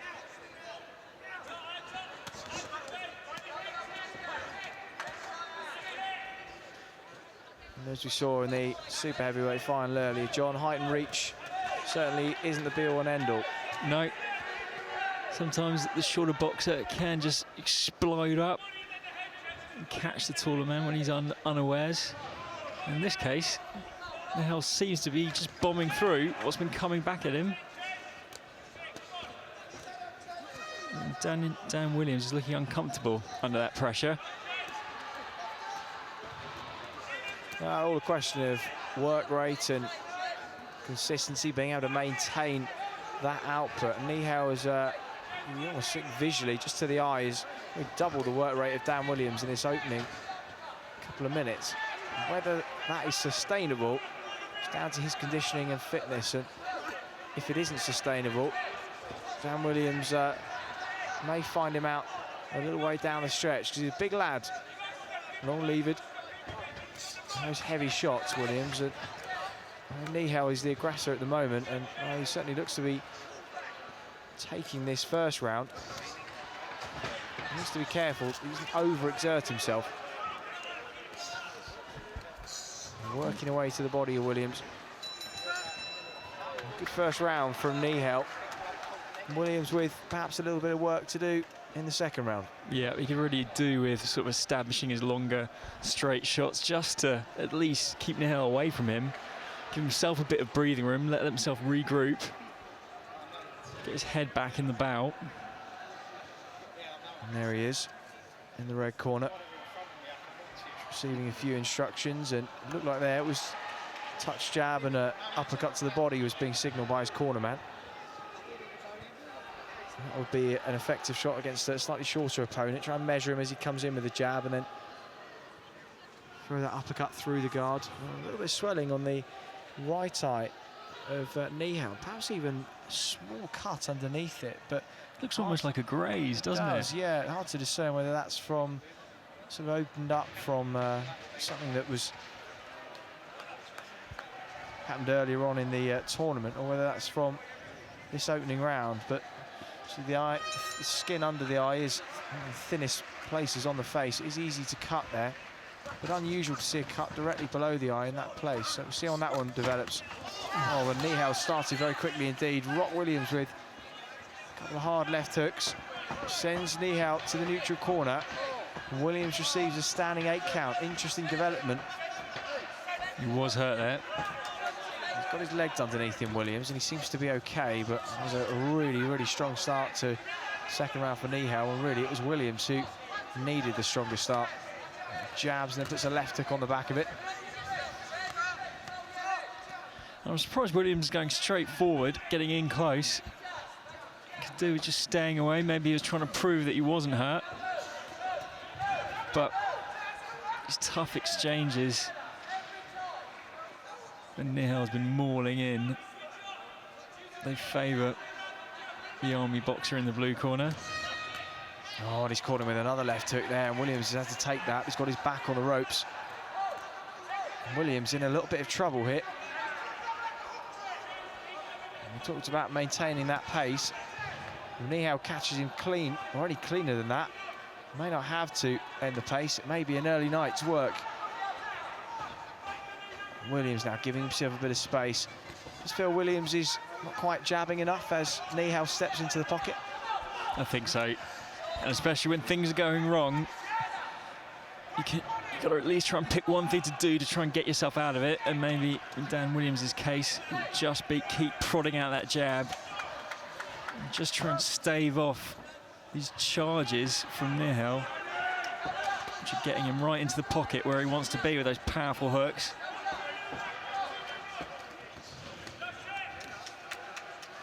And even when Williams does jab, just seems he's got a really hard task deterring Nihal from getting on the inside and exploding those barrage of punches. And again, that solid lead left hook from him. Such an aggressive come forward style. Unless you can back your opponents up with a stiff jab,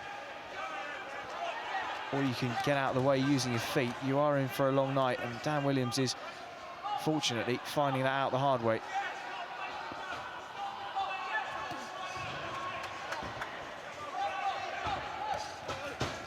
But big men like this, does only need one heavy punch to change the dynamic of a bout. And Dan Williams has a solid right cross. We just haven't seen him be able to get Nihal on the end of it.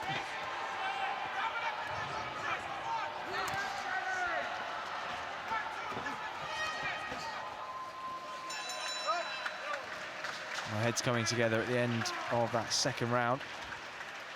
Dan Williams retreats to his corner, and you feel he's going to have to pull something pretty special out the bag in the last couple of minutes if he's to overturn what really is one-way traffic from Ches Nihal. Yeah. It's always interesting. It would be interesting to be able to hear what his trainer in the corner is saying. There's only a minute between rounds, and really, once the boxer's got to his corner, had time to sit down, settle. The trainer's maybe only got 40 seconds left to communicate his messages, so in the heat of battle, he's going to have to keep those points simple and clear to try and tell Dan Williams what he needs to do to turn things round. Well, in terms of what they call the face test, Ches Nihal is more marked up than Dan Williams, but doesn't really tell the story of the contest. That really quite pronounced black eye, a real mouse under the right eye.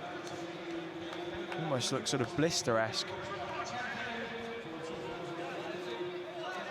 But no doubt about it, Nihal has been the boss in the opening couple of minutes, the opening 4 minutes.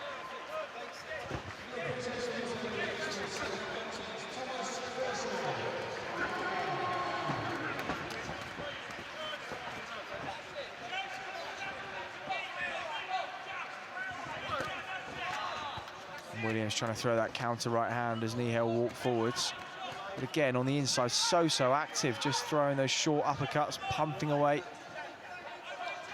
Sucking the air out of Dan Williams, who is, well, most flat-footed at this stage.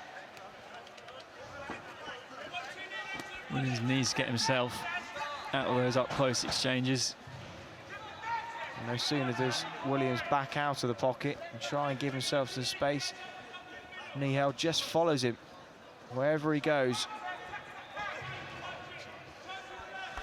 Williams looked for a jab, a big right uppercut, but those punches sailed wide.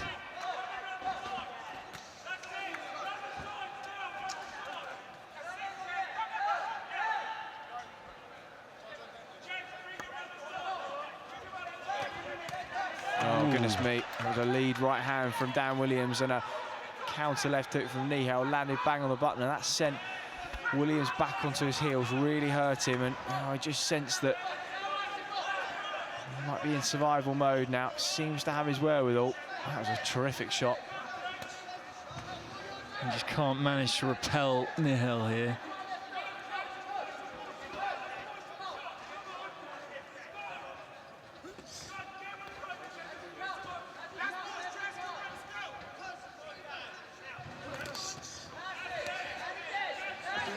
Whatever Dan Williams throws, whatever he lands, Ches Nihal absolutely undeterrable. Almost a bit of a Marcos Maidana in there, just walking his man down, relentless punches from all angles, constantly throwing. Absolutely. Ooh, that really shook Danny Williams' head. And you've just seen Williams is feeling the pain, feeling the pressure. The strength has been sapped out of his punches. He was just sort of flailing his arms out just to try and keep Nihal away. He bores inside. And it is testament to the conditioning and the fitness of Ches Nihal. He's maintaining the output of punches, the volume that he's thrown. Is quite something special. Dan Williams, they're just having the head guard readjusted. I'm sure a welcomed break. Just crushing right uppercut came in from Williams, but again knee help. Continues to throw. You suspect, bar an absolute miracle in these last 10 seconds. The gold medal only going one way, and that's to Ches knee help, despite Dan Williams' efforts. And there it goes. A big smile from Dan Williams. Absolutely terrific encounter. Williams didn't find his form, but he's a tough man, isn't he? Well, he certainly is. He was up against it there. Took some 2 or 3 really flush shots to the chin. Took him well. And Ches knee help. Really, really impressed. What a great bout that was. Dan Williams almost needed more strength than Chesney Hill. You could tell that Chesney Hill was the much older boxer there. Dan Williams, in your words, Steve, man v boy, a little bit of a baby. Yeah, still a baby. He's still a baby. In the most Dan. respectful way. He's still learning. You know, he's a kid. He had a good loss. That sounds like a contradiction in terms. He lost to Ricardo Slew in the Londons this year, which was filmed by London Live. And Slew went on to win the ABAs. Slew a couple of years ago, I think, lost here, and Slew's lost a couple of times in the ABAs. It's part of that progress. We talked about it earlier on. That's the way it works. He's lost tonight, no two ways about it, but he's learnt a lot against an army man. Man v boy. Kelvin, would you agree? We're discussing there, it's almost like he needs more ring time because he was getting involved in the brawl and not picking his shots off. Yeah, like I said earlier on, from my perspective, from what I've seen, it's a good fight. But the army guy is much stronger than the boy. Like you said, the kid over the man. Yeah, but the point is even if the kid has more experience in the ring, it doesn't matter how much power the other guy has. He can just pick him off. Because they're fairly inexperienced, so it takes that, getting in the ring to get to that point where you can actually say, okay, this is what I'm going to do. Now, if Dan had just, Dan's a big, tall boy. He's probably got 5 or 6 inches in reach, a couple of inches in height. That's if right. Dan just opens his legs a little bit more, technically, and he just hits him with a jab and then moves away, yeah, there then we go. Ches falls short every time.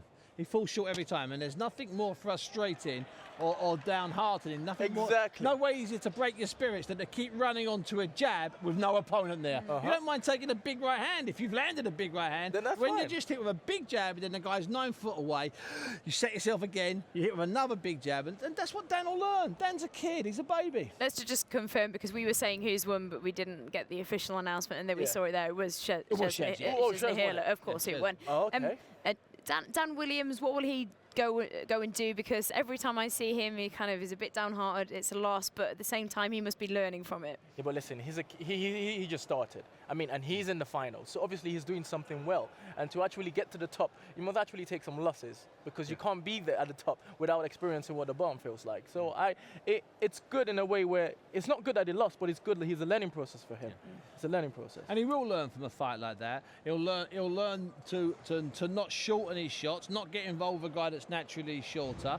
He'll learn to not get involved with a guy that's physically that much stronger, that much older. He'll learn to listen to his corner, because there's no way the corner was saying, okay, go in there, and get close and be manhandled. The corner were telling him, hit him with a jab, move on. Hit him with a jab, find a shot, hit him with a right. He didn't listen to the corner, and he'll admit that. They'll have a little bit of an inquest. He won't be able to tape it, because it'll be a bit full of expletives, and he'll come back stronger. He'll have the summer off, he'll get a suntan somewhere, and he'll come back in September. It's simple. Let's hear from Chesney Hill now. Well, Ches, many congratulations. You must be pleased with your performance today. Yeah, brilliant. Yeah, it was really, really hard fight. I had to really work for it. But it's the first time I boxed here in the Haringey Box Cup, and I come here to win. But coming away the champion heavyweight is brilliant. Yeah, I'm overwhelmed. It's awesome. Watching the pattern of the bout emerge, it looked like you put a lot of pressure on Dan in the early rounds, and we actually thought, given the volume of punches you threw, you might punch yourself out. But you maintained it all the way through. Is that a tribute to your strength and conditioning? That's a tribute to being in the army. We take them out the hill in the army, that's what we do. So, I'm quite lucky, really. Obviously, I'm a soldier first, but for the last 3 years, I've been full-time training the army boxing team. So we have the pleasure of training every day. So, fitness is top. And for a heavyweight, I'm not the biggest heavyweight, but I'm a workhorse, and that wins me the bouts, some strength, and that, I can work. So, yeah, I'm pleased with my performance tonight. Well boxed, and I know you'll have a bit of investment in the next bout as well. Yeah, my girlfriend's in the next bout, so you'll be hearing me shouting like. Excellent. Well, listen, congratulations on the win today, and we'll let you enjoy the action next. Thanks very much. Cheers, thank you.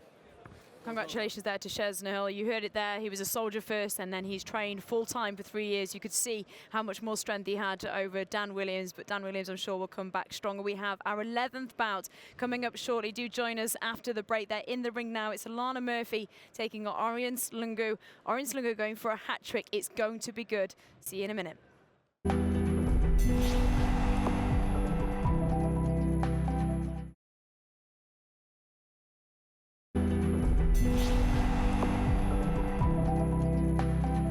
Hello, welcome back to Alexandra Palace for the Haringey Box Cup. We've been here all weekend. Today we're at the finals. We're nearly 5 hours into our long marathon broadcast of 7 hours. We're going to show you as many fights from the final as we can.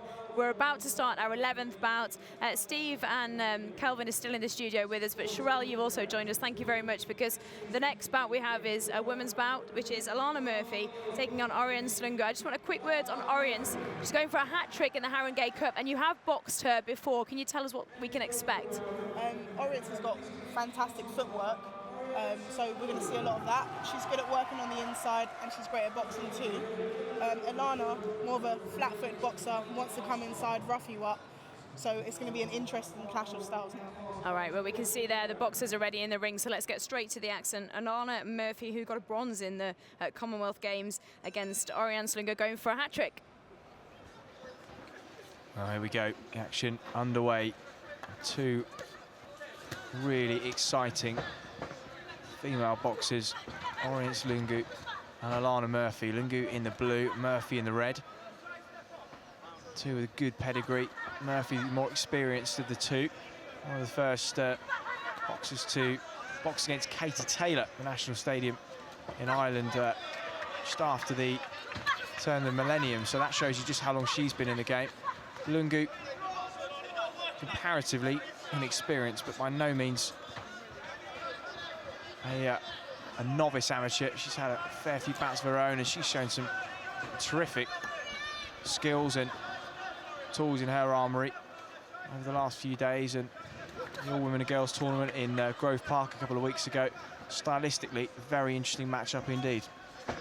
Yeah, Lungu is, well, mobile, skillful, like you say, but in Alana Murphy, she's got someone who's strong, tough, and heavy-handed. So Lungu is going to have to use her footwork and not get drawn into punishing exchanges. Though already we've seen Murphy putting over some heavy right hands, catching Lungu.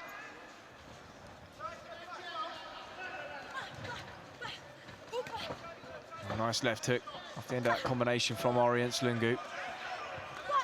Of her inspirations as Pernell Whitaker and Vasyl Lomachenko, Roy Jones Jr. So tells you just a little bit about the sort of style that she employs. Lots of movement, lots of making your opponent miss and then landing your own shots. And stylistically, very, very nice to watch indeed.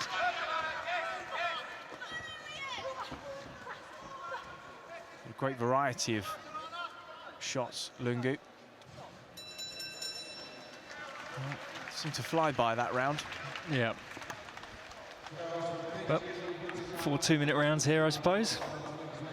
You get used to the 3-minute rounds. Some of the bouts contested over 3 3-minute rounds, and one we're seeing here, 4 2-minute rounds, a 64-kilo female A-class category final. And for those of you who have just tuned in, John, we talk about the C-class, the B-class, and then the A-class, and the difference between those. Just gives a brief overview of what we're talking about. Class A is the elite, the more experienced boxers, so there isn't sort of an upper limit on the number of bouts they could have had, whereas the B class here is under 20. So again, it's all about matching the boxers right, so they're put in with opponents of a comparable experience, because there is a big difference as an amateur boxer sort of moves up through his or her first 5 bouts, 10 bouts, 20 bouts. By the time you get over 20, you are very much experienced, you know what you're doing in there. And some of the top internationals will have had hundreds of bouts under their belt.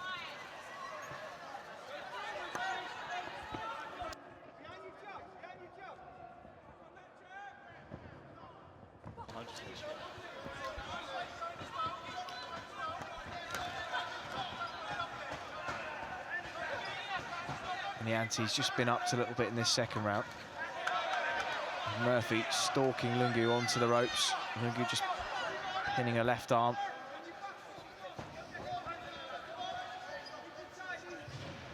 Lungu just inching back into space, trying to bring Murphy onto shots. Lands a nice jab, right-hand combination. In the first round, Murphy looked very solid. Lungu's faster hands kind of bounced off her headgear and gloves. Now Lungu's got to try and chip away at the Army boxer.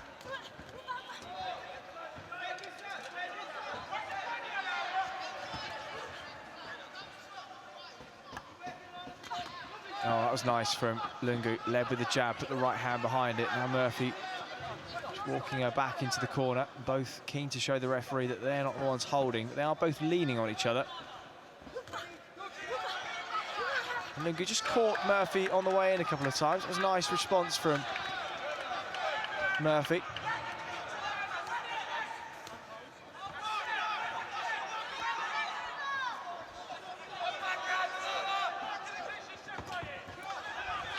That looked like a heavy left hook. Lungu may have stepped onto it as well. But that was better from Lungu. Nice right hand landing, just bobbing and weaving on the ropes. Shoe shine from Murphy on the inside. And in terms of international experience, you get much better than having boxed against Katie Taylor. No, you can't really get better than that. I mean, Katie Taylor is pound for pound the best female boxer in the world, and she's held that position for many years now. She seems, well, almost unbeatable. And what marks Katie Taylor out is, as well as speed and skill, she's got real power as well. And so maybe those international lightweights who are going to be hoping to challenge Katie Taylor in the build-up to the next Olympics, working on their power to try and somehow deal with her speed and experience would be the way forward. Well, it is a big ask. It's no small task for either of the two women in the ring in front of us, with 2 rounds ahead of them and both standing in each other's way of Haringey Box Cup gold medal in this 64-kilo category. Alana Murphy from the Army boxing team in the red, Orient's Lungu, Haringey Boxing Club in the blue.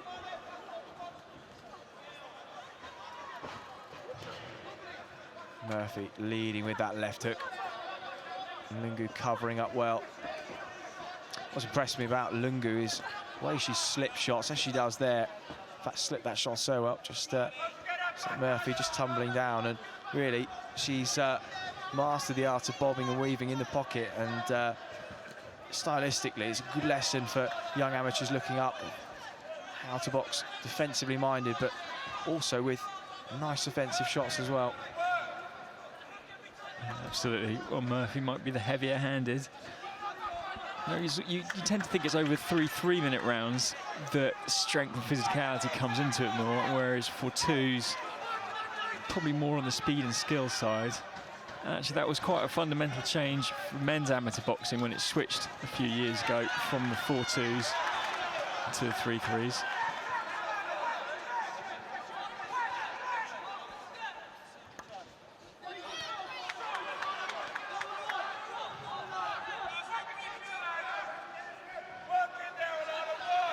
The referee separating them.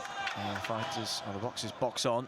Murphy lands a left hook on the inside, and a bit of holding from both. And for the second time in only about 15 seconds, the referee has to separate them.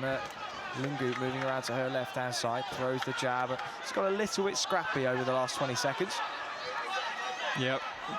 Lungu perhaps is getting drawn into these clinches, drawn into more of a fight than a boxing match. Murphy sort of chops away with short shots to the body, busier in the clinches. As you say, it's that strength of Alana Murphy and the power that's winning her these exchanges, because Orient's Lungu is keen to meet her in those exchanges, but hasn't quite got the gusto to push her opponent backwards. Yeah, and you see sort of heavy-handed punches from Murphy. They just sort of jolt Orient's head back, so you can see the weight of them. Though every now and again, Lungu slants in. You know, decent right hand. They haven't, though, really pushed Murphy onto the back foot at any stage.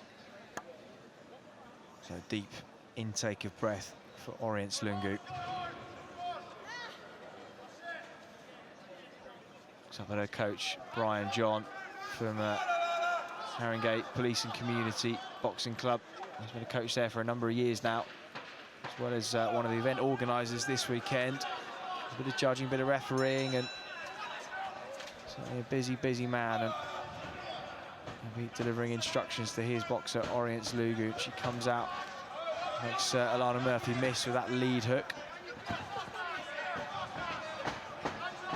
And every time you see them jab at the same time and both land, it is Lungu who takes a backward step.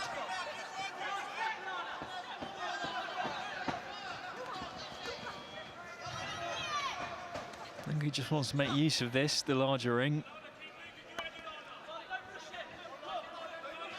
Start moving away, moving around, not standing to trade with Murphy.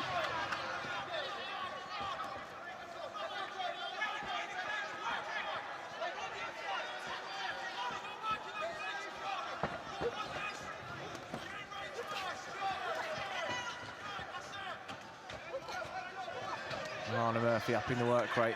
A sort of shoe shine on the inside. All the hooks to the head.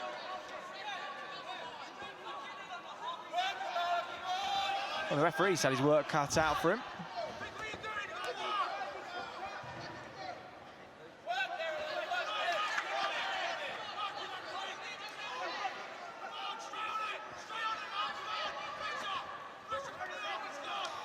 Lawrence Lungu not looking quite as good against Alana Murphy as she has against some other opponents. And I think she's not allowed to look as good. Those nice movement and combinations not quite coming together as they have, and Murphy has used all the old pros tactics. And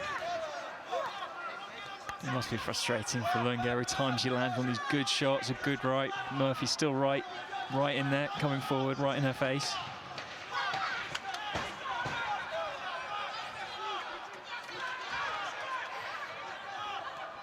And again, it's the kind of the veteran tactics, just smothering and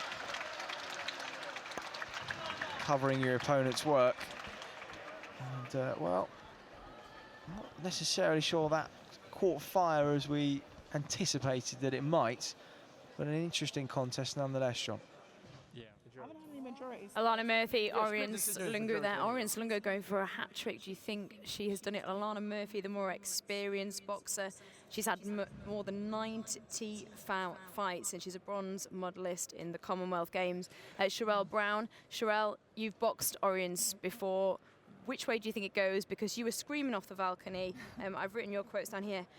Orient, use your feet. And she wasn't really using much kind of lateral movement, was she? I mean, the style that Alana has is to plant her feet and work on the inside. She's got the tank, and she's just got that work rate to sustain that over 4 rounds. So I think Orient's kind of got dragged into a bit of a fight. She has the feet. You could see there were bits where she was kind of popping the jab, keeping Alana at bay. But the moment Alana comes in, it causes some issues. And we're just about to announce the winner between Alana Murphy and Orient Lungu. It was Alana Murphy. Commiserations for Orient Lungu, who couldn't go for the hat trick. Do you think, Steve, that Alana just had so much more in her toolbox with the experience she's got? You know, listen, 2 years ago when Orient's first won her title here, she was in the 0 to 5 fight category.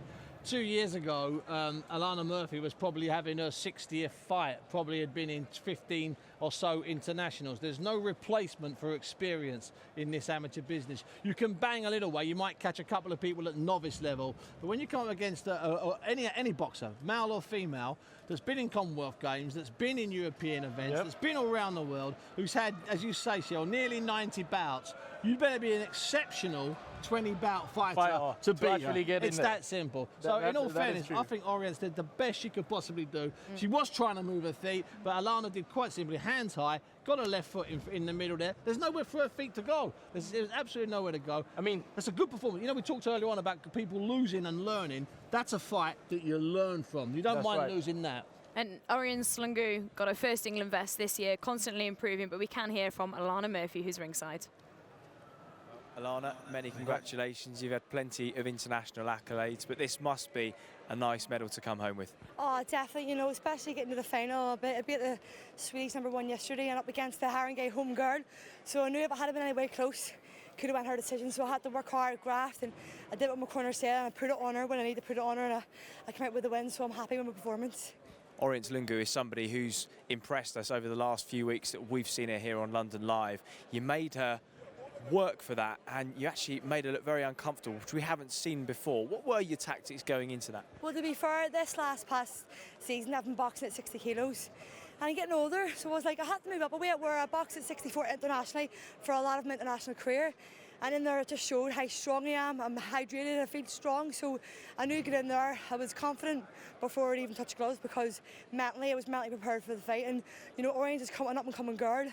You know, I've been there, I've been experienced, but I have to, once you're there at the top, it's hard to keep there. So you have to keep pushing on and working hard at it, and it showed in there today. Well, the experience counted for everything, and you put in a great performance. Many congratulations, and thanks for talking to us. Super, thanks very much, all the best. Thank you. Just to put that into perspective, congratulations to Alana Murphy, and thanks, Chris, for doing the interview there. We haven't got too long, but just to put it into perspective, how many fights have you had, Sherelle? 22. And how many fights have you had, Kelvin? I've had about 80 fights. So for Alana to have over 90 fights is pretty decent international level, coming up against Orions, who will have had roughly... Close to 30. Close to 30, maybe, yeah, because she was 0 to 5, then up to 15, so maybe up to 30. And you talk about international level, we're talking about going away to tournaments, because she's not fighting on a club show. She's not like 12-year-old boy, 2 12-year-old girls or boys fighting someone from a local club. She has to go around the world. I bet she's boxed in 40 countries. Well, before we move on to our next bout, and well done for that brilliant female bout there, I have a great first round stoppage for you. Should we take a look at it? Let's see it. Yes, let's see it. I knew that would light up your eyes, I want to see it. I want to see it. It's Ezekiel Baker, who knocks out Wesley Washington. Okay. Kelvin, what do you think of this so far? I mean, what I think, the work rate on the red guy is on Ezekiel, much good.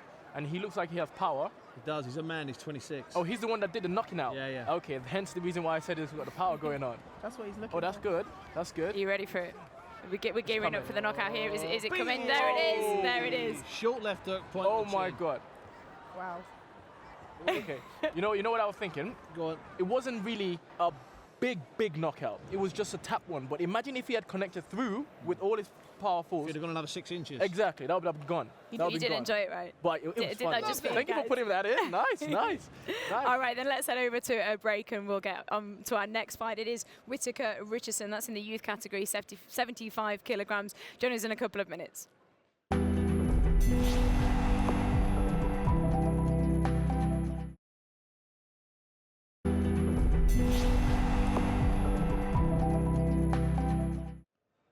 Welcome back to Alexandra Palace. You can see it's getting a little bit quieter now. We have been on air for over 5 hours and we've had 12 bouts. So we've got our 12th bout coming up. I'm Charlie Webster. Do stay with us. We've been here all weekend for the Haringey Box Cup. Just to put it into perspective, if you've just joined us, 500 boxers registered for this tournament. So it's the biggest tournament in boxing in Europe, and we had 390 weigh in, and we've now whittled it down to 30 boxers, 15 fights, and we're trying to show every single one for you. Joining me in the studio still is Steve Bunce. Thank you. You came halfway through. Mason Smith, congratulations. You've got your medal around you, and also Sherelle Brown. Mason, that fight was so far the bout of the tournament against Ali Schroer. We almost saw that Prince Naz style. How do you feel afterwards? Did he hurt you at all? No, he didn't hurt me at all. I did get caught with a few shots, but he never troubled me.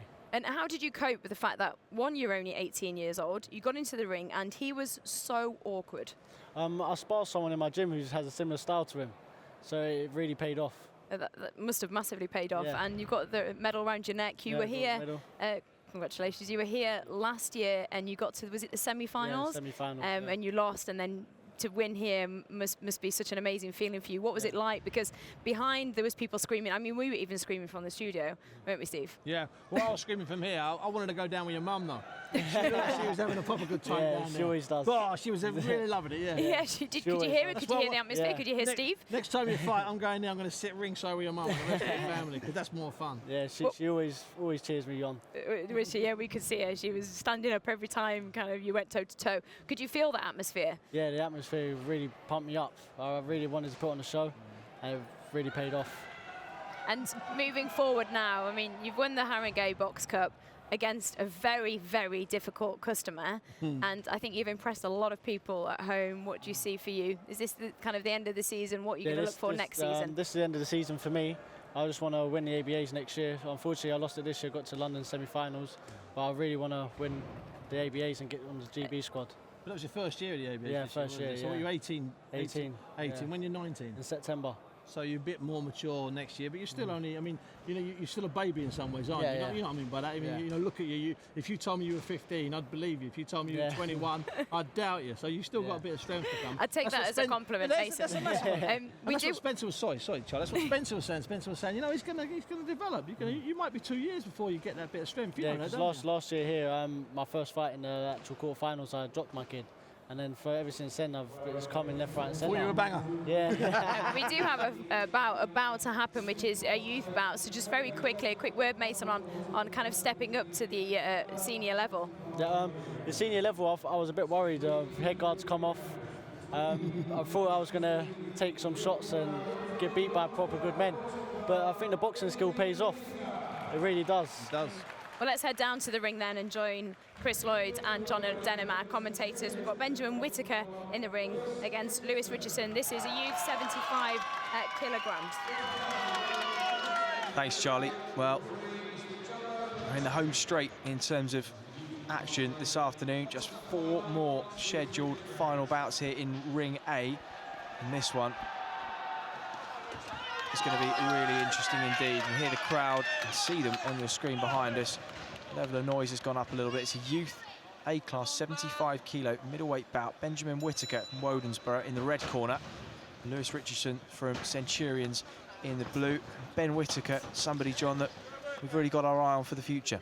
He is someone on the radar. He is one of the top youth boxers in England at the moment. He actually won the England Boxing Youth Championships and got a silver medal in the GB Three Nations. Just 18 years of age. 6'3", 6'4". Super athletic physique and really long arms. And, just to think he's come up from welterweight as well. He's a very tall middleweight. Just giving us a little smile there. He seems to really enjoy it when he's in the ring as well, which is nice to see.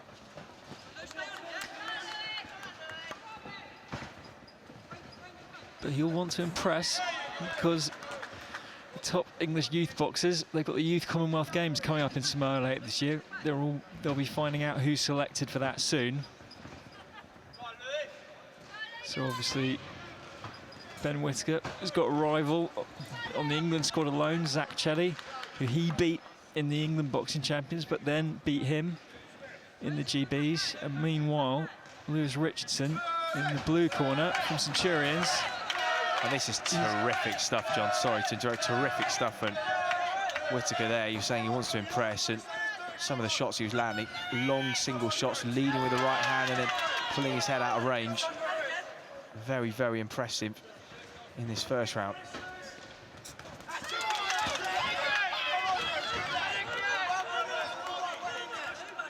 And Richardson has won a gold medal at the Haringey Box Cup last year, so he's not an easy opponent. Richardson, Southport, leading with that right hand, hasn't really been able to land a lot. Applause as that one clubbed in, but I think really it came largely off the gloves. A nice lead from Whitaker there as well. Oh, that's terrific stuff. Whitaker throwing those shots in the first phase, pulling his head back, then throwing another counter.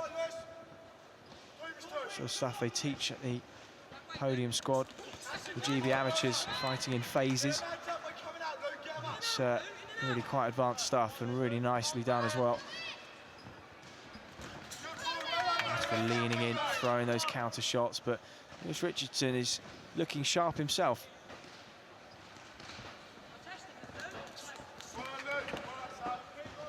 Sort of bout, I suppose, you really like to see stylistically. Sort of clean, crisp shots, and saw a couple of these yesterday. Kind of reminds you of the old amateur days, this. Yeah, this is the style of boxing, you know, I quite like. You know, something's about speed and precision. Sort of pre-2008 era, perhaps. And it was about point scoring.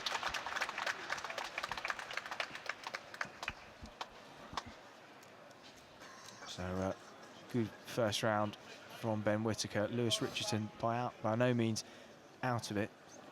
How did you see those first few minutes? I like what we're seeing from Whitaker. There's class acting there.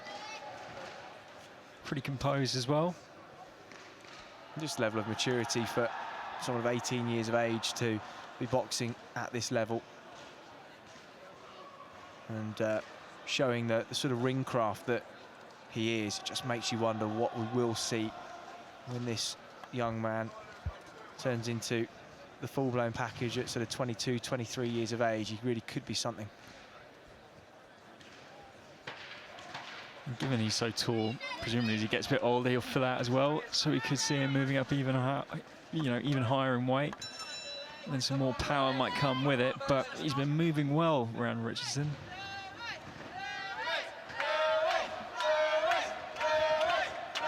See Whitaker there just pouring away that lead jab of Richardson as he comes in.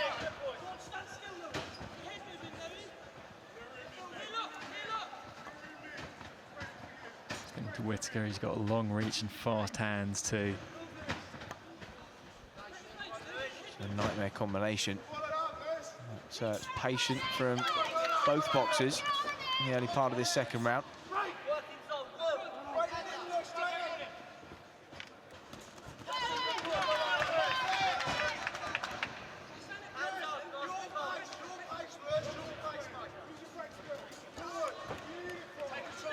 A nice combination from Whitaker. Again, both men really wanting to counter-punch and wanting to wait for their opponent to throw first. And that was good from Richardson. Just drew the lead right hand and then countered with the left backhand of his own.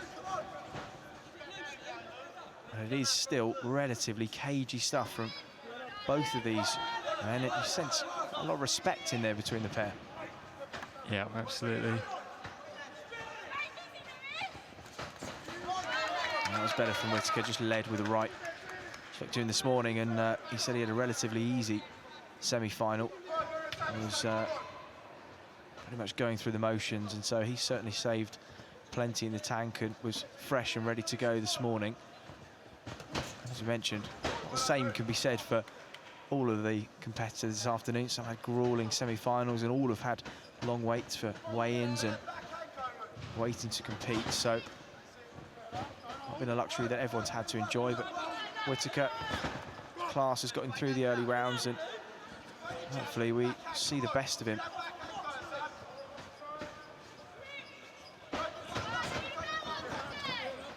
Richardson a little bit careless there, just lunging in.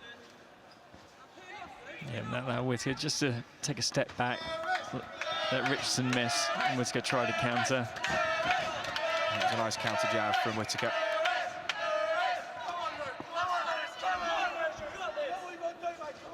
Plenty of support for Lewis Richardson, and he's caught a solid right hand there as he spins round. Whitaker just thumps him around the lower back, and the referee will just say no more of that. Yeah, he needs to be careful with things like that.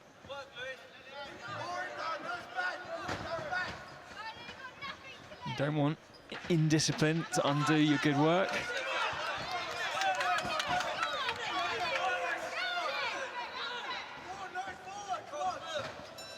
Well, it's a sort of contest that must needs a few rounds to develop. Quite would like to watch it over 7 or 8, really. Unfortunately, we won't get the luxury.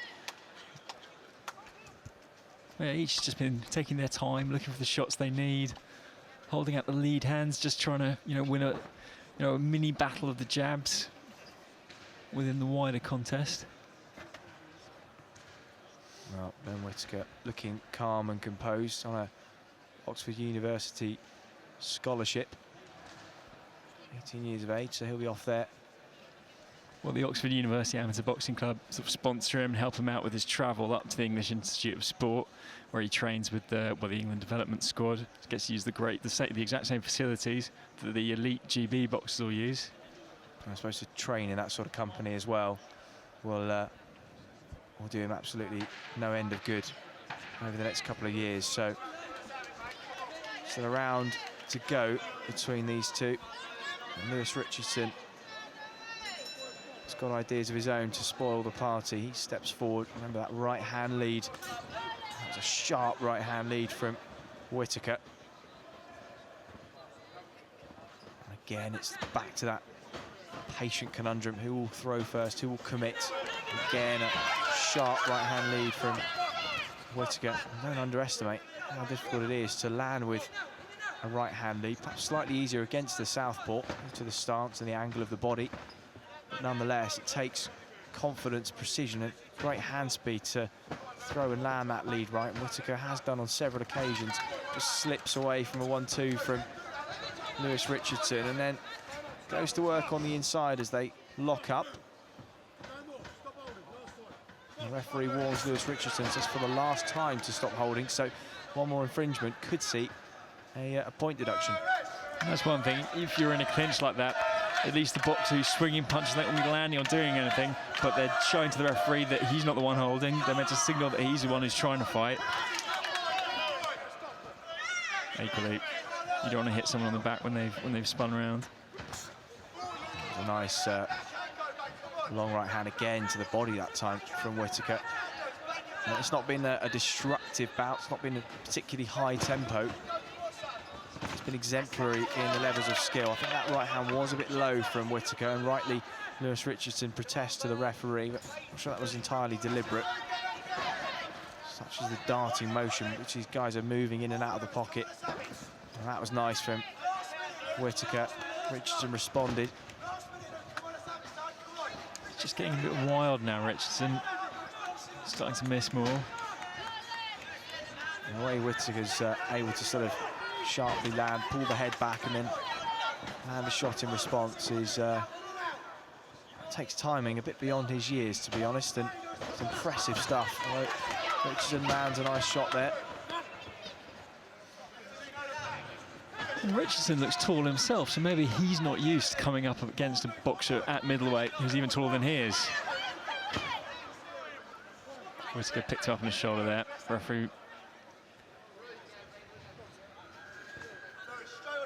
So the referee is now sending the boxers to the neutral corner. He's going over to Lewis Richardson, who's got a nick under the left eye, I think. Yes, he has.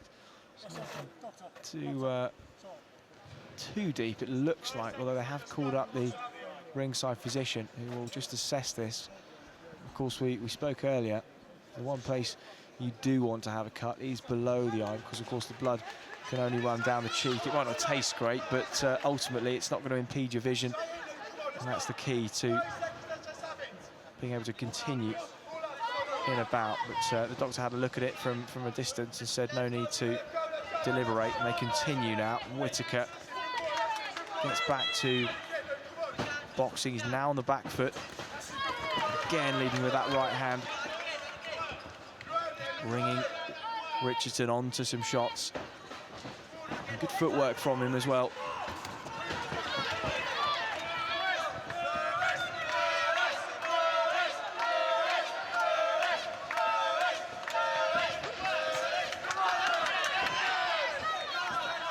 Better from Whitaker, starting to up the ante now, landing a few more shots.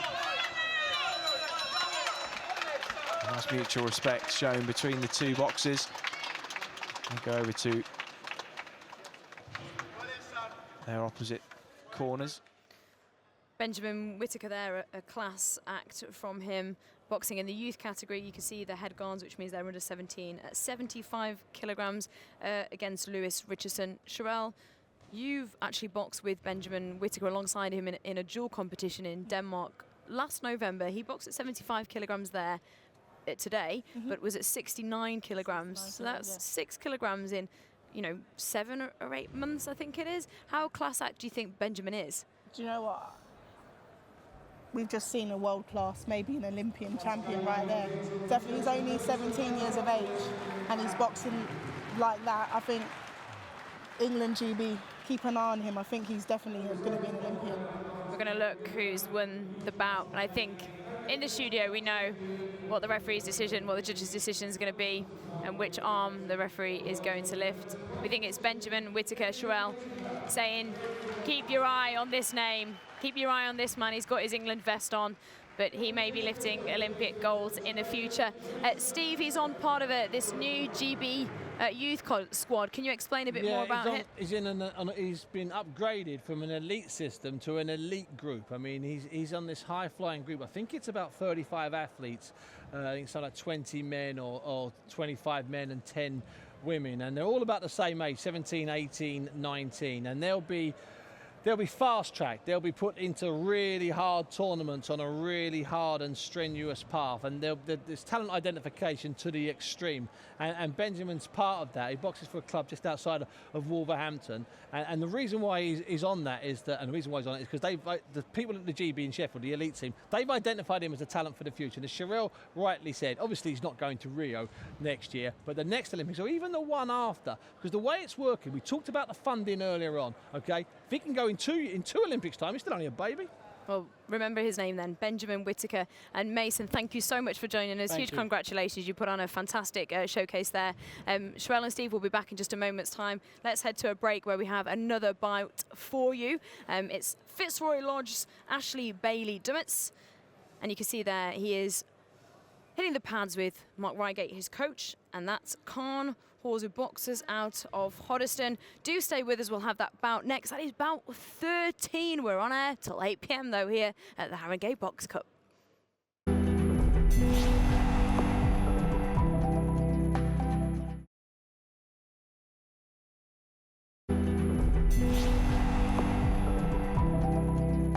We're about to start our 13th fight here. Welcome to London Live. This is the Haringey Box Cup. I'm Charlie Webster and we're live on air till 8 p.m. We've been on air till 1 p.m. You can tell because I just stumbled my words there. And we're on our 13th fight there. We have the boxers ready just by the ring waiting for us. Let's take a look at Bailey-Dimit and Hors and hear from them now. My name's Ashley Bailey-Dimit. I'm from South East London. I've been boxing at the Fitzroy Lodge for about 3 years now. I've won a few competitions. I won the Novices Development Championship this year. The Londons went to the semi-finals of the Nationals. This is my first time entering the Haringey Cup. I know a little bit about my opponent. I sparred with him once and I found him pretty comfortable, so I'm confident I'm going to win. So, yeah. Hello, my name's Hors, box at Hoddesdon Boxing Club. I've boxed this second year I'm boxing here now. I had a tough draw last year, which I lost a decision I thought I could have won. I've had a couple of tough draws this year, which have obviously gone well. In the final today, which I'm 50-50 match up, hoping to win.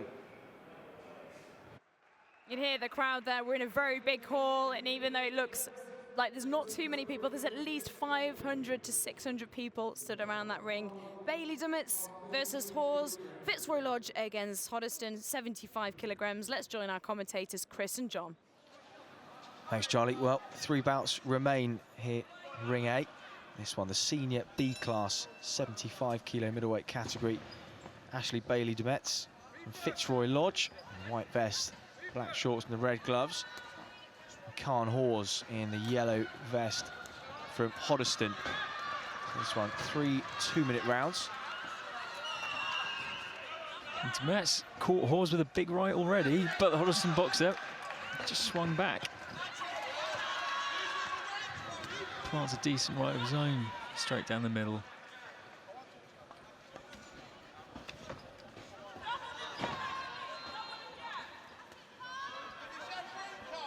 Terrific 3 or 4 days of action. We have seen absolutely everything you can see in the sport. In, all different styles, men and women, elite amateurs and novices as well. And it's giving us a really good overview of the quality and depth of talent that there is in British amateur boxing.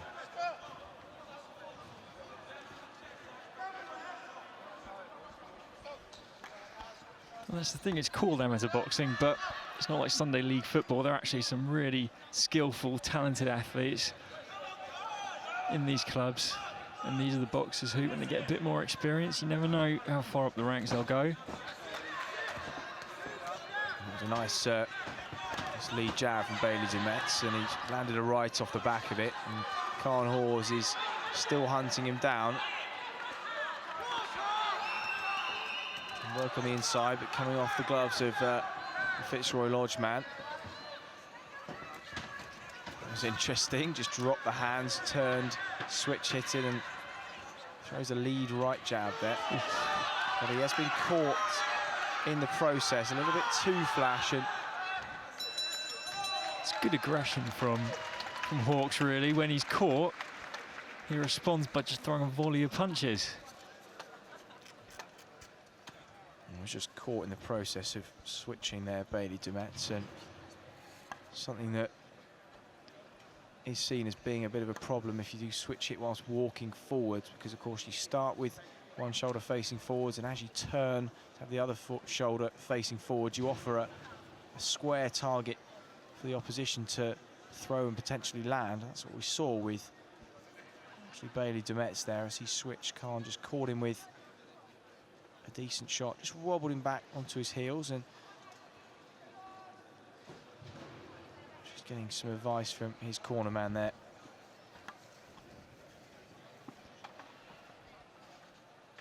It's Mark Reigate in Bailey-Dimit's corner.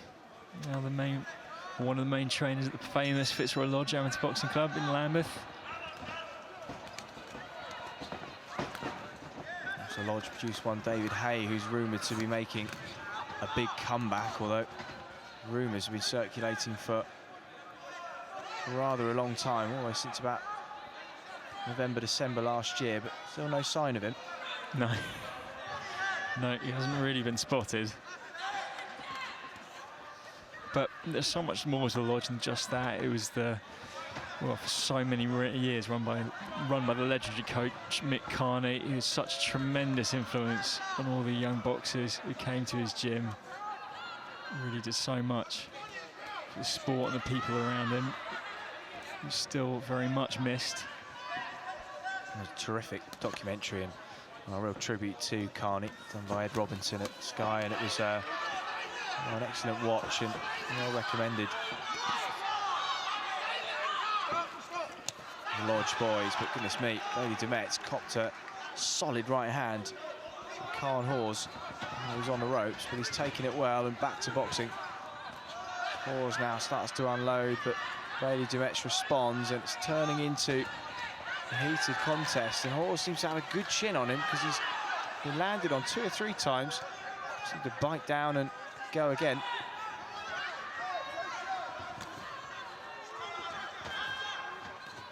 To be fair to Dimit, he's pretty solid too. He's caught some shots flush and just gets more annoyed at himself than hurt. He strings together a good combination there.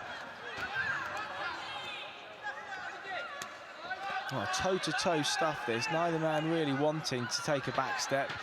Bailey-Dimit is backing up onto the ropes. Maybe just trying to draw Khan Hors onto some shots. He does so nicely there.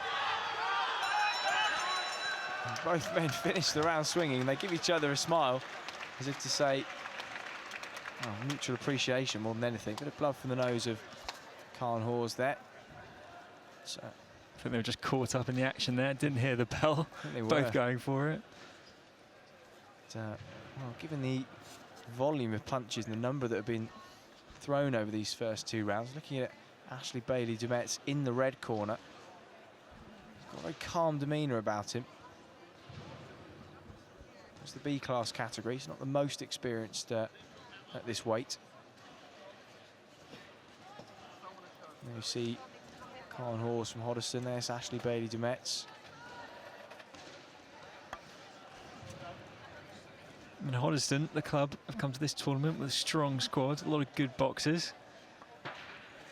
You've got Jordan Reynolds coming up later, and you'll see in 2 bouts' time. At Hoddesdon, you also have Alfie Price, a light welterweight. He's done well in the national championships. It'll be interesting to see which club wins the team of the tournament. Last year, it was Bertley, an outstanding club that went on to really shine at this year's nationals. Oh, goodness me, well, they left off at the end of the second round. They've straight back to the same pattern, just throwing hands down for a relentless pace right in front of each other. It was hardly, of all the shots that have landed, neither man looks particularly hurt or particularly sapped of energy. It's quite something.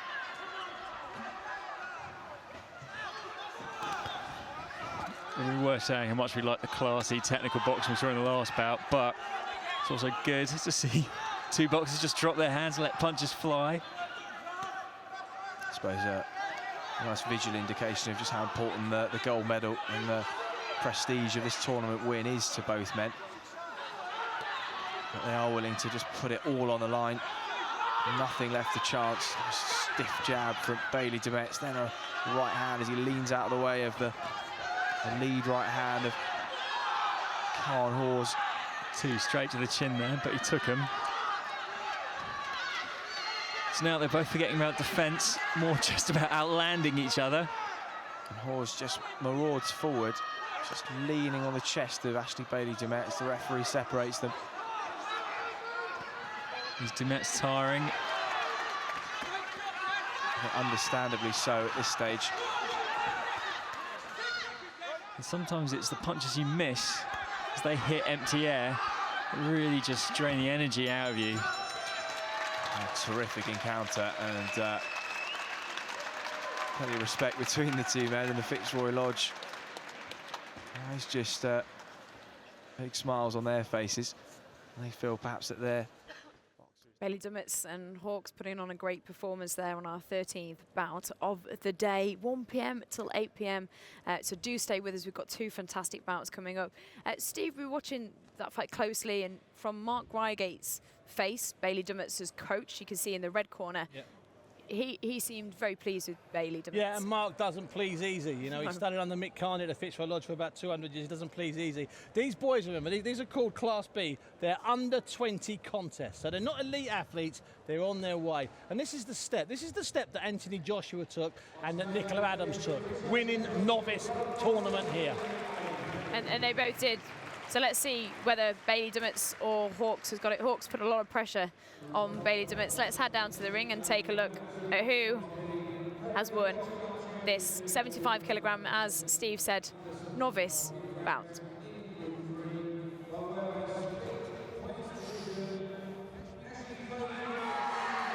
And we were right, Steve. It is Fitzroy Lodge. Congratulations to Ashley Bailey-Dimit, Mark Reigate's Jim down in Lambeth, and Khan Hawks as well put on a brilliant show there. We are joined by 2 boxers. Thank you so much for joining us. We've got Alana Murphy and Ches Nihal. Yep. It was brilliant. Congratulations for your gold medals here, but an interesting story, the fact that, I hope I'm right, you're both together. Yeah. Yes. Yeah, so how was it? Alana, first, congratulations, Boxing Orients, and you've had over 90 bouts. I think we were talking 99. You just missed out on your 100 bout. How pleased are you with your... Oh, I'm over the moon, you know. She was a Haringey girl, so I knew if it was anyway close, you know, it might have went in her favour, so I knew I had to work hard for the 4 rounds, and in the end it did, and I got the decision, so I'm really pleased.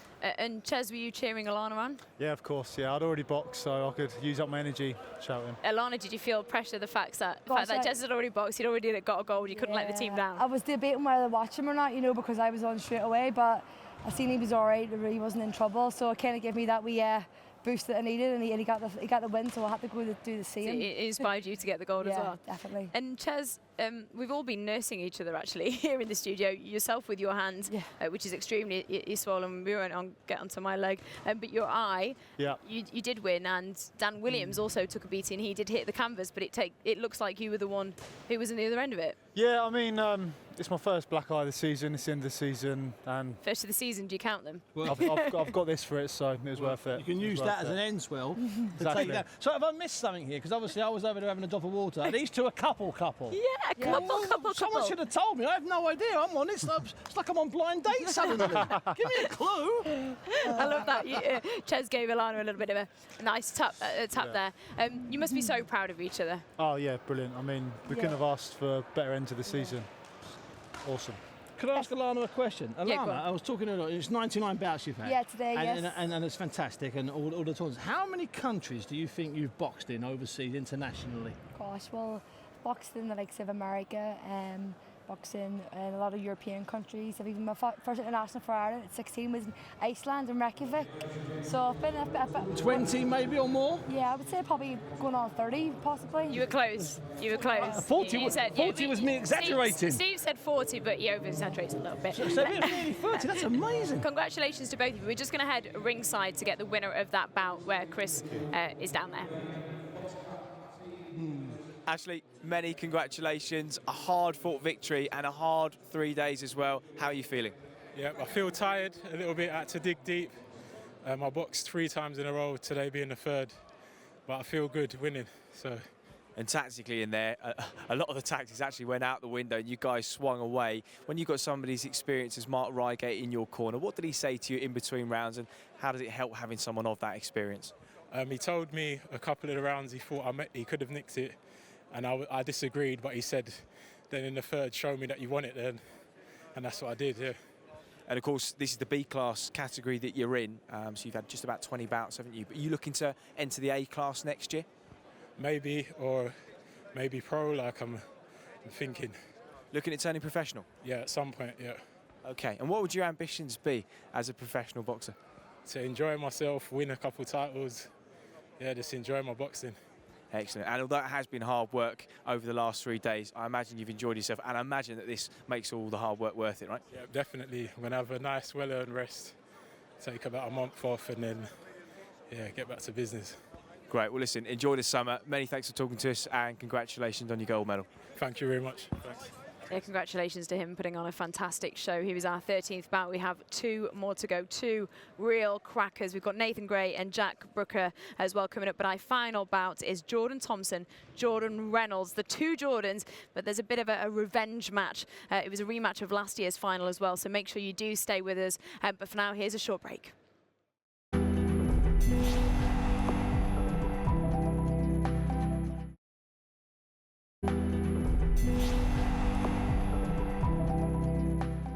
Welcome along to the Haringey Box Cup. You can see a couple of boxers there in the ring. That is our 14th fight of the afternoon. This is the Haringey Box Cup finals. We've been here all weekend. It started with 500 registrating, 390 who made the weight, and so many boxers that we've now got back down to 30 at the finals, which is 15 bouts, and we're on our 14th. And Steve Bunce is sat laughing at me because there's so many boxers and so many bouts, and we've been on 2 hours off today. Yeah, That's actually, right. I was going to say we've been on air since 1 p.m, but actually Not that's me. not correct. I've been on air since 1 p.m, and I think you rocked up about 4 Oh, p.m. I've had did my you? feet up, yeah. Yeah, No, thanks I've very done much. half Yeah, well, and also we're joined by Valerian Spicer. Thank you so much. It's a real pleasure to have you on air, and congratulations because you're representing Dominica. Yes, Dominica, not the Dominican Republic. Yeah, I'm glad I got it right. Dominica, not the Dominican Republic, in the Pan-American competition, which is July. It's soon. You flying off soon? Yeah, exactly. Flying off on the 7th of July, Pan American Games. Yeah, boxing Can you on tell the us 20th. a little bit more about it?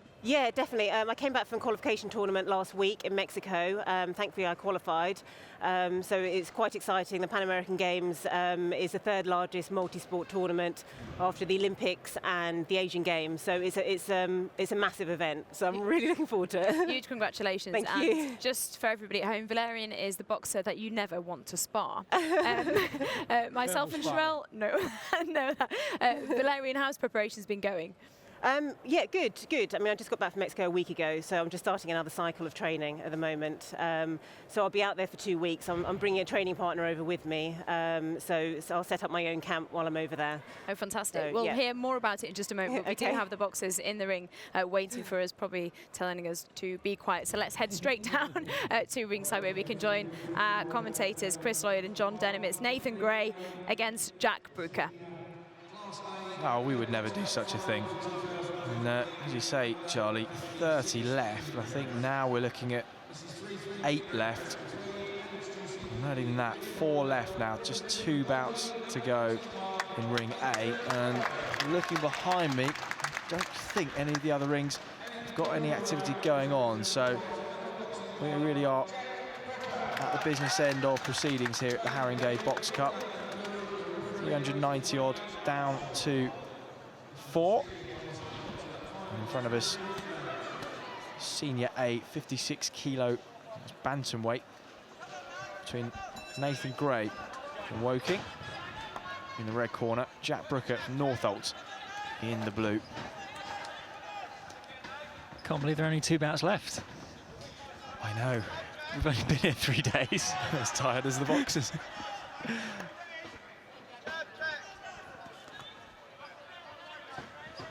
Brooker, tall, rangy southpaw, holding the centre of the ring in the blue. Nathan Gray, Great Britain flag on his shorts.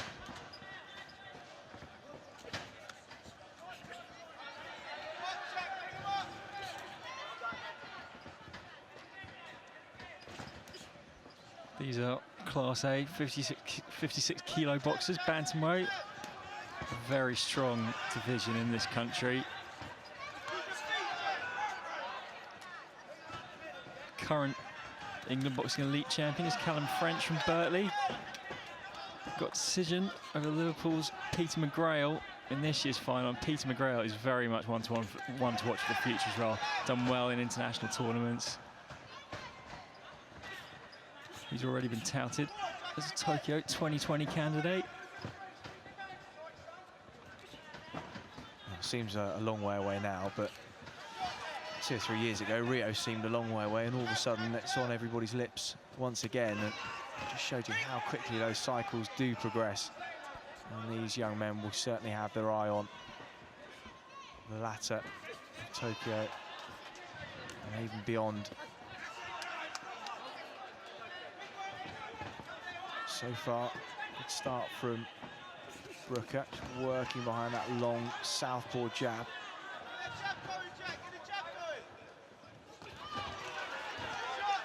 Nathan Gray trying to work himself inside the pocket.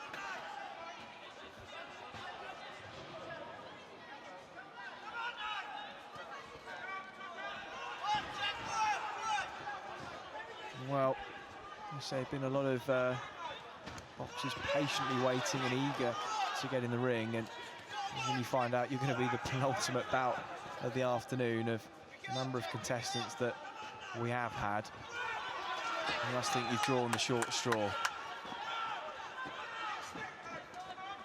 And a real testament to these young men, John, that the amount of waiting and weighing in, late nights and early mornings that they've had over the last 3 days, as well as competing, that the standard has been as high as it has, and as we said, it's good preparation for those international competitions in the future, and testament to the quality that we have seen this weekend.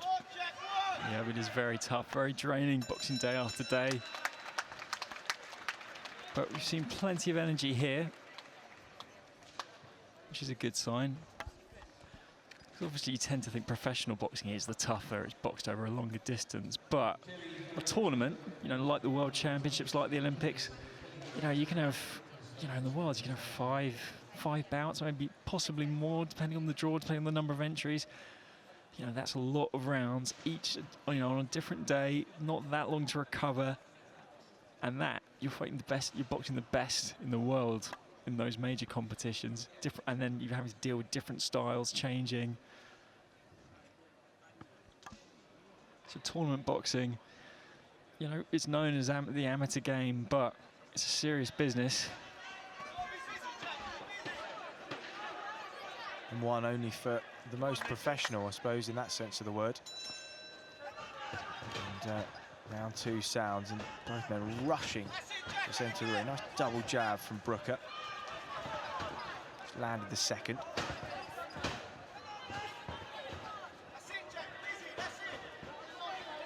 Nathan Gray a little bit short with that jab.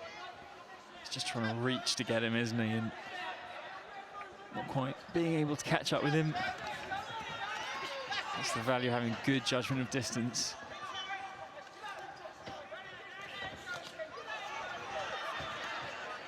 Jack Brooker just controlling the early stages of this second round.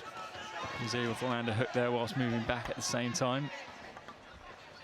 It's not an easy skill. He's done it there, but the success for Nathan Gray with that lead left hook.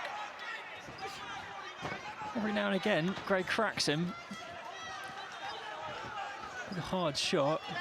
His hands of Jack Brooker very low indeed as well. So using those reflexes, timing those counters well, just bring that head out of range. Not much else to protect the head, apart from his reflexes. Well, maybe Brooker's been watching Ali Straw too much. Maybe he has.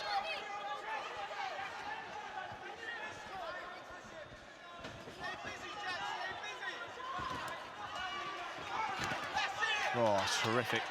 A little 1-2 uppercut combination to the body, and then a short, sharp shot to the head from Jack Brooker. That's eye-catching stuff for the judges ringside.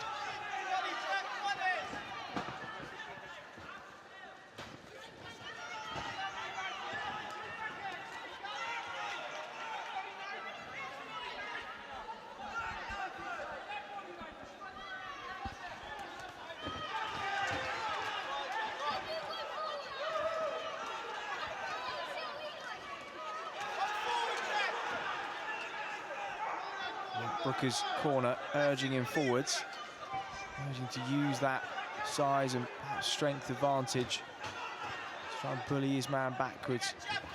Nathan Gray has just turned the second half of this round.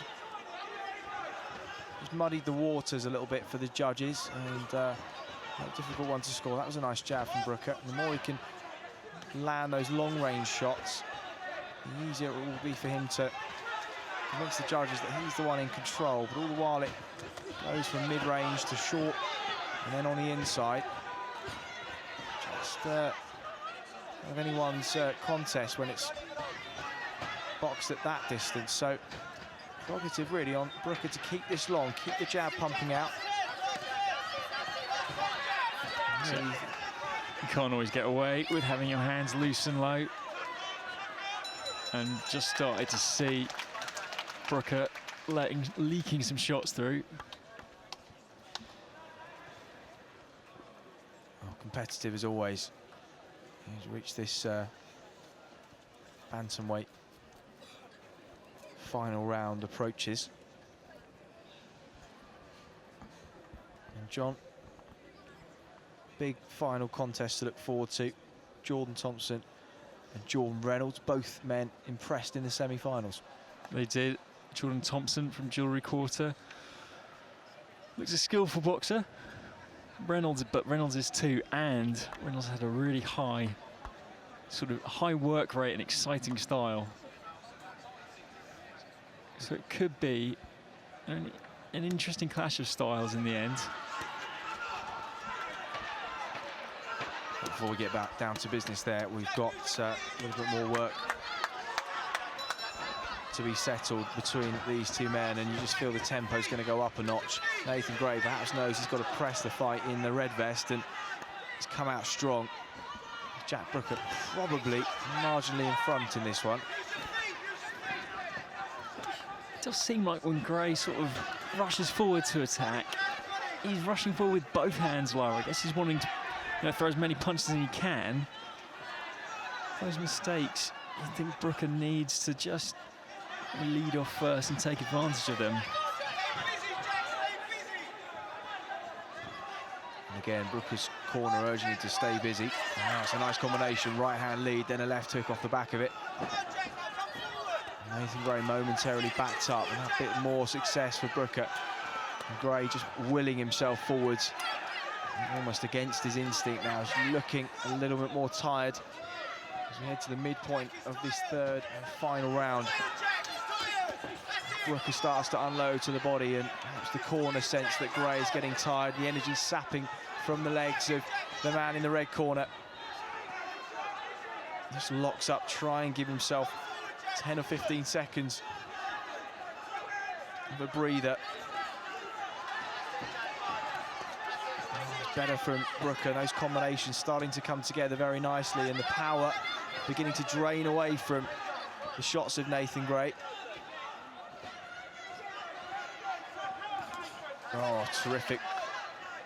1-2 sharp combination straight through the chin of Gray. Took them well, but he's looking more and more weary as this bout progresses. And Brooker still looking sharp, picking his shots.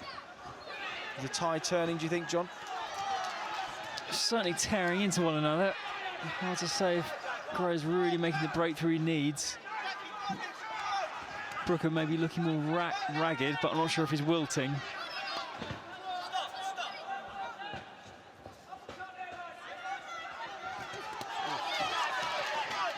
Nice lead uppercut from Gray. Brooker responded with a left hand of his own. That was good, just took the hit and struck back himself straight away. Oh, that was nice. Lead uppercut, followed by the hook from Brooker. The eye-catching work surely has come from the man in blue in this final round, but Nathan Gray won't go quietly. Real urgency from Gray, isn't there?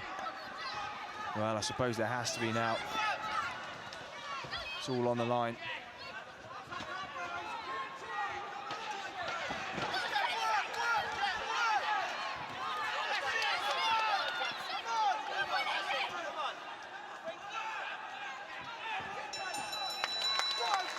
Well, both men raise their hands and touch gloves in mutual appreciation.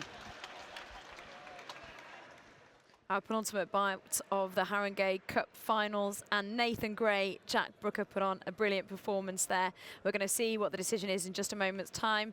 Steve, what's your thoughts on both of those bouts, apart from Jack Brooker, because I know you're saying how good looking he is? Yeah, I love that little bit of wedge of hair he's got. It's fantastic, and he was really... Never mind the boxes. I tell you what's interesting, Charlie. All just said, I was here last night for 3 or 4 hours. You did a couple of hours, an hour or so on air. I've spoken to people about the Friday fights. We've seen some of the Friday fights, and we've watched these fights tonight. I'm amazed how many tight and close and hard fights there are. Even Spencer Oliver, when he was up here, we got the winner wrong in one fight. I've got the winner wrong several times tonight. I've got it right a couple of times. It's been hard. I don't want to pick a winner there. Now, that's testimony to something with, 391 boxers weighing in. That was our 319th bout, and we're still getting razor-thin fights. It's just incredible talent, isn't it, here in this competition, which we said, we've mentioned so many times how many boxers are here, how many fights we've had. Started with 500 registering. They're about to make the decision to see whether it's Nathan Gray or Jack Brooker. We're not going to try and call it or give you our prediction anymore, because we keep getting them wrong, as Steve mentioned, as they're so close, so many split decisions. Let's see whose arm the referee's going to lift. Looks like both fighters think they've won it. Let's see whether it's Nathan Gray or Jack Brooker. 6 kilograms by way of a split points decision, Nathan Gray. And it was Nathan Gray from Woking. Congratulations to him. Valerian, you've boxed at this competition quite a few times. You've won twice, yes. And you also boxed locally too out of Islington right, Club. yes. So you're fighting in the Pan America competition, but you're still here. You're still a local yes, lass, exactly. as to say. But your first bout was here, and you lost. How much of a grounding is this competition? Yeah, it feels quite special because I'd only been training 4 months at the time, and I was supposed to have had a bout before the Haringey, and boxed in the Haringey. I lost, unfortunately, and it was the end of the season, but it really gave me a lot of enthusiasm to carry on. Yeah, I can imagine. And Guy Williamson, thank you very much for joining us. Current chairman of Fitzroy Lodge, also a sports barrister, I think you can tell with the outfit. Thank you very much. And also Steve's best mate. Are you best mates? He was joint best man. Joint. joint. Best man. I know a lot of people back in the day. Both my friends, my best man. Guy, how special is this competition? Well, I think it's very important to young boxers. You can see the expression on the fighters' faces, how important it is to hold the trophy, to hold the gold medal. It's very important to them, and it's fundamental to grassroots boxing. At the bottom level and at the elite level, it's very important to have boxed in a competition like this, as opposed to dinner shows. This is the grassroots of boxing, where you're going to see the skill, the tenacity, the expertise, all that they've put, the hard work that they've put in the gym, and it's absolutely fantastic. Valerie, what was it like for you when you won this competition? What did it make you feel? On top of the world, yeah. I mean, winning is always such a great feeling. But also this tournament, it's as close to it as an international tournament as you can get. So yeah, it's a good one. Yeah, we've seen so many people, so many famous names win here. Nicola Adams, Anthony Joshua, 5-time world champion, Katie Taylor. Guy, are you going to stay with us, because we've got the two Jordans, as we're now dubbing it, and this is the fight that Steve has been building up all weekend, so I hope it's a good one. Jordan Thompson, it will be. Jordan Reynolds. Yeah, what it is, it's a leftover from last year. So basically, you know, with pros, they always have those titles above the show. So it's you know, revenge or rematch. This one's unfinished business. Last year, Jordan Reynolds managed to sneak a decision over Jordan Thompson. They were both down at 69 kilos. They've both got up, I think, to 75 this 75. year. But they're still sort of babyish. You know, they're not fully grown 29-year-old men. There's a lot at stake.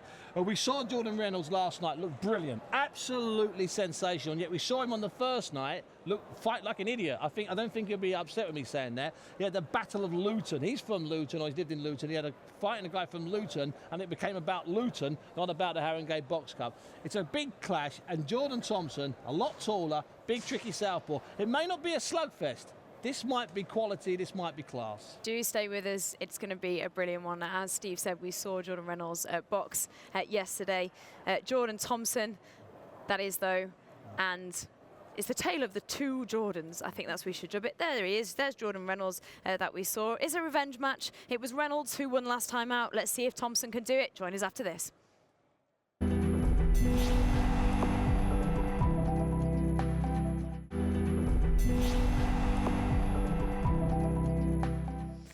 Welcome back to the Haringey Box Cup. It is just gone 7 o'clock, which means we're on our final bout. We have had 14 fights, which means this is our 15th fight, and we've left a cracker for you. It is Jordan Thompson against Jordan Reynolds, the tale of the two Jordans. They've both met each other before. It was Reynolds who got the better of Thompson. Let's hear from them. We spoke to them earlier. My name is Jordan Thompson. I'm from Birmingham. I box out of Jordan Quarter, ABC. And my opponent is Jordan Reynolds. It's a rematch. And it's a final, and it's a main event, and I'm ready. Hello, my name is Jordan Reynolds. I'm from Luton Town, and I box out of Hodderson ABC. I'm here today in the Haringey Box Cup finals, and I'm hoping to become a two-weight champion.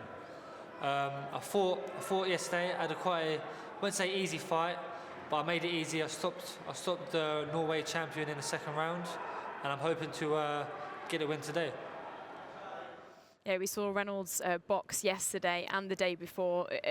Basically a tale, I'm saying the tale of two Jordans, but it's a tale of two fights. And Valerie, you saw them as well, didn't you? You saw Reynolds on the Friday fight, which was a complete brawl. What did you think of it? Yes, I know, I thought the same. It was. I wasn't out of turn by saying it was a complete brawl. Steve, what did you make of it? Well, it's quite simple. It was a battle of Luton. They threw the stuff at her in the 17, and Leo in the corner was disgusted with Jordan, but there's nothing he could do because it was nothing to do with boxing. It was about bragging rights on the streets, what I heard. Yesterday, he was class, brilliant. That was the best single performance I saw yesterday. I know the guy he fought had no chance, but he looked brilliant doing it. Guy, very quick words on the two Jordans. I think they're just about, well, they are in the ring now, so we're going to have to go to the bell in a second. Well, it could be that one of the Jordans has peaked and the other one's coming to boil at the right time, so it's going to be a very, very interesting contest. Yeah, we'll see. We're about to go to the bell now, so let's head over to our commentators, Chris and John, for the tale of the two Jordans. Well, here we are. The final bout of the Haringey 2015 Box Cup finals. We've saved potentially the best until last, and you hear the crowd The noise level's gone up. Everybody stayed for this one. Nothing quite like a grudge match or a grudge rematch in boxing, John. No, absolutely. Reynolds, he's staring right at him, looks focused. Reynolds has got the beating of Thompson.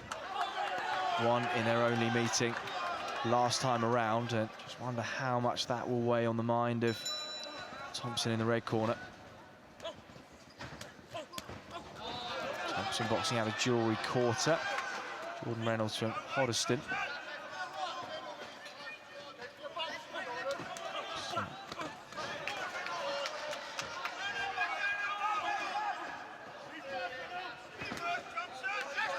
Jordan Thompson looked terrific in qualifying for the final yesterday afternoon, and he had a rather static and much smaller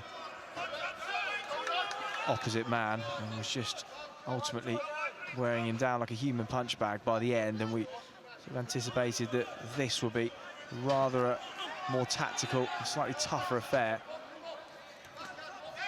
Yep, Jordan Thompson should have a trickier style for Reynolds. Tall southpaw, using his jab. Reynolds brings in nice uppercut left hook combination.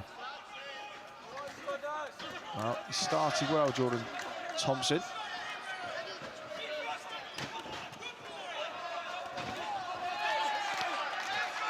Nice lead right hook.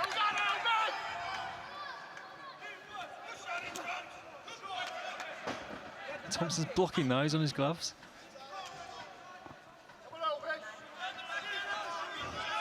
But Reynolds had been cleverly throwing his right high, then repeating a jab, but sending them right down to the body, and that's a heavy shot. Thompson takes it. Slamming in that left hook to the body. Thompson took it well. Reynolds will be looking to lead with that right hand. If he can get Thompson static enough to do so. There's the right hand, doubles it up that time. Thompson trying to maneuver himself into position. Reynolds not going to let him off the hook, pins him into the corner, bangs that left hook into the body off the back of a combination. Just both men missing with their lead hands, or backhand rather. It's good pinpoint accuracy from Jordan Reynolds.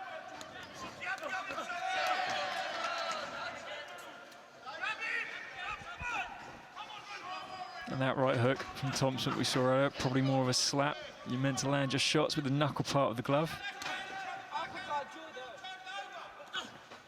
And the sound of those punches snapping, but it's snapping some of those off the glove. There's a key example. And Thompson lands a nice right hook lead to the body, and then a short right hook off the back of it. Reynolds responds with some nice, short, sharp uppercuts on the inside. A little flurry there. A good variety of work from both boxers, and now it's Reynolds who decides to turn southpaw. Back to orthodox now as the bell for the end of the first round goes. They just give each other a nod of acknowledgement as they head back to that corner. How did you see that one, John? I like the look of what Reynolds was doing. You know, Thompson, he's taller, longer. He was throwing a few nice straight shots, but what Reynolds was doing well was bringing his punches up underneath him as uppercuts.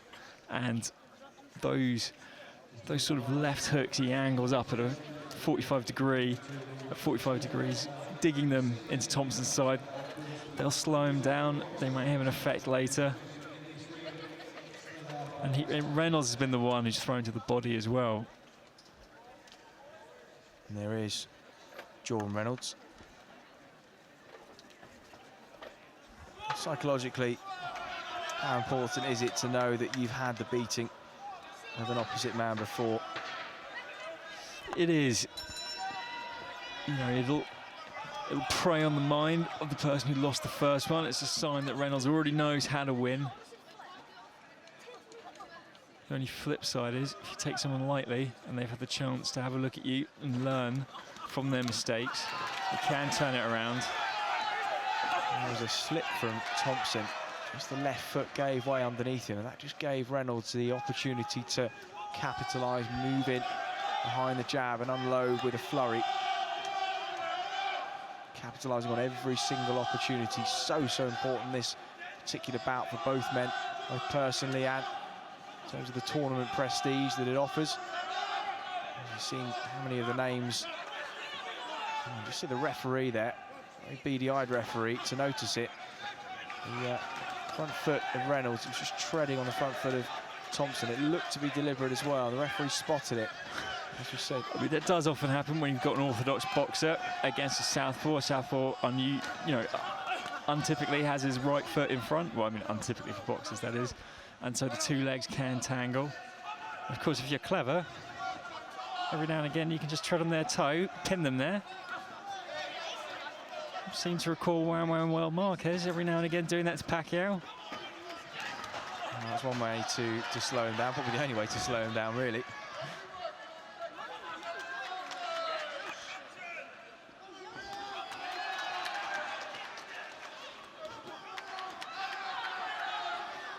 Solid work from Reynolds. Moves in, works to the body, gets out of range again. Good response from Thompson. Heating up nicely, this.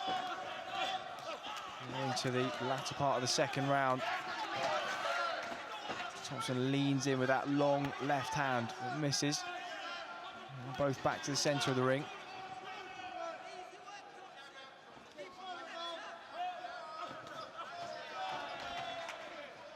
Thompson uses that lead jab just to worry at Reynolds. Was stop him coming in, but now Reynolds has got through, got into the inside. Not been able to connect too much with that attack.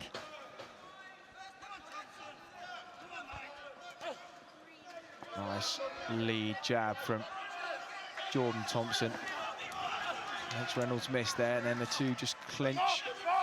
Oh, that was good from Reynolds, though. Just managed to back his man up onto the ropes, unload with a flurry. Now bangs that right hand in. Most of it come off the shoulder.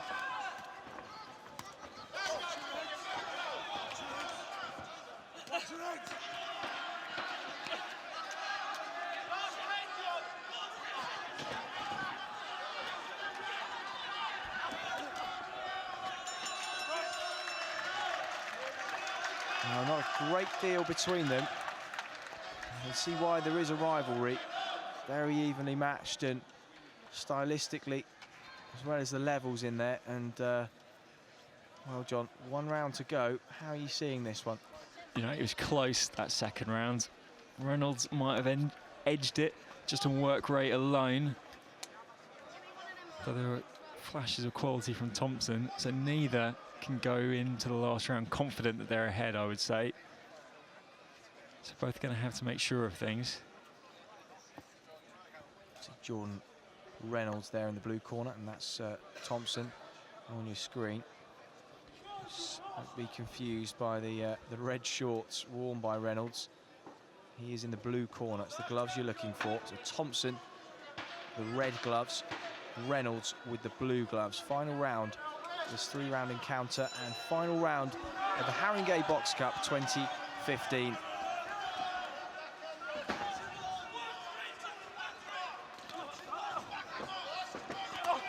Nice combination from Reynolds, backing Thompson into the corner, but Thompson covers up well, moves off to his right-hand side.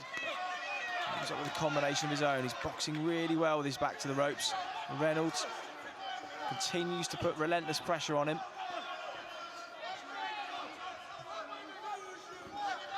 So although they're leaning on each other, there's not a great deal of holding. It's good work on the inside.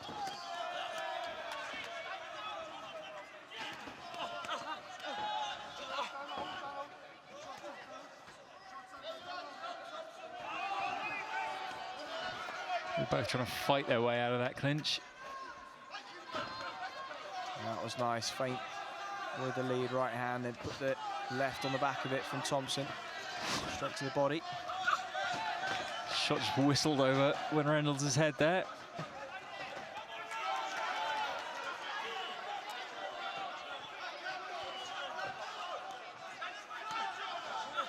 Reynolds drills in those little shots. They're light, but he was the one working there. And he pushes Thompson back towards the ropes. He hasn't managed to trap him in the corner. And it's the accumulation and the volume of those shots rather than the individual ones landed themselves that do the damage, or just suck the air out of the lungs, slow the legs down. That's what Reynolds is aiming for. Thompson still looks pretty fleet of foot. And that was a nice lead jab to the body from Jordan Thompson.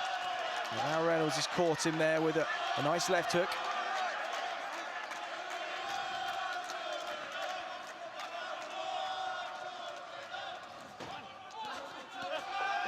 It's another good combination from Thompson. Real ebb and flow to this final encounter.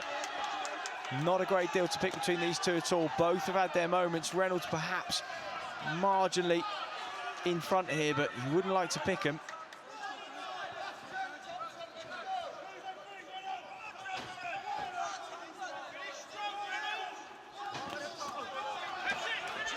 I just wonder if those final punches, hitting the body then the head, could they be the decisive ones that swing it Reynolds' way?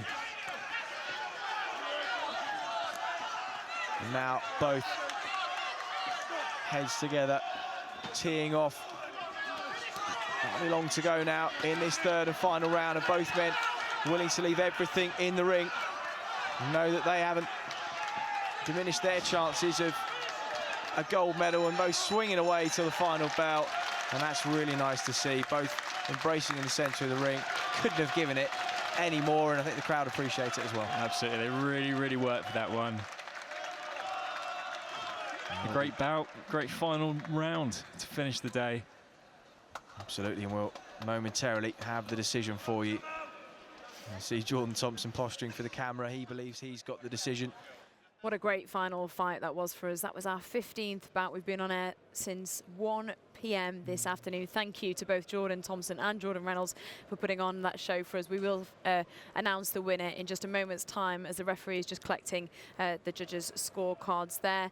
Steve, which way would you call it? We've watched both of these gents fight. We've watched a lot of Jordan Reynolds, though, over the weekends. How would you see his skill set fare in that final compared to what we've seen in the two previous? Well, they were both knackered, but Jordan Reynolds did just enough in all 3 rounds, in my opinion. It wasn't a lot in it. I think he just did enough. He adapted better to being exhausted.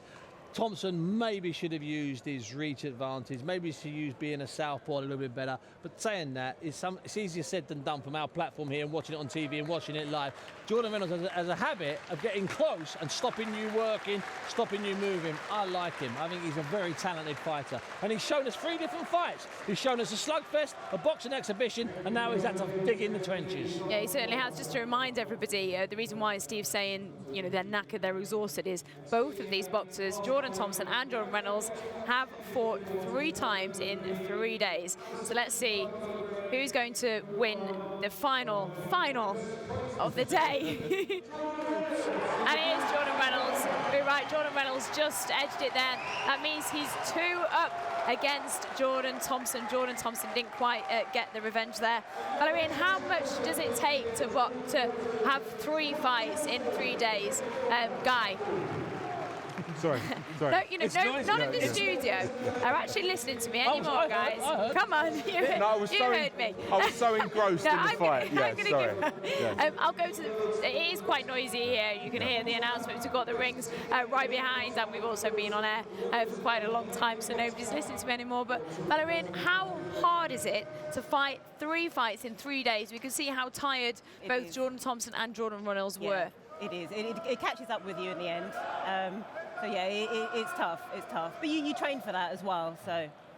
And just to point out, Charlie, you don't do it in the Olympics. You don't fight Tuesday, Wednesday, Thursday in the Olympics. You don't do it in the Europeans. You don't do it in the Commonwealths. You don't do it in the World Championships. You don't do it in the European Games.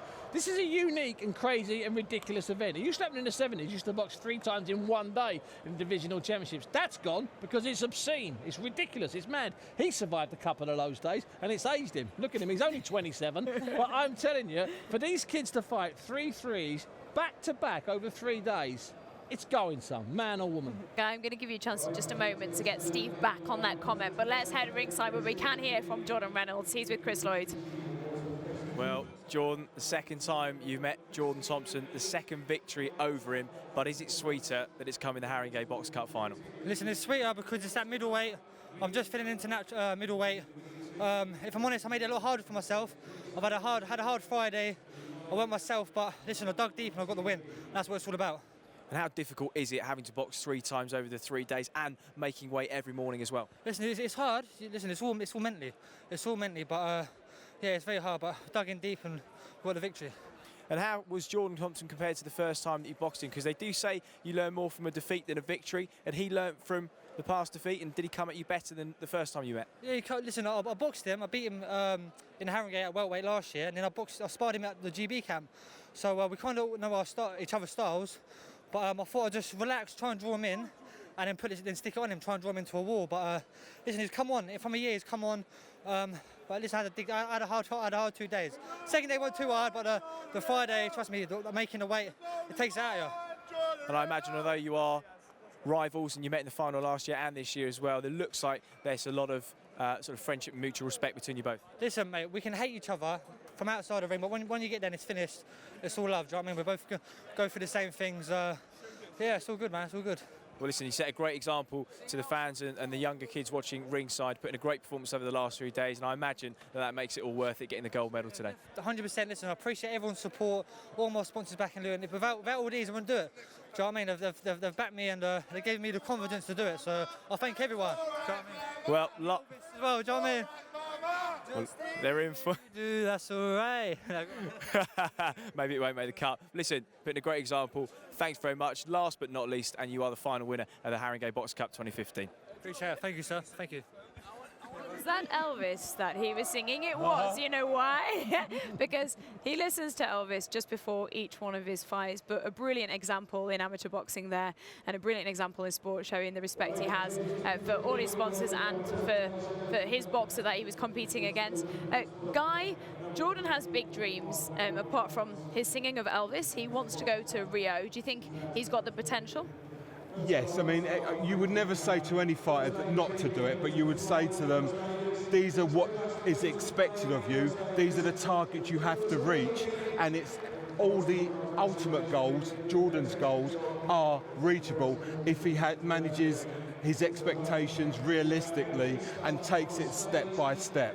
You would never say to a fighter, no, you can't go to Rio, but this is what you have to do to get to Rio. And how impressed were you of how he's boxed over these 3 days? As Steve said, we've seen him kind of step back and box on the back foot. We've seen a slugfest, and then we've seen him do the business here when he's tired. Dig deep. Yeah.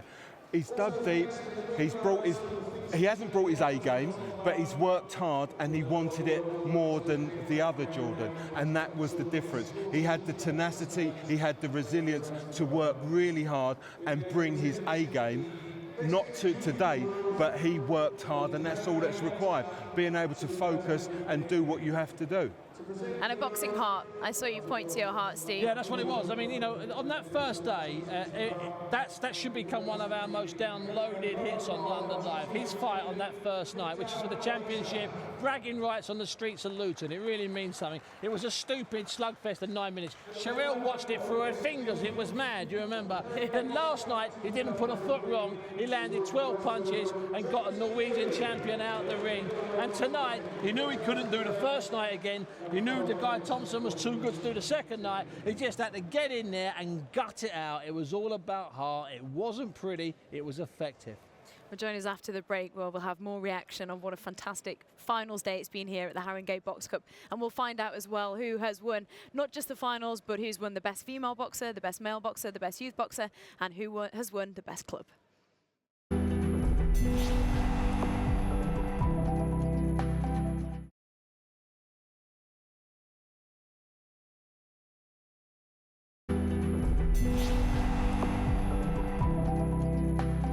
Mike, Welcome back to London Live. This is a Haringey Box Cup. We have had 15 bouts for you for the final. I'm Charlie Webster and I've been with you from 1 p.m. and I think we're now at 7:30, so I think it's a marathon epic broadcast. Thank you so much for joining us, and we do have a few announcements to make and a little bit of a look back at some of the action, so stay with us. We've got some great fights to show you and our best pick as well. We're going to try and show you Mason Smith and Ali Shura, who was an incredible fight for me, definitely the bout of the tournament. But now joining me in the studio is James Cleary. Congratulations, James.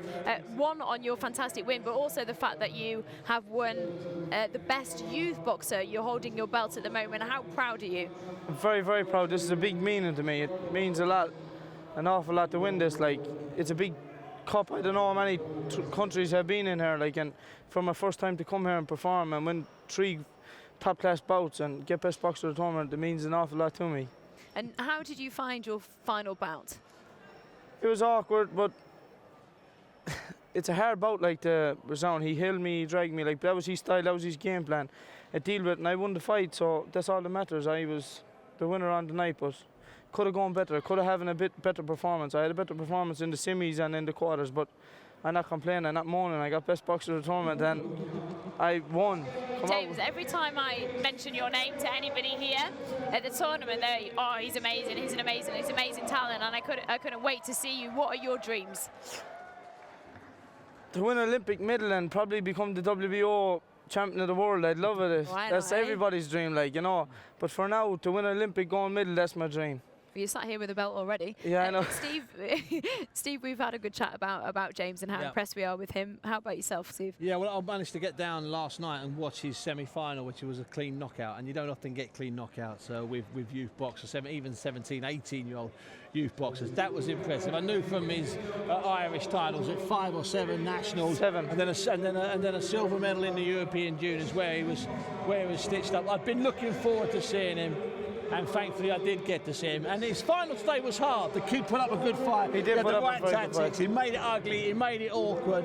You won. You deserved to win, but it was a tight fight. Yeah, it was his game plan from the start. Like, don't let me sink my feet because over the semi-final, and keep me on the move so I couldn't bang hard. And, you know, that was his game plan. I appreciate his game plan, but it was just an ugly fight for me because in England, every time I come here, I perform. Every time I come here, the crowd loves me here, right? He's an English boxer, and the shouts for him and the shouts for me was different. Like, it was louder, and I'm Irish, you know. And then for him, then to put up a bad performance. It wasn't a bad performance. It was just a bad fight to look at because it was holding, dragging, tearing. Sometimes you have to win ugly. It's as simple as that. Sometimes you can't always look brilliant winning. It's about winning. And you're going back with a belt to go away with the rest of the team. You've got the belt. You've got that title. You're going to go back. You come on. You go on to bigger things. You don't always win with the best fight, but you win. It says W. Especially when you're boxing 3 times as well in 3 days. It must really take it out of you. Stay with us, James. A word in just a moment, but we're going to take a look at Jordan Reynolds. We've just seen his fight against Jordan Thompson. He has just won the best boxer of the tournament. So James Cleary, who we were just talking to there, has won the best youth boxer, and this is Jordan Reynolds, who's just won the best boxer, and just straight from his fight as well against Jordan Thompson. And magically, he's now joined us in the studio with his belt and his medal. Congratulations, Jordan. We've been keeping an eye on you all weekend, commenting on how different all 3 of your fights have been. You're straight from the ring for Jordan Thompson. How pleased are you with your performance in that one? I'm ecstatic. I could have boxed a bit better. I could have boxed a lot better. He's a long-rangey southpaw. I had a lot out of me on the Friday, but listen, you can't be happy. A win's a win. Do you know what I mean? So, we'll talk about that Friday fight in a minute, because don't be too cross with us, but we have said it's a bit of a brawl. Yeah, How pleased are you with the fact that you've won the best boxer of the tournament? Oh, man, I'm grateful, man. That's like dreams come true. Do you know what I mean? I haven't been boxing long. I've been boxing for 4 years, and just the best boxer, senior boxer, the competition. I'm so grateful. Do you know what I mean? So 4 years, you must have moved up a huge learning curve. Yeah. I was in the gym every day.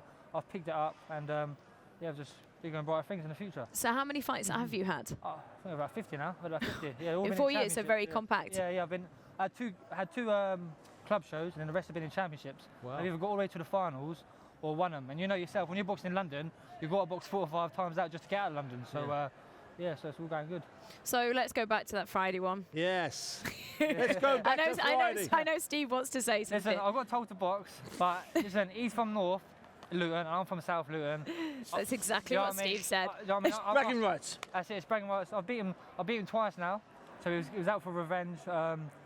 Yeah, listen, I'm the man in Luton now. You can't say nothing. Do you know what I mean? But then yesterday, was brilliant, Charlie, wasn't it? Yesterday you were brilliant. You didn't put a foot wrong against the Norwegian. That was what you do best yesterday. Yeah. That was my game plan. I thought I heard everyone saying I was like Mike Tyson. He comes forward, throws big bombs. I thought, do you know what? Let me just box him, move, take it easy. I could have stopped him in the first round, but I just wanted to pace myself. And then I see the opening in the second round and took him out. So. What did the coach say to you? What did your coach say to you? I think he's standing just to the left of me. After the Friday fight, which was the brawl, going into the Saturday one where you did sit back and you just timed your shots perfectly. The Saturday one, yeah, he just said, go out there. He said, listen, you can't afford to have another hard fight. Do you know what I mean? You've got to make weight again. So he said, just take it easy, use your jab, pick him off. He knows, listen, I'm not one of them fighters who's just got one style. I can adapt to anything. I can have a fight, I can box.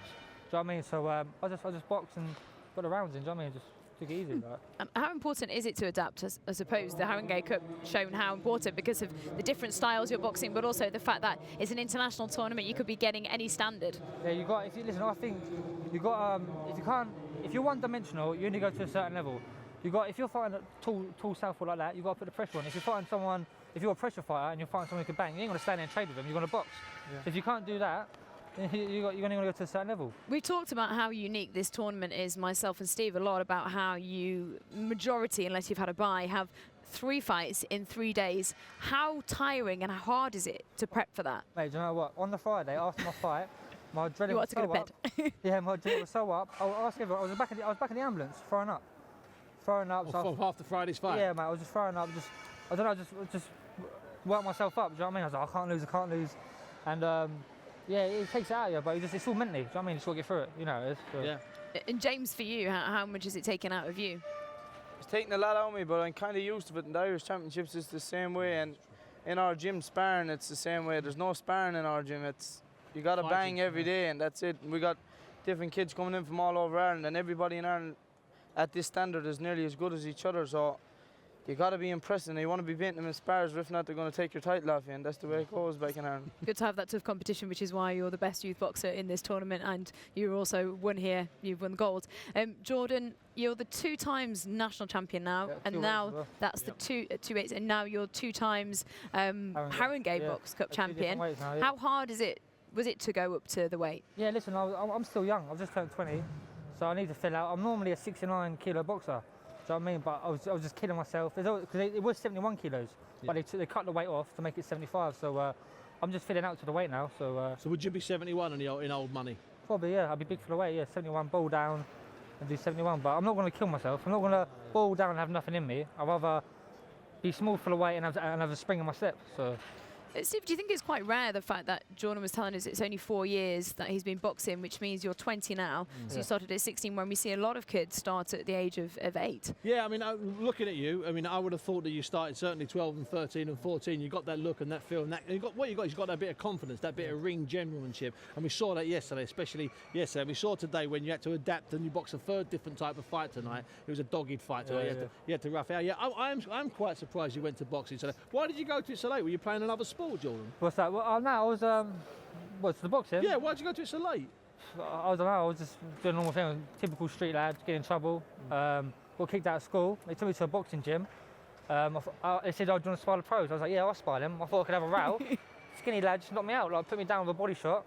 From then on, I just ain't been out of the gym since. So I fell in love with it. So how much has boxing done for you? I've heard a little bit of your story, the fact about Luton, and I remember you saying that a couple of your friends are in prison, and you've not seen some great stuff in your past. Yeah, listen, being from Luton and that probably won't be the person I am today. Do you know what I mean? I've seen a lot of things I shouldn't been, especially family stuff.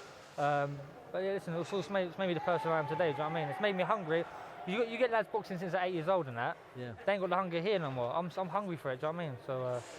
Yeah. Well, thank you to you both. Huge congratulations for winning Best Boxer of the tournament, Male Boxer, and Best Youth Boxer, and for winning the Haringey Box Cup. Thanks to you both, and you're both a real inspiration to boxing. Thank you. Well, join us after the break. We'll have more highlights from the Haringey Box Cup with 15 bouts we've had this afternoon.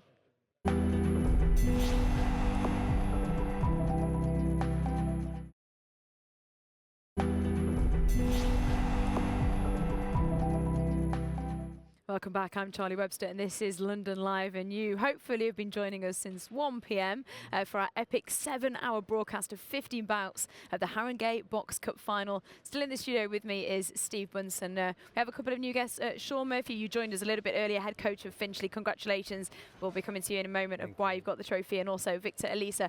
You've got the Police Borough Commander, and on your shirt it says Chief Superintendent. You've been giving out the medals and the trophy as well. Thank you very much for joining us both. Congratulations, Sean, for winning the cup for the very first time. So it was Finchley that won the competition, and its 8th edition. Can you talk us through how many boxers you had in the final and how many won? I had 5 boxers in the final, and I had 4 winners. And it was brilliant, really. It's from all classes as well. It's just not just the elite. I had novices in, because that's what's the good thing about this championship. It's good for the beginners.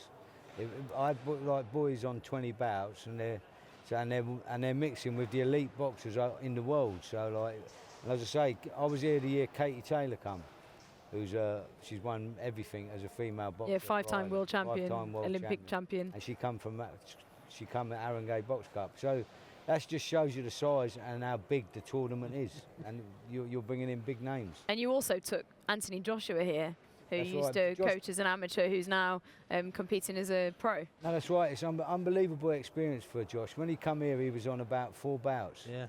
And he boxed a Danish, a Swedish, and an English. Well, you ain't going to get that in your first 10 bouts. He's boxing foreigners in his first 10 bouts. Unbelievable. And that's how he moved on so quick like that. And Victor, you've been here this weekend and giving out the medals, giving out the trophies. How impressed are you with the competition? Oh, it's been terrific. You know, it's my 3rd year being involved in it, and each year's got better. And the guys and the ladies who run it and organise it do a fantastic job. You know, if you consider the number of people who put this together, ridiculous. It's been brilliant. It's been brilliant. Victor, why are the police involved? Well, because again, the question, the way you ask it, really surprising. We do lots of community engagement work. We do lots of stuff with all ages, you know. So as Sean is saying, we don't particularize the group of people we actually engage with. We run a box cup, so everybody, regardless of skill, with enthusiasm, can join. And we do it because this is what we do, you know.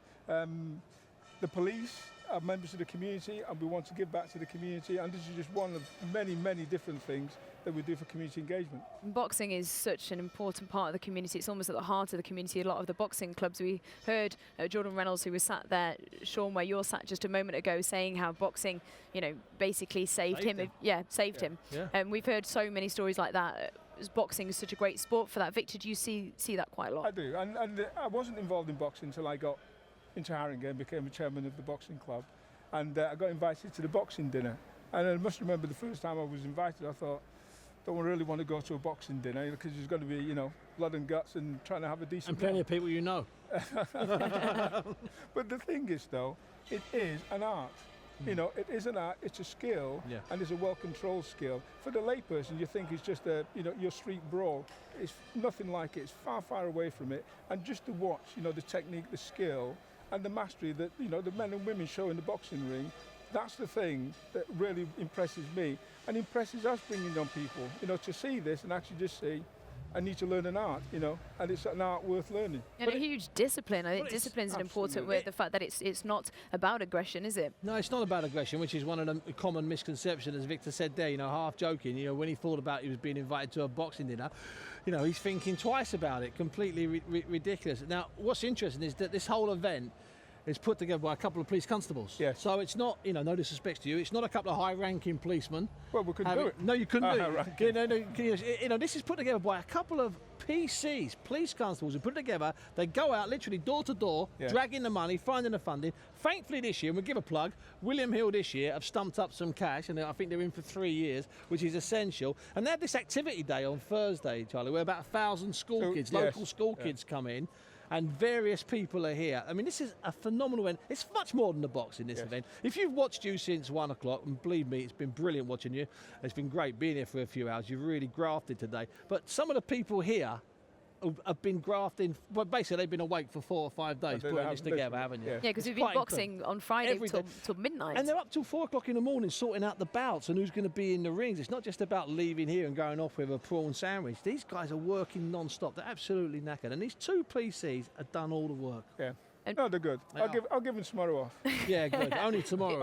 Only tomorrow. need And them. credit to the quality of boxers as well. And just to show how important it is, I have mentioned it a few times throughout the afternoon and evening. 500 boxers registered. One that stood out for me, he didn't win the best boxer of the tournament, that was Jordan Reynolds, but it was one of your guys, Sean, was Mason Smith. His bout was absolutely excellent. We were on the edge of our seats, making a lot of noise up here, weren't we, Steve? Overlooking the balcony.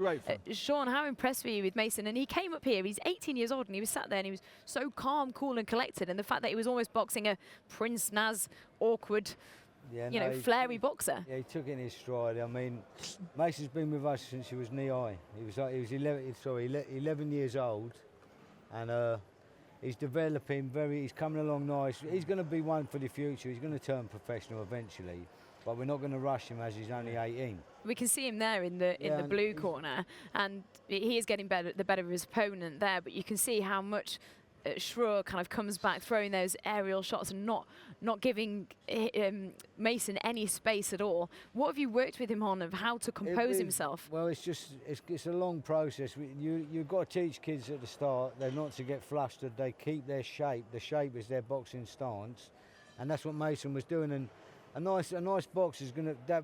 He was swinging wilder at times, that boxer, and he was just picking him off with nice straight shots. And it's just really it's the basic things what make great fighters, doing the basic things well. That's your straight jab, your right hand.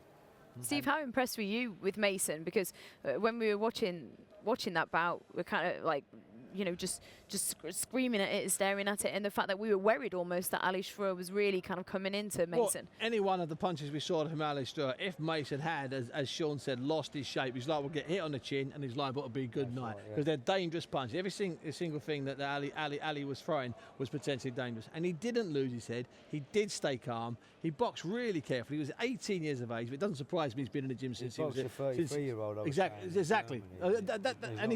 Mentally, that was fantastic for him. Yeah. I mean, sorry, Sean. A lot of boxing is about mental strength, and Mason's very mentally strong. And it's not just you train kids. When I was young, I was started at 12 years old, and you're told you don't feel pain. You're getting it. That's not hurting you. So you become a bit like you'll get a high pain threshold because you're getting used to getting punched, and you've got your trainer telling me you're not getting hurt, you're not hurting, and you get used to it, and it mentally trains you to be strong. Sean, how important has it been for the London clubs, and how important is it for the London clubs to have this competition? This competition for London club is the pinnacle of the season. Everyone looks forward to the Haringey Box Cup, and it's not just about the boxing, it's the atmosphere. We go up and down the country, we're in Birmingham, Sheffield, wherever, and people have been working all day because it's voluntary, and that you get miserable people. I'm not, but you have some ORCs, they haven't got patience. But at the Haringey Box Cup, all the officials, it's a really fun atmosphere, and everyone, they comment about how cheerful everyone is. Because it's just like this is like a dream come true for a lot of these kids. Yeah. They're never going to box in a stadium this big. We've got 4 rings behind us. Yeah, let's not forget, and we've been sat here, and it is quite quiet now. That's because everybody's gone home and the boxing's finished. We have had 15 bouts on from 1 o'clock. But before, we could hardly hear each other. There was that much noise. You get excited. Well, after the Jordan Reynolds fight, we couldn't hear each other. 320 contests, Charlie. 391 boxers, male and female, and as Sean said, some of them absolute raw novices. We had Valerian in earlier on. She had her first ever contest here. And then we had Katie Taylor. She must have won at least 2 world titles by the time she was here. And that's what it is. It's this blend. It's every colour, it's every grade, and it's every single sex, and it's most of the religions. And some of them are either on tag. We don't care. They can fight with a tag on their ankle. Absolutely. Can I just add to what Sean is saying? And that's a really, really important point in the sense of they feel welcomed. Yes. And that doesn't happen by accident. The people that actually organise it have got a real passion for putting this on because they just love the sport. Take away the competition. The men and women in the ring do the competition, but you create an environment in which they can come, enjoy, relax. Even the trainers can relax. the surrounding is fantastic, but you've got to have the atmosphere that goes with that. And testament, and I know you've sung up their praises, I'm going to have to give them something tomorrow. But, you know, testament to the people who put the arrangement together, and it's just brilliant. We've not got long left on air, and I do want to mention Kelly Harrington, who won the best female boxer of the tournament. We've heard from the best male boxer, the best youth boxer, and the best club. A quick one. You've got about 10 seconds to give me Kelly Harrington. Kelly Harrington, for 10 years, she's been in Katie Taylor's shadow. She's from Tipperary. She's won here, and Valerian was really desperate to give her a plug. She's a fantastic boxer. Without Katie Taylor, she might even be an Olympic champion. Yeah, I'm sure we're going to hear more from Kelly Harrington. Everybody's clearing up now, and I'd like to say thank you so much for Sean and Victor. Thank you very much, and congratulations for your team putting it on. Steve, thank you so much for joining me, even though it was halfway through. But it's been fantastic, of course, and thank you also for joining me here at the Haringey Box Cup at Alexandra Palace. Thank you, and good night.